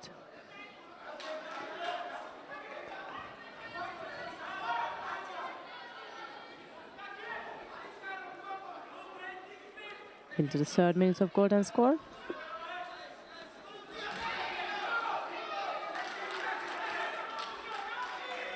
Good effort, and sometimes that 2 penalty, we keep talking about it, sometimes that 2 penalty pressure can really work on the favor of the athletes, because when you have no choice, you're gonna commit. You're not gonna wait, or you're not gonna hold back, because you have no more chances left to hold back. So Yaheli Lavi used that pressure to his advantage and striving straight to the quarterfinal of the under 81 kilo category. Next on mat 3 is there's the replay of the Soda Surikomi Goshi going through in white representing Italy. Cecilia double sleeve grip, driving his opponent through, done and dusted. Right, coming up next, we have Todd Benedek of Hungary versus Jarne Duik of Belgium. That's going to be Todd in a white judogi and Duik in blue. In blue, representing Belgium, Jarne Duik.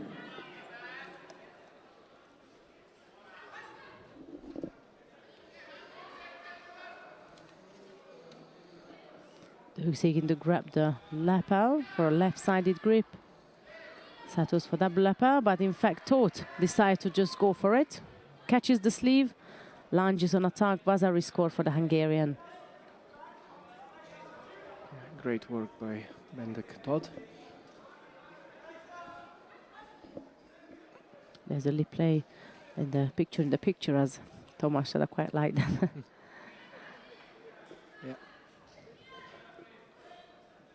Again, Duke was seeking to settle in for the left-sided grip. I think they just danced out of the contest area slightly. That's a penalty for the Hungarian for that reason. So they're quick to put something on board. Not the best effort by Dick. I think it came as a shock to him, to be honest, because he was casually getting his grip. Next thing he knew, he was flying over.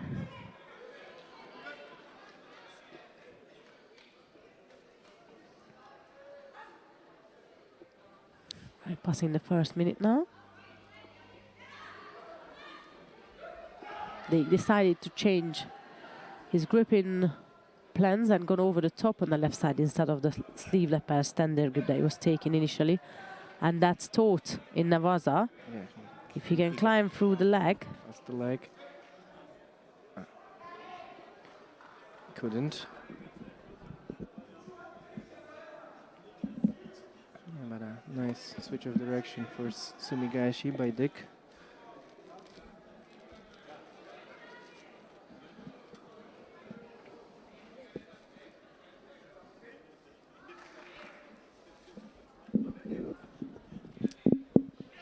That's the Hungarian. Gone for right-handed Uchimata this time. Left versus right when it comes to the pair of them.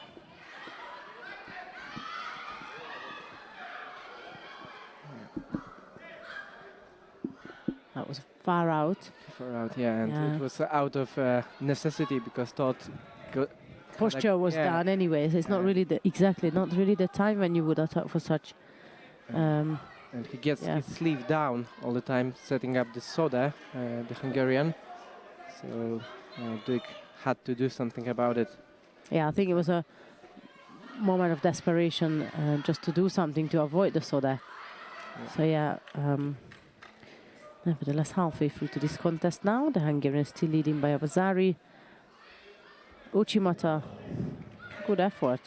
Lost control over the top half, straight into Navaza.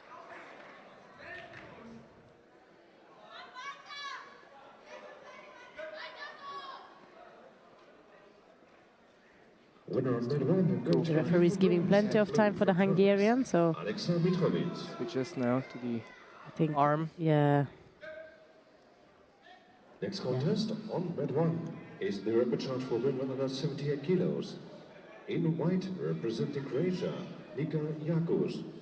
In blue, minute 40 left to go. Karolina Paiva.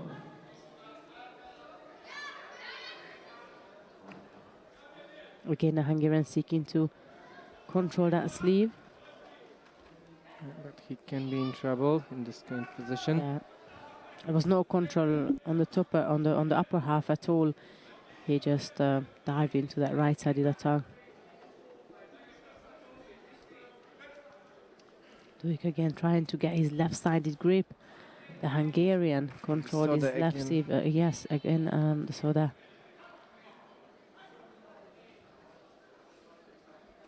Now change of plan from the Belgian fighter, trying to go over the top. Ooh.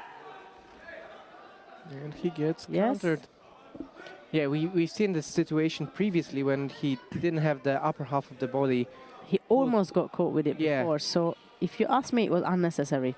Yep. When he was leading by Vasari, and when you know you almost got caught with it, then perhaps sticking to the soda attacks, which was a big threat for Dick. We've seen him being buffeted by it many times. Yeah, that perhaps would have, but it's easy to talk when you're watching it. Yes, there was a re-eat, and a minute left to go.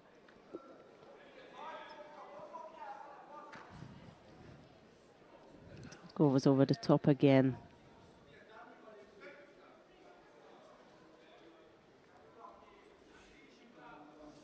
He goes for the Uchimata again.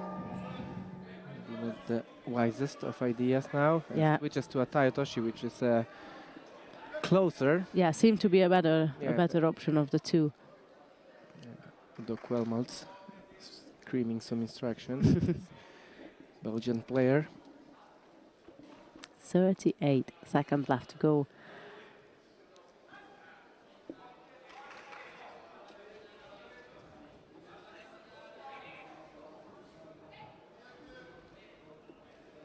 he gave that away, I have to say. Yeah, it was unnecessary for him. Oh, Koshiguro attempt. No, Duik blocks the action. Yeah, he had the left arm in the lapel, which allowed him to just block it.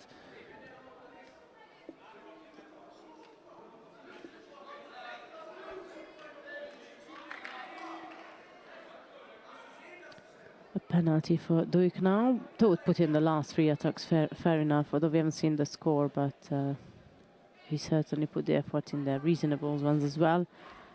He goes in for the Why the Uchimata. Uchimata?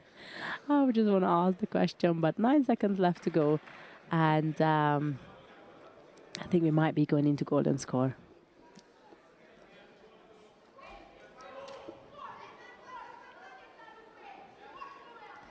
The Uchimata is the one that Duik is, I think, the most comfortable in defending, not just because he scored with it, but we've seen it all. Ochigari switches. Drops to the ground just in time with the buzzer. So we go into golden score. Todd struggling a little bit. Tries to rearrange the gi, rearrange his game plan as well. Absolutely, I think that's a need there to rearrange it. I think that double sleeve grip was a better option for Toth.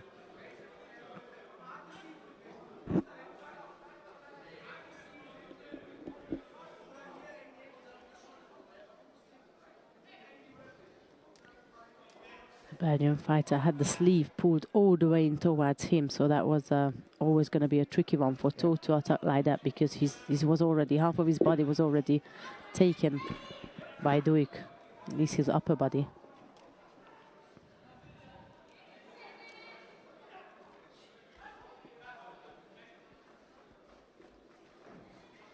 Duik comes in with an attack, and that's a counter from Toth. I wonder if there was a pause there. I think also the arms were already on the ground, maybe. Yeah. Or at least one, maybe the arms on the mat, and also too much of the rolling action. Perhaps you see Toth had to jump on the other side to get his opponent. Yeah, that's what I'm thinking. I wonder if that little step away, that. But waiting, so we're certainly not the only ones questioning it. Obviously. Yeah, I was just going to wait for the referees to call a decision on this action.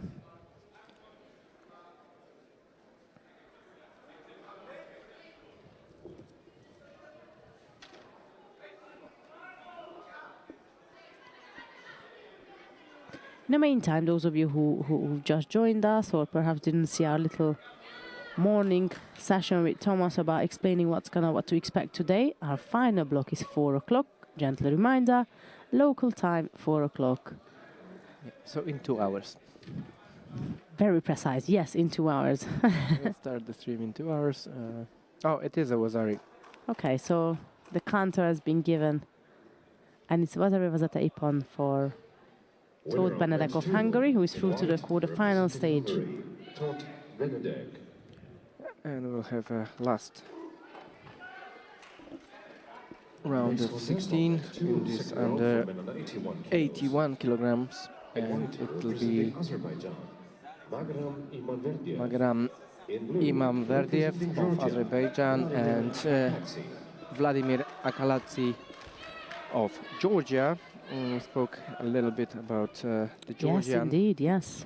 Unseeded player, but junior world champion, last year's 3rd place in under 23, and the winner of Oberwart European Open. So definitely an interesting matchup in this round 2 of 81 kilogram category.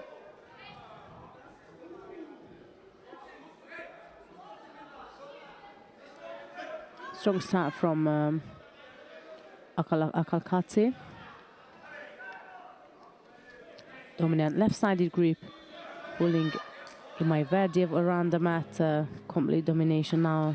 They let go of the sleeve, and that's the other player coming up with a Tominaga attempt.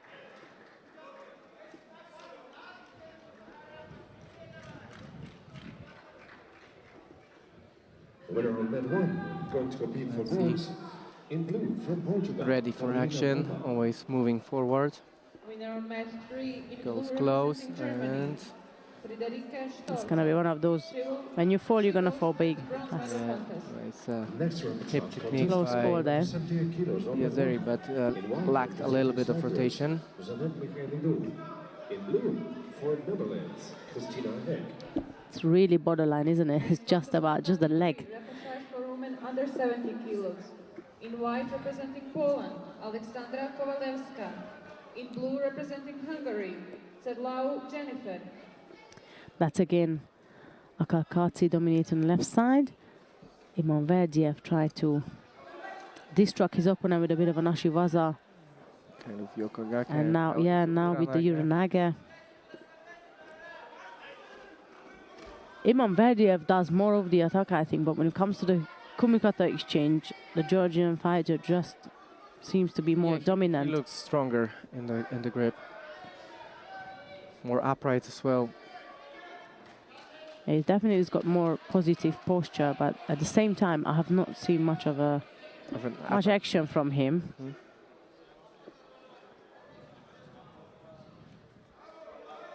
There he is now onto the belt, and again, it's actually Iman Verdiev who initiates the attack.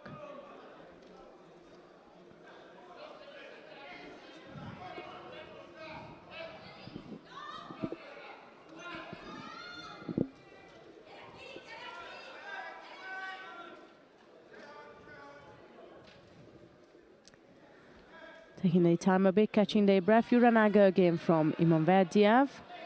Akalkatski trying to avoid that by sticking his feet in both for Kochi. Ochi positioning himself, balancing himself, and at the end survives this exchange. Yeah, for me it was like, yeah, something is going to happen, and Akalkatsi just stood there. In fact, like trying to help himself with the leg, but I don't think he felt he was in danger. Minute 30 left to go. There he's lunged over his left arm again. Left versus right. They're fairly comfortable with each exchange.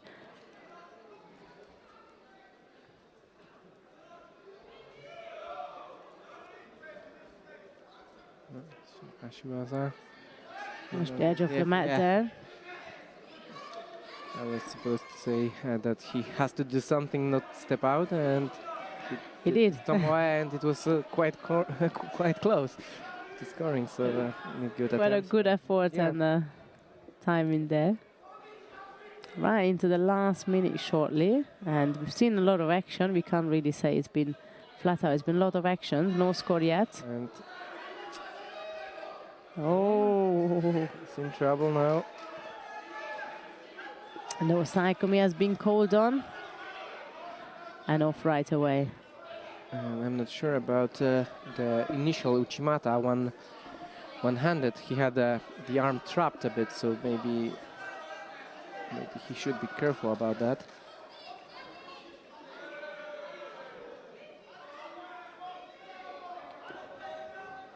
Fortunately for him, it wasn't against the elbow, but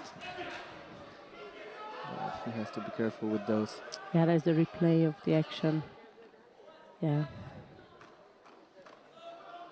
And just as he tried to roll his opponent into Nevaza, got caught in his own action and now Yokogake Wazari, yeah. Again into Nevaza. Lost control. Right, Wazari lead for Iman Verdiev, and we have 20 seconds left to go. And like we said, these are such an important contest going into quarterfinals.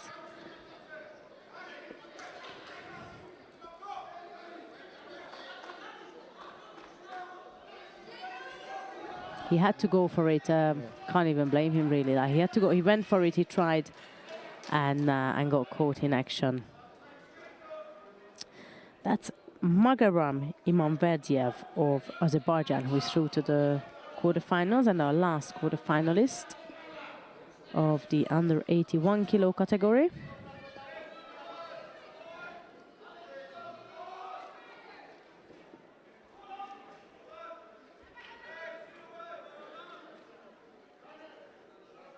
Winner on mat 2. We got our quarterfinal In white, lineup for the under 81, but now we're going to move on to the first quarterfinal of the over 100 kilo category, which will see Shepard Rihad of Hungary versus Igor Vrachar of Serbia.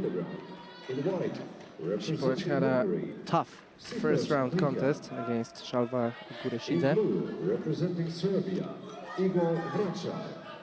while Igor Vrachar has overcame Ivailo Dimitrov of Bulgaria. Yeah.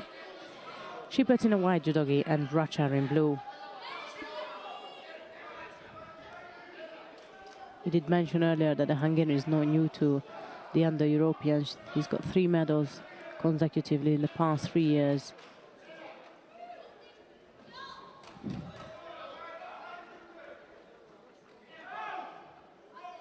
Settling in with a kumikata, double lapel is how the Hungarian started, breaking away with the sleeve now.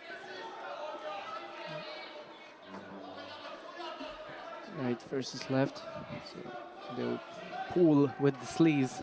Yeah, Whoever with has the bottle of the control, sleeve, exactly. whoever has the upper body closer to himself. Vrachar goes for the first attack. Shepard quickly reacts and tries to counter-attack, rolling back on his rear side. But no score.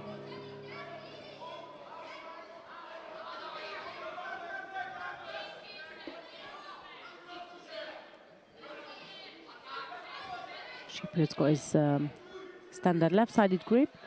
Seems fairly comfortable with it and begun to set up for action. He has the grip he wants, so Not rushing anything. no. Trying to get a feel. Cornering the opponent. Mm-hmm. It's either a shido or an opening for some action.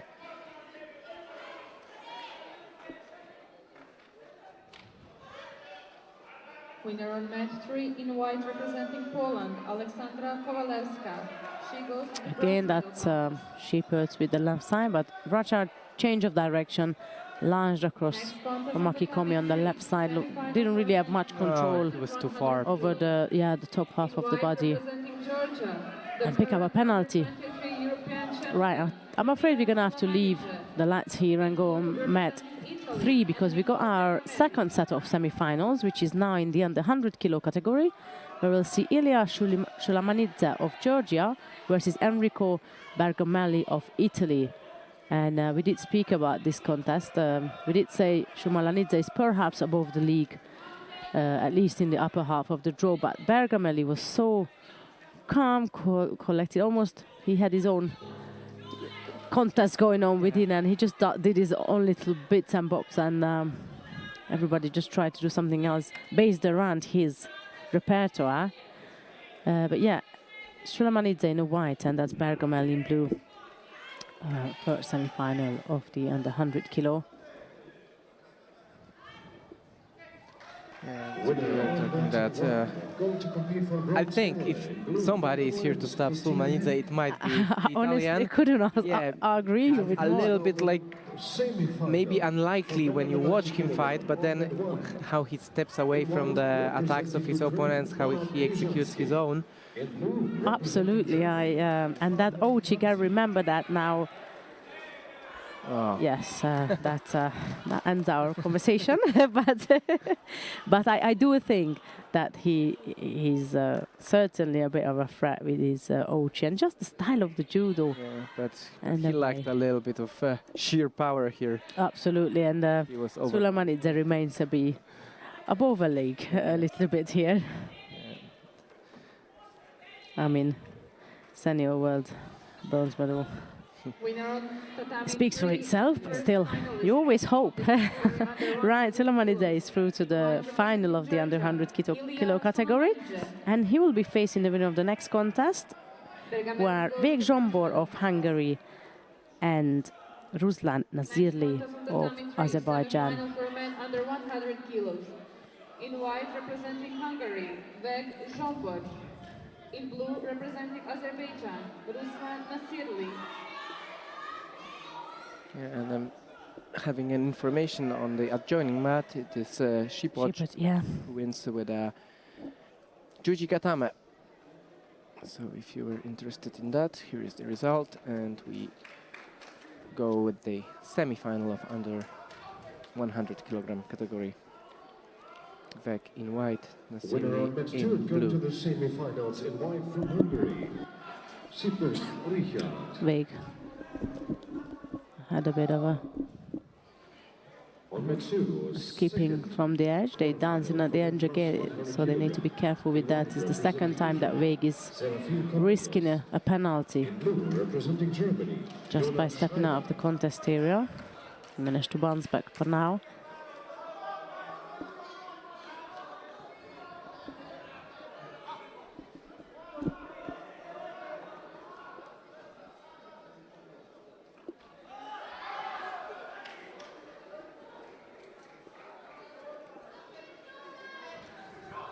We've seen Veg earlier with his kumikata over the top and on the lapel. Especially, he quite likes his right arm. Ooh. I was going to say sort of his left arm on the lapel for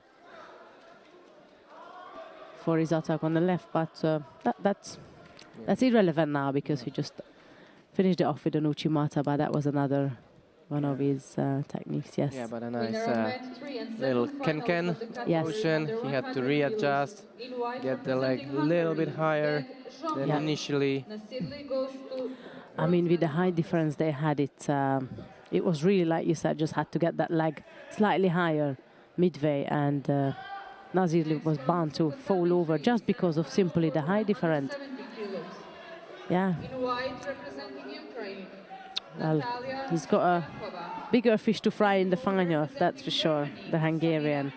Right, let's pop back. Oh no, we can stay here. Another set of semi-finals, and that will see under 70 kilo Natalia Chistiakova of Ukraine and Samira Bok of Germany. That's our first semi-final of the under 70 kilo category.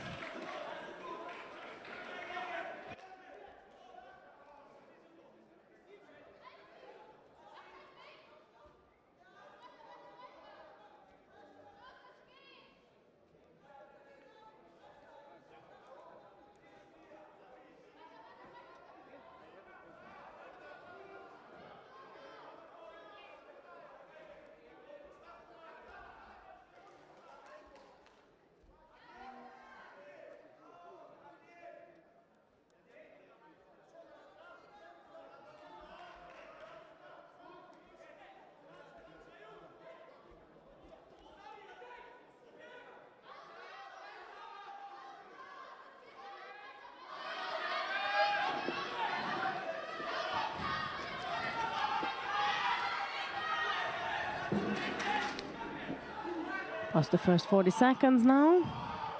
Chistiakova is seeking to do a usual style, if you like, over the left, getting out the sleeve. She did it the Kosot earlier, almost got caught there. That's one of the ways she won earlier on with the Kosotogaka on the left side going behind.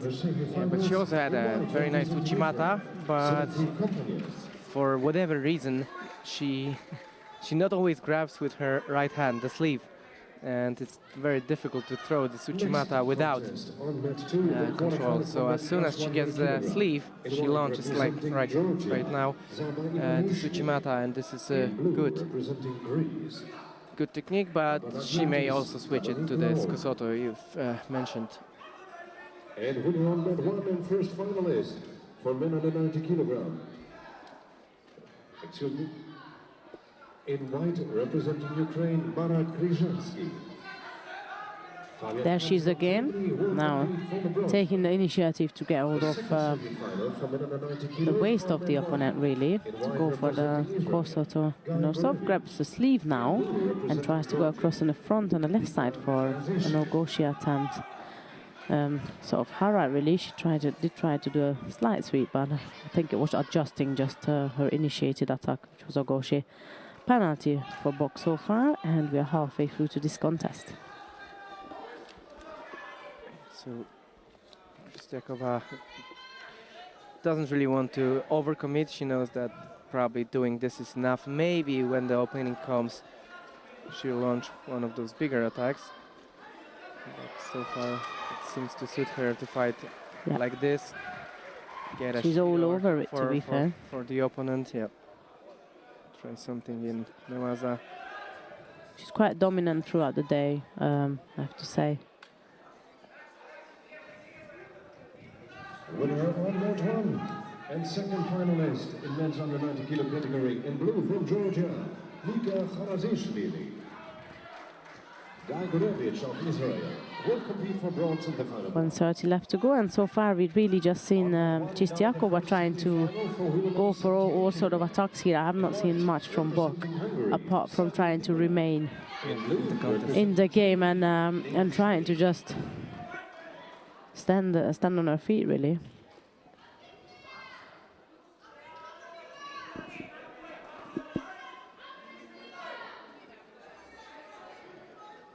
Another Judo for Bok. So the game plan seems to be working for exactly. Stokova.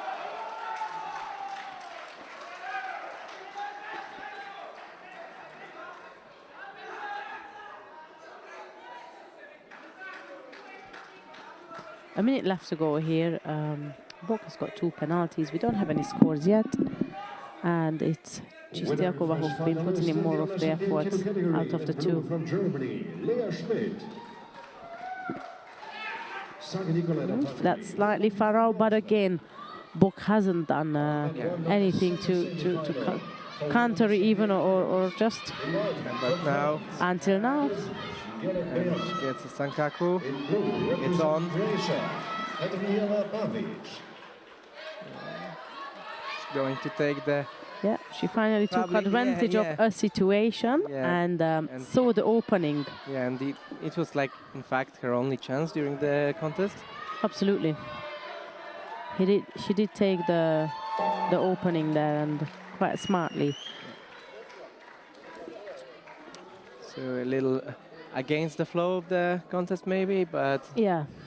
But she, in fact, she win by an 8 point, so a little indeed for the Ukrainian, but it's. But she counted on. I feel like she counted on that Shido when she was drilling her grips and moves to end it like that, and then there was an opening in Nevaza, which we saw when she fell down of her own attack. That arms, legs had everything was wide open for Bok to take advantage of, which she did. And Samira Bok of Germany is in the final of the under 70 kilo category, and she's going to face the winner of the next contest between Kalia Isofi of France and Lydia Brancheva of Bulgaria.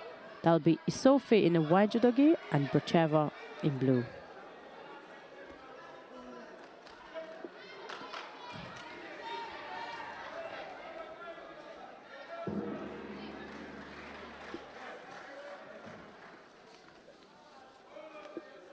Brancheva going for the high collar grip.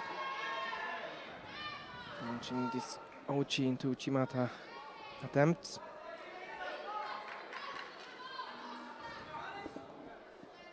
Winner number 2 and goes to the semi-final. In white from Georgia, Zava Inamishvili.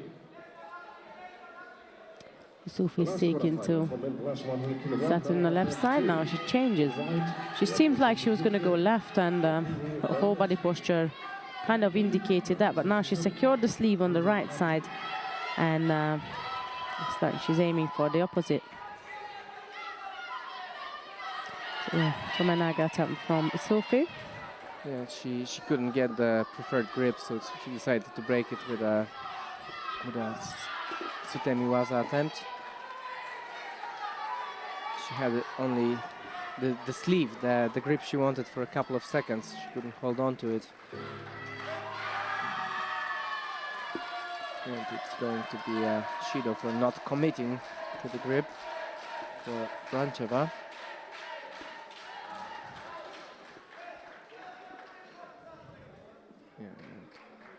Isufi's coach, Lucy DeCos, had to go from one mat to the other. Oh. A little jog. Busy day, eh? Yeah, she got back. after. Winner on match 1. Just on time to see her athlete scoring for Vasari. Yeah, maybe she was waiting for her coach. Like, you know, okay, Now I can show off. I'm not doing anything when my coach is not around. The preliminaries on tatami So 1. she scores a Wazari with this Sutemi Waza. So initially I thought that the previous Tomoe was just for breaking the grip, but it seems that it's a viable technique on its own as well, and getting a score on the board.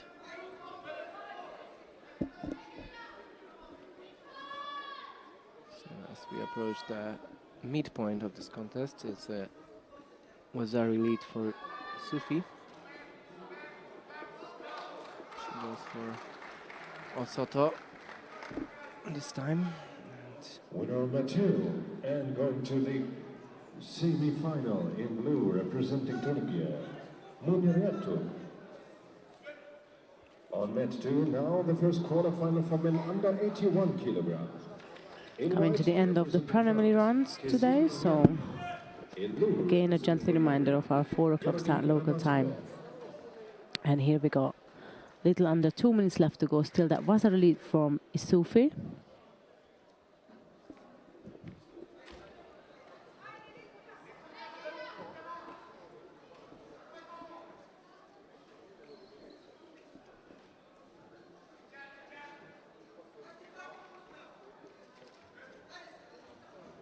She tries to hold on to the sleeve. This is her plan. So far And another. it's working, yeah. Stoma Naga as well. When she's in danger, she launches it, and it's a good attack. It's not just to break the. Yes.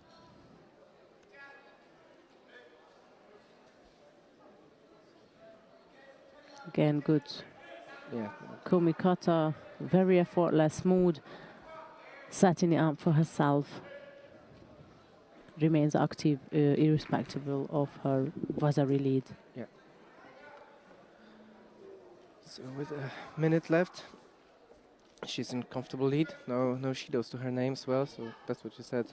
She's not only defending, she tries to be active, and that will leave her with like some shidos to spare as well in the dying seconds of the contest, if it should come to this.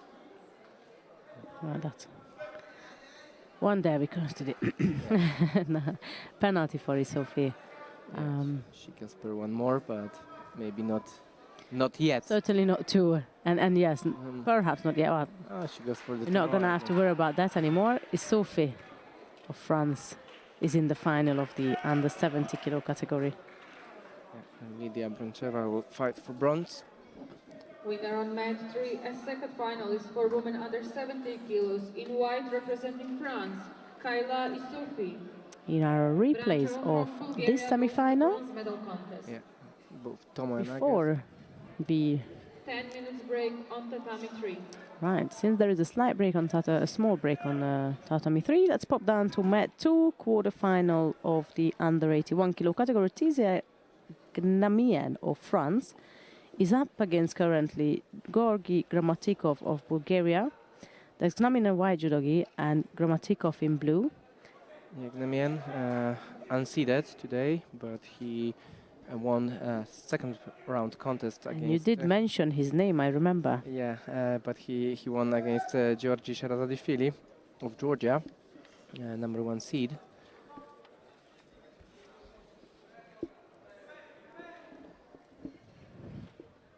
And it's Gramatikov who is leading by Wazari.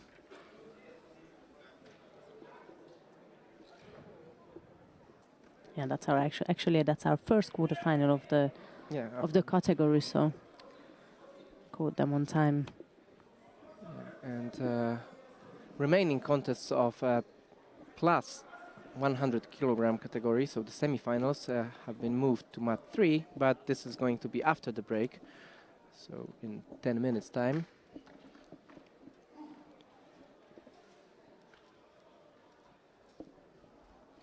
Halfway through the contest, Gramatikov is leading by Wazari, and that was Gnamien tried to do a Sutami Waza attempt. Didn't really frack Gramatikov in any way, shape or form. he didn't watch his teammate doing the tomoe on the adjoining mat.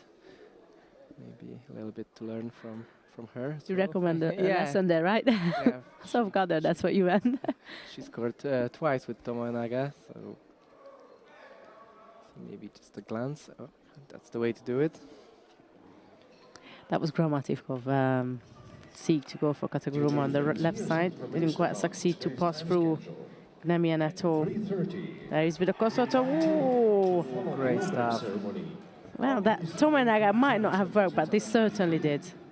followed by the final block. Gramatikov took a risk, a big one as well. We always talk about keep holding on to your score. He was leading by Vasari, no penalties. Not that we favor penalties or playing the penalty card, but it's part of the game and it's part of the rules. Yeah, but So he had that chance to play, and instead he lunged behind a taller opponent as well for Kosoto Gaka and paid the price for it. The second quarterfinal now. Right, France has got another semi-finalist, and that is Tize Gnemian. Representing Slovenia, Jus Metsiloze. Right, coming up next it'll be Muhammed Koç of Turkey, yeah, against Jus Mechilosek of Slovenia. Koç, number 4 seed in the tournament. Yeah, he picked up bronze at the Junior Europeans. Yeah, a couple of years Yeah, back. a couple of years back, 2 years.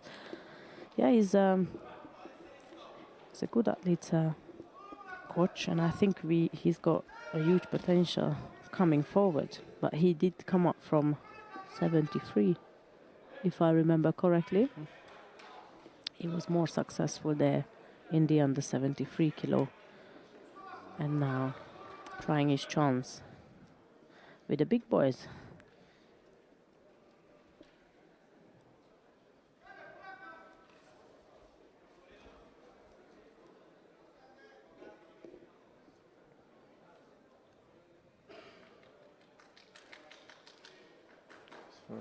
Something on the ground, but Mechilosek seems he's quite prepared for that. He was defending really well, so no entrance of any kind. Didn't leave any empty spaces. Single Shido against the Slovenian. Yeah, Mechilosek is seeking to block that sleeve, the left arm of Koç, but seems to be slightly more in control of the gripping exchange, the Turkish fighter. This is going to be a Shido. Not really committing to the grip. No, he's so busy with that left arm that he's got nothing else going on, or he haven't had anything else going on up to now. He's gone around the waist this time around and come forward, initiated a Kosoto Gaka before trying to escape from Koç Uchimata.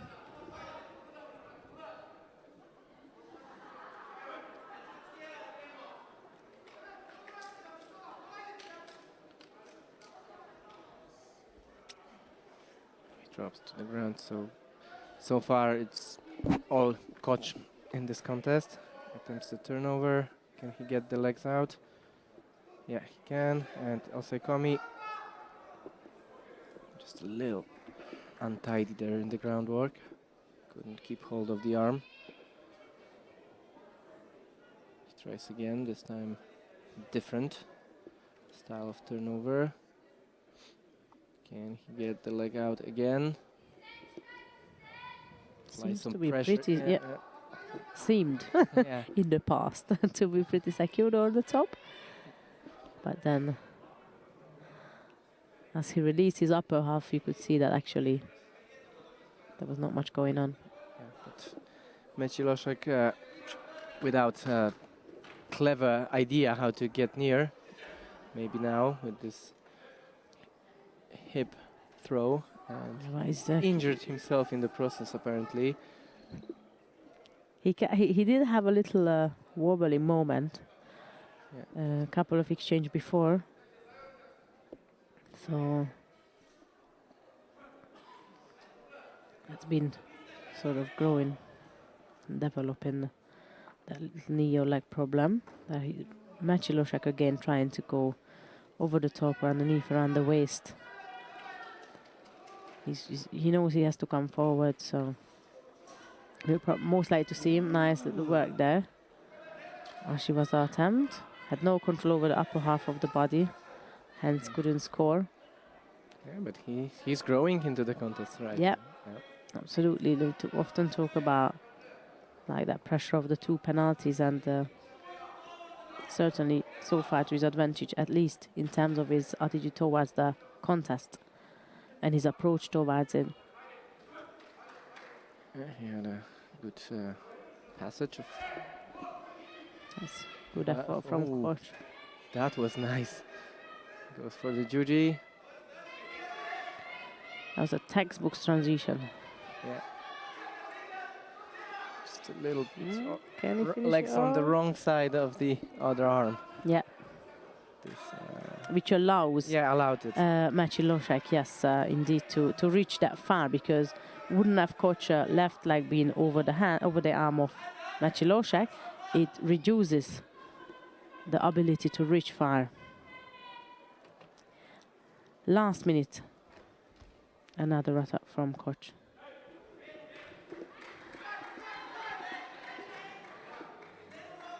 Yeah, that leg is giving trouble, but Maciej is going to give it the last go.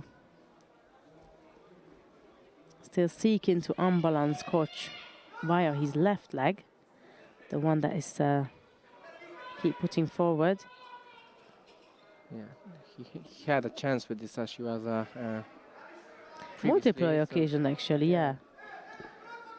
And probably he feels that it may be the only option. Yeah, option.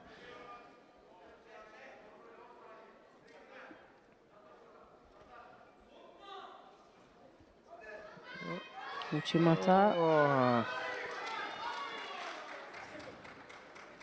And the time is up, I'm afraid. But the offside commi is on, so good. So it'll be our Ippon win. Yeah, good effort anyhow. Really good effort. Once the second Shido hit the scoreboard, yeah, Maciej really put himself out there and made a lot of reasonable effort in winning the contest. But Muhammed, coach of Turkey, was just above that today. Yeah.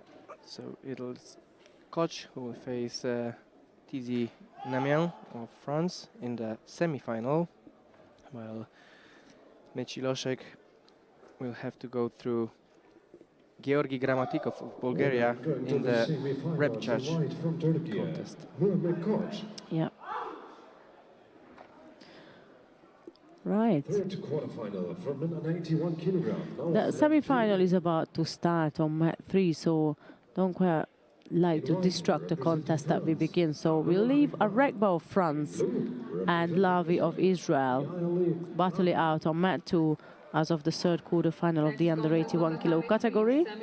But we're going to watch the over 100 kilo category first semi-final between Shipot Rihad of Hungary and Seraphim Companies of Israel. Representing Israel, Seraphim Companies. That Shipot in a white judo gi. You can see at the back of the advertisement, he just stepped onto the tatami. And his opponent is Companies of Israel in blue. Yep. And they're underway.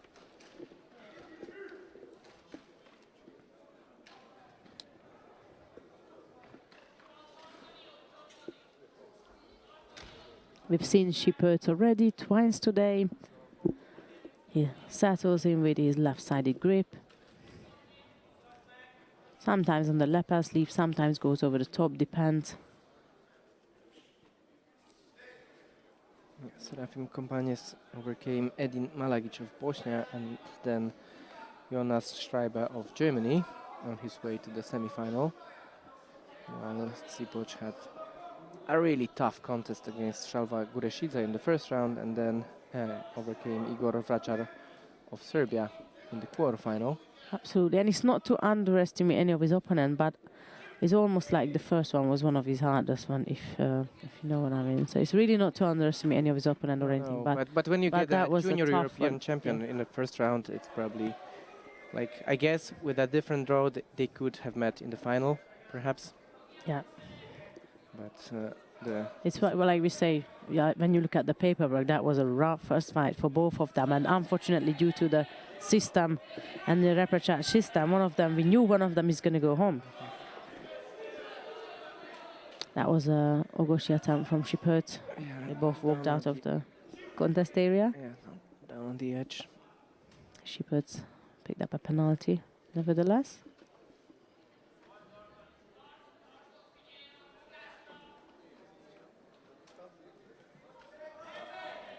It was around the waist. I would say by default, really, because Companies went over the top, so we had nothing else left to go, but to go around the waist. And it's not to spill, but I can understand the Hungarian coach, and she keeps telling him to keep the lapel and keep the distance. So hence there was a slight panic from Shipert as And he Companies, yes, went over. Ooh. There is another little danger on that. Because his actual club coach is sitting in the audience. Okay. Yeah, that's why I said she. Some people might think, what is she talking about? There's a gentleman sitting in the coaching chair, but yeah, I'm talking about his personal club coach. Anyways, 2 minutes left to go, and all we got is still that penalty. Yes, on Shipert's side, and two quite rough. Yeah, but Companies is looking very good in this contest. Yeah, two. That's what I was gonna finish that. Two quite rough or dangerous attacks from Companies. So Shipert certainly have to step it up in this one.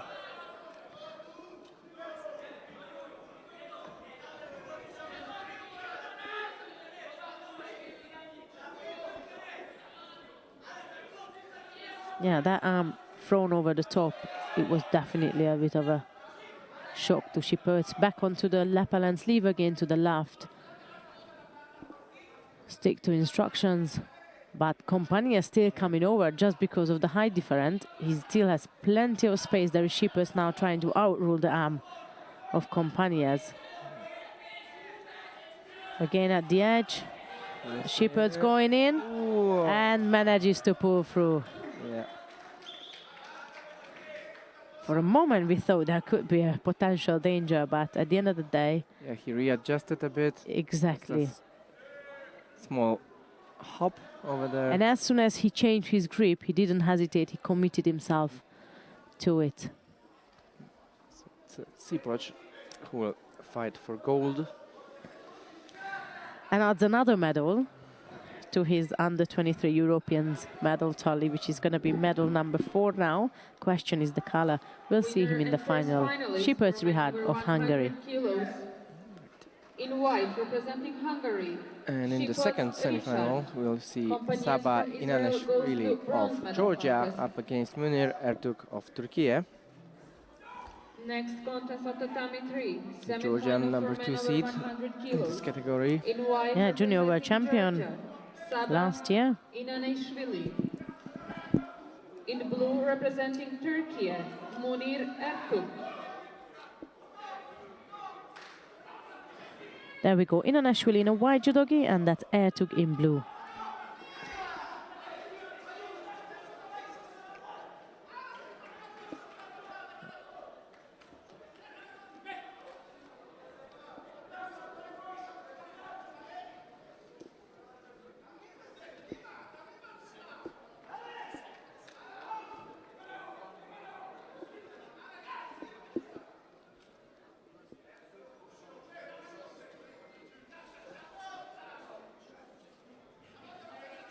Versus left. Both prefer over the top or over the side grip. Great Sotomaki Komi by Inaneshvili. For Wazari, he will set up with a Ashiwaza and then goes the other direction.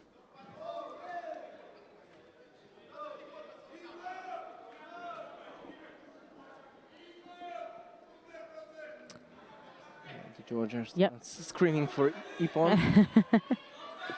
Of course, what else would you do? Inanashvili is leading by Vasari within the first 40 seconds of this semi-final. The last quarterfinal for men under 81 kilograms. Too much on the rolling action in this Sotomaki Komi Hungary, to call it a full score, a Nippon, but a good score by him. And I especially like the setup with the little Ashi Barai to one side and then follows it up with a huge Sotomaki Komi.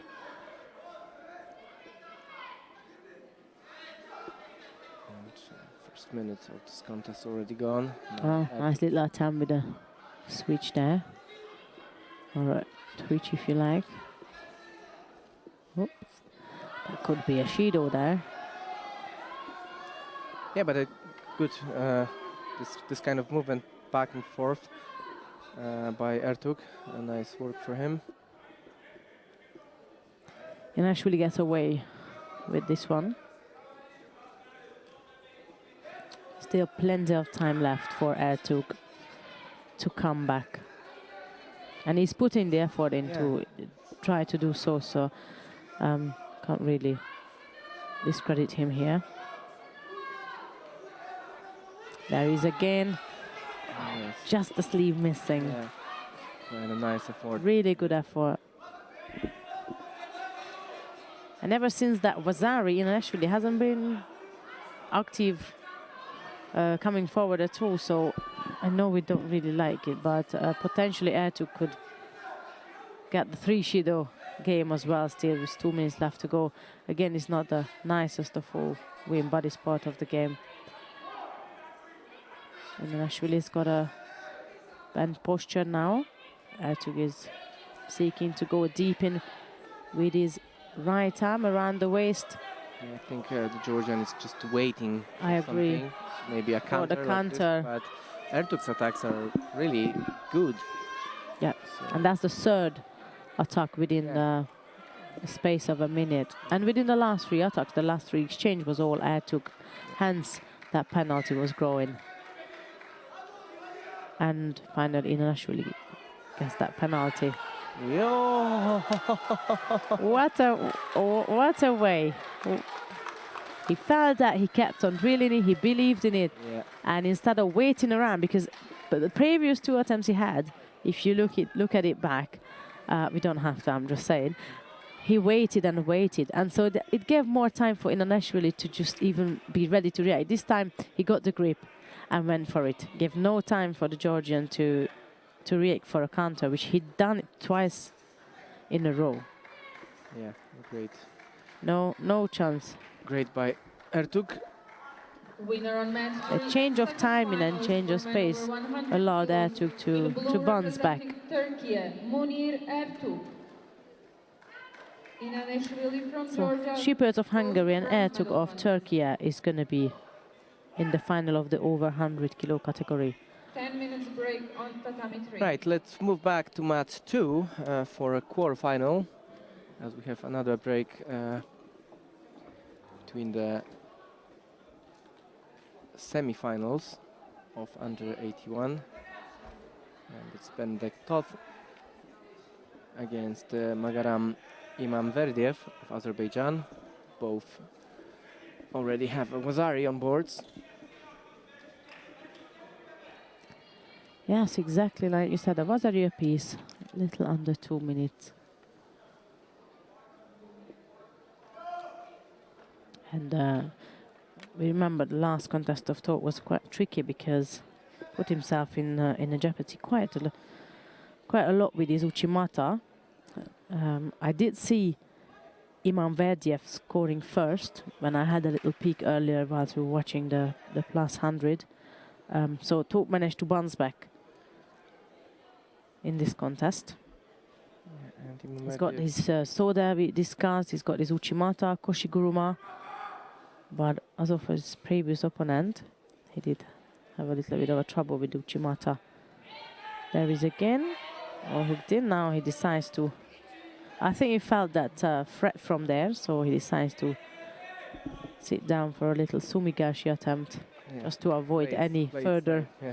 engagement in that position with Ivan Verdiev. And Ivan Verdiev had a tough contest against Vladimir Akhalakadze of Georgia. Oh yeah, that was that was tricky, that was that as well. But yeah, here he is with a little under a minute in the regular time, so to say. That was far out, yeah. That was a bit far out from for the Hungarian.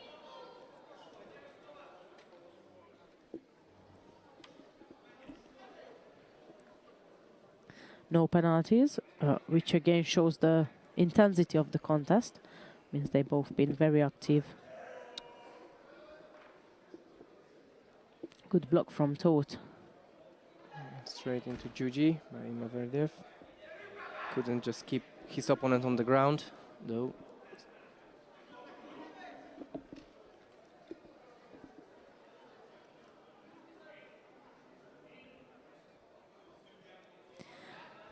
Because of how the contest piled up, they didn't really have a lot of break, and you can see the exhaustion on both of them, because they both had a tough fight previously, and they both have been pretty much called back onto the mat. This difficulty of tournament, you have to, like, you know how to recuperate properly, especially in this quarterfinal, semifinal period, where sometimes you only have like 10 minutes of a break between those contests. Nice Otomaki Komi by... Close there, close, yeah. Would have been a good one for the Hungarian in terms of the timing, because it was close to the end, and he's really getting tired, you can tell. Yeah, of course.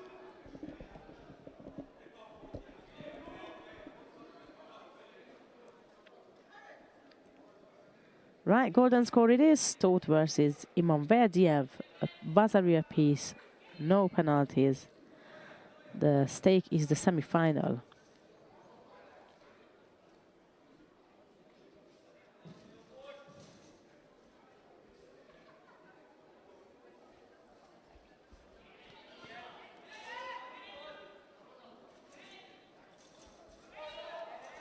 Oh, Uchigari Uchimata. Coach. Ooh. Whoa, Yeah. beautiful combination.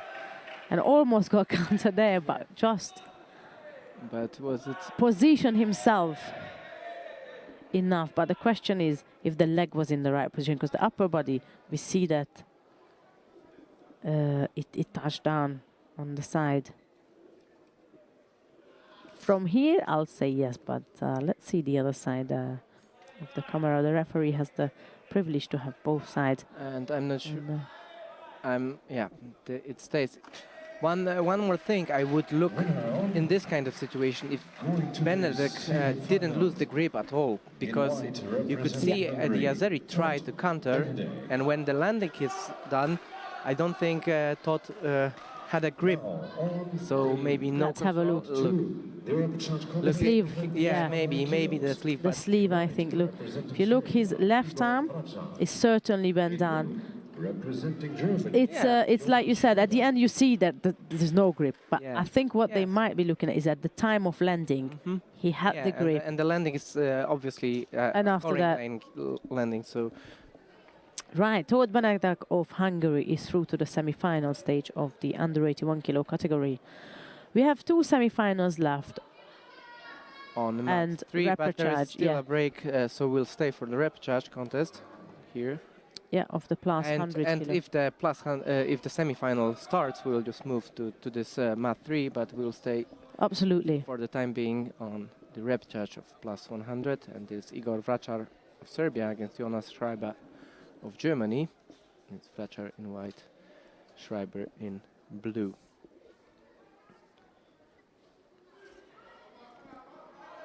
Vrachar lost to Richard Šipoć in the quarterfinal.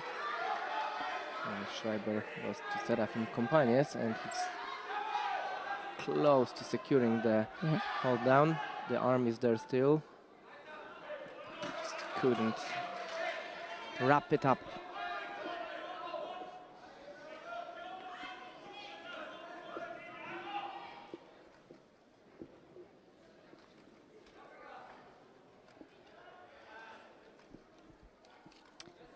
That's a right versus right stand. And Schreiber lunged across for a Makikomi attempt. Didn't really have the sleeve wrapped around his body. Just sort of stepped across, then lunged down, hoping to roll Repchage in for a score.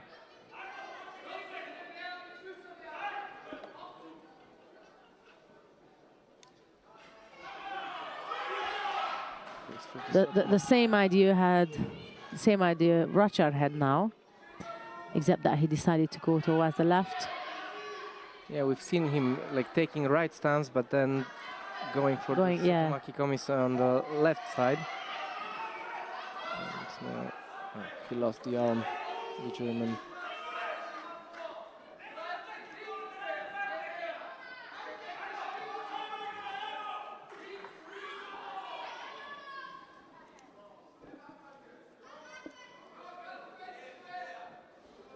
Same thing again that we discussed, except that that was potentially a false attack. Yeah, it wasn't best of attempts, but it. But neither, yeah. Well, seems to be good enough because Schreiber is the one picking up a penalty instead for not being active enough. Yeah, the referee's liking. And Repchage did one moderately good attempt. This one wasn't the best one, but at least he was. At least, exactly. Exactly. Where 3 exchange ago was the last time that we saw Schreiber trying to do any attempt to throw. He seems to struggle with that top right hand, but by the time he gets himself around to break the grip or actually get into any position, Repchage goes across, whether left or right, he lunges through.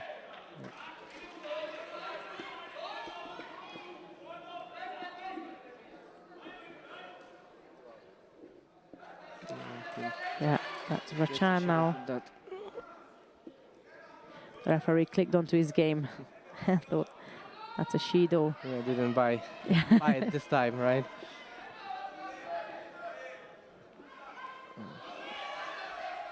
Yeah, that was not convincing now. Schreiber still seeks to succeed in Nevada as well, time to time, when the opportunity is given.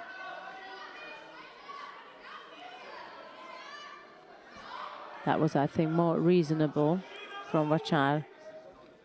And again, Schreiber tries to respond with a Nevers action. But the trouble is Repchage stands up, and then the moment is broken, and the referee is bound to call Mata.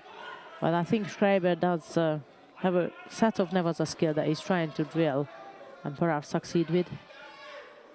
He has to do something in the Tachiwaza as well, because if not, then it's as much as there's no threat of scoring, he keeps falling out of balance, which means he was bound to pick up another penalty sooner or later if this continues like that. Okay, so if you want to follow the action of the Repchage and this contest, please stay on mat 2, and we will move to mat 3.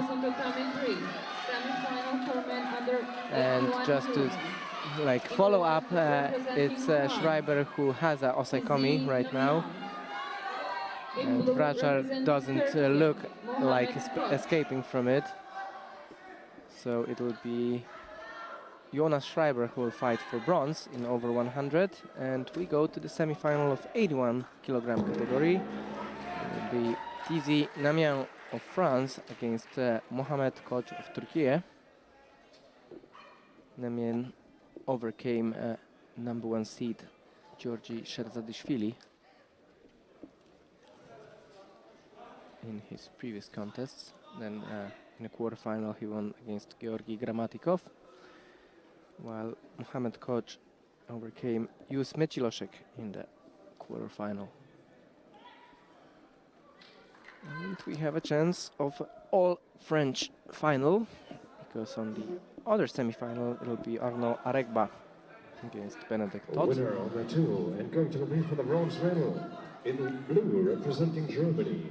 Indeed, we still do stand a chance for that.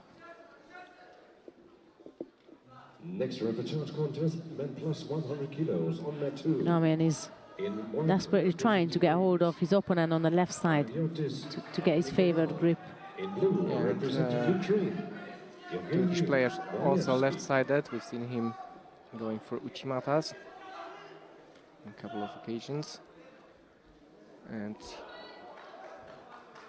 And coach is trying just as much, except that now he's decided to go the other way. Yeah, nice drop soda. Good attempt. Winner, and going to compete for bronze in the final block. In blue from Ukraine, Yevgeny Belaevsky. First minutes passed by, there was a lot of battle of the left versus left. They both want the same thing. Bulgaria, Georgi Gramatikov. In blue, representing Slovenia. The idea was a good idea, but it was too far. Yeah, and a good response by the Turkish as well. Yeah. Just get the leg inside. Slow uchimata.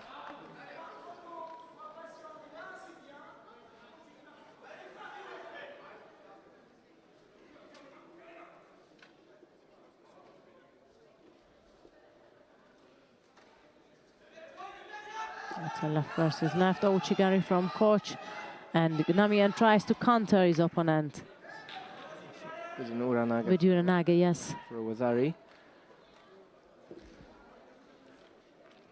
It's been given. Of course, there'll have to be a look on the landing as well, but it seems that it was enough of the side, at least from this angle. Yes. So the shoulder was in, the arm was on the scoring side of landing, so Wazari lead Yes, by Gnamian. there's an imaginary line there. Right, that's Gnamian, who is leading by Wazari, and we're halfway through to this contest.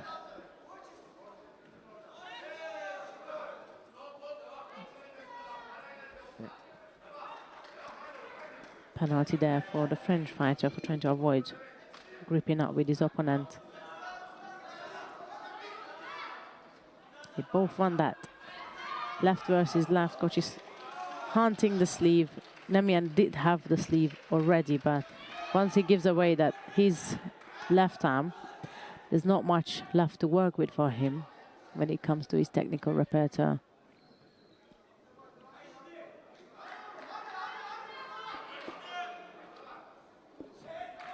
Winner are Matilda going to compete for the bronze medal.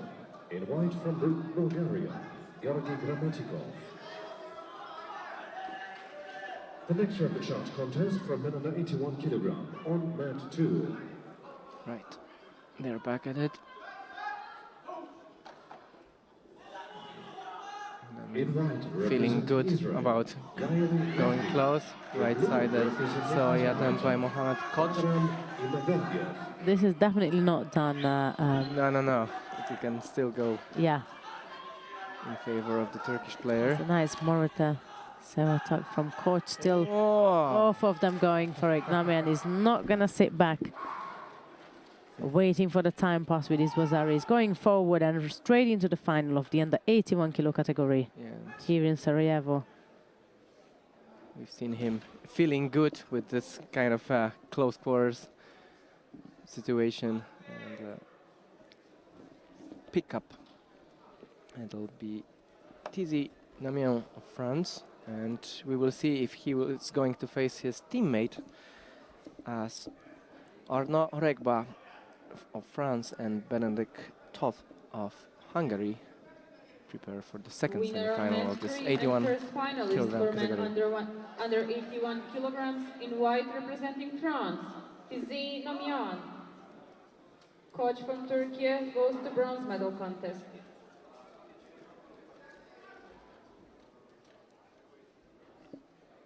Next contest on tatami 3, semi-final for men under 81 kilogram.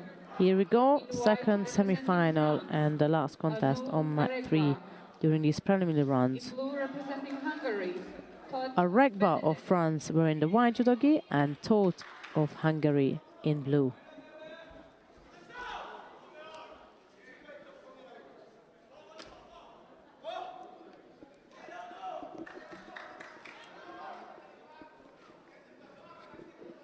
Whoever wins guaranteed a medal at the Under-23 Europeans 2022. Right. Let's see who's going to be facing Gnamian in the final.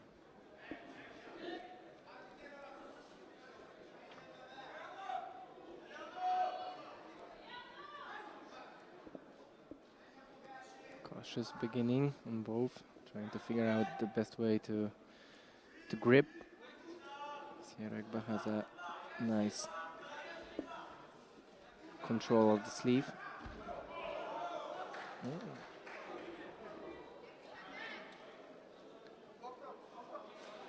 And it's probably going to be That penalty for the way he broke the grip, it seems that it was not according to the current rules. And French coach was also indicating that. Yeah. Yeah, it's a penalty for Toth for grip infringement. It's probably the correct way to say. He broke the grip, break the grip in an inappropriate way. And then also didn't follow up with his own grip. Yes. Winner. And going to the bronze medal contest, Magnam Imaberdiov of Azerbaijan.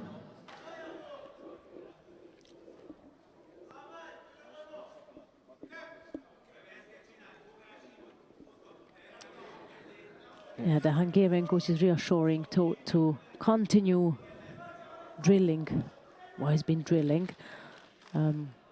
It does look like Aregba's got the better kumikata, but at the same time, but Toth has got a really good breaking grip regime and continuous kumikata work, if you like. He's not really getting frightened. Sometimes you see some people who got the kumikata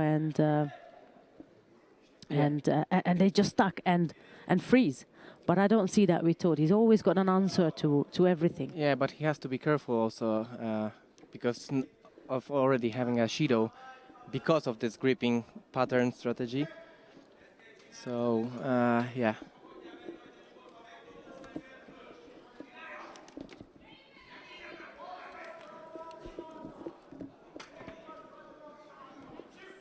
Yeah, so as we approach the midway point of this contest, a single Shido against Toth, and now Aregba close with an Ochi from a cross grip position. That is really close. Yeah.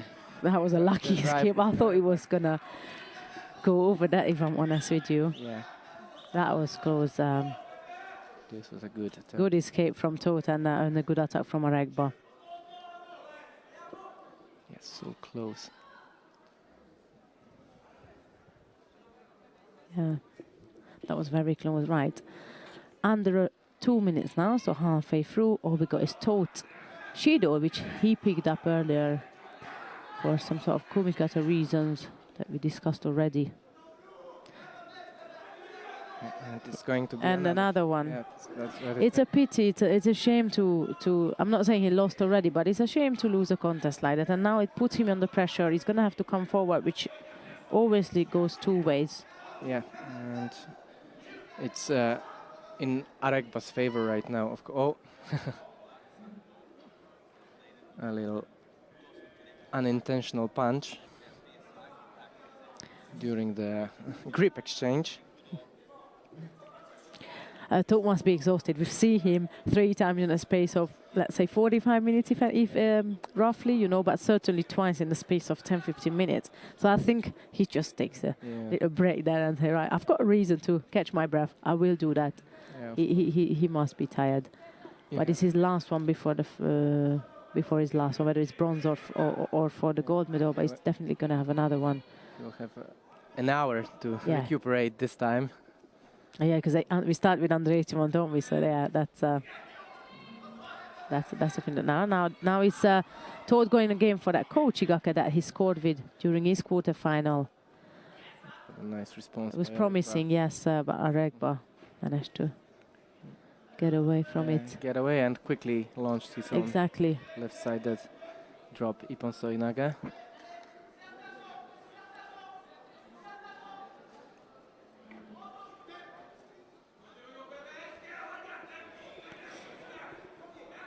Under a minute now, last minute. Yeah.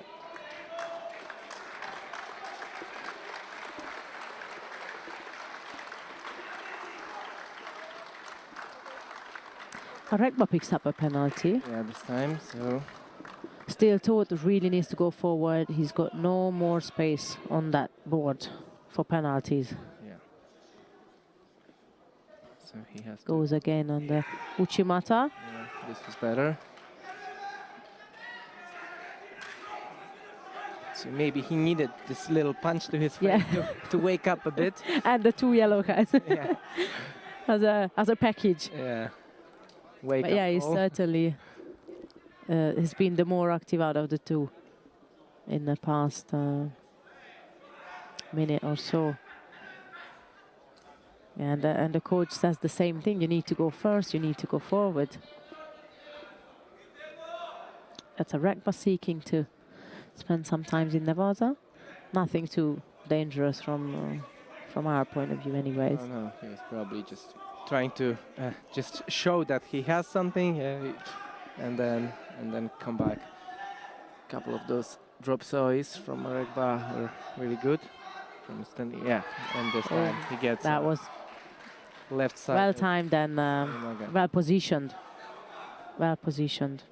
Yeah, so we will have an All French, yes. final in the under 81.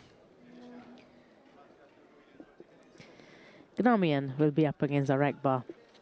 Guaranteed French gold and silver in the under 80 kilo category. This wraps up our qualification or elimination block for day 2 of European Judo Championships under 23. We had quite good fights, I think, today, and exciting finals to look forward to. Agree. And the final block will start at 4 p.m. local time. It's just 3 past 3, so in little less than an hour. Tune in a couple of minutes before for our preparatory part. Get yourself some refreshments, and we'll see you in an hour. Bye-bye. Goodbye.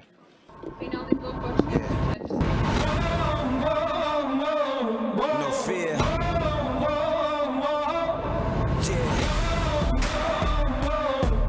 King.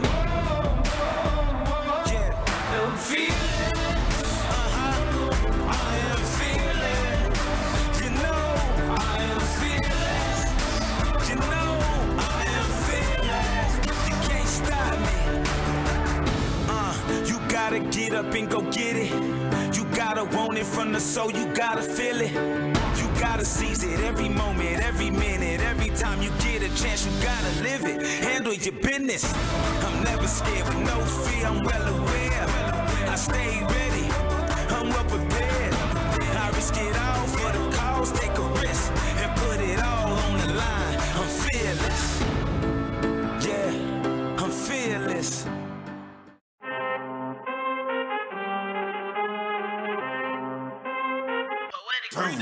I need all the wins. Yeah. Ain't no else, gotta get it, no call to quits. Yeah. Gotta keep on moving no matter how hard it gets. Yeah. Better move out the way, cause I'm coming with hard hits. My head is as hard as a brick, but I'm harder than all of this. You better move, you might get knocked out.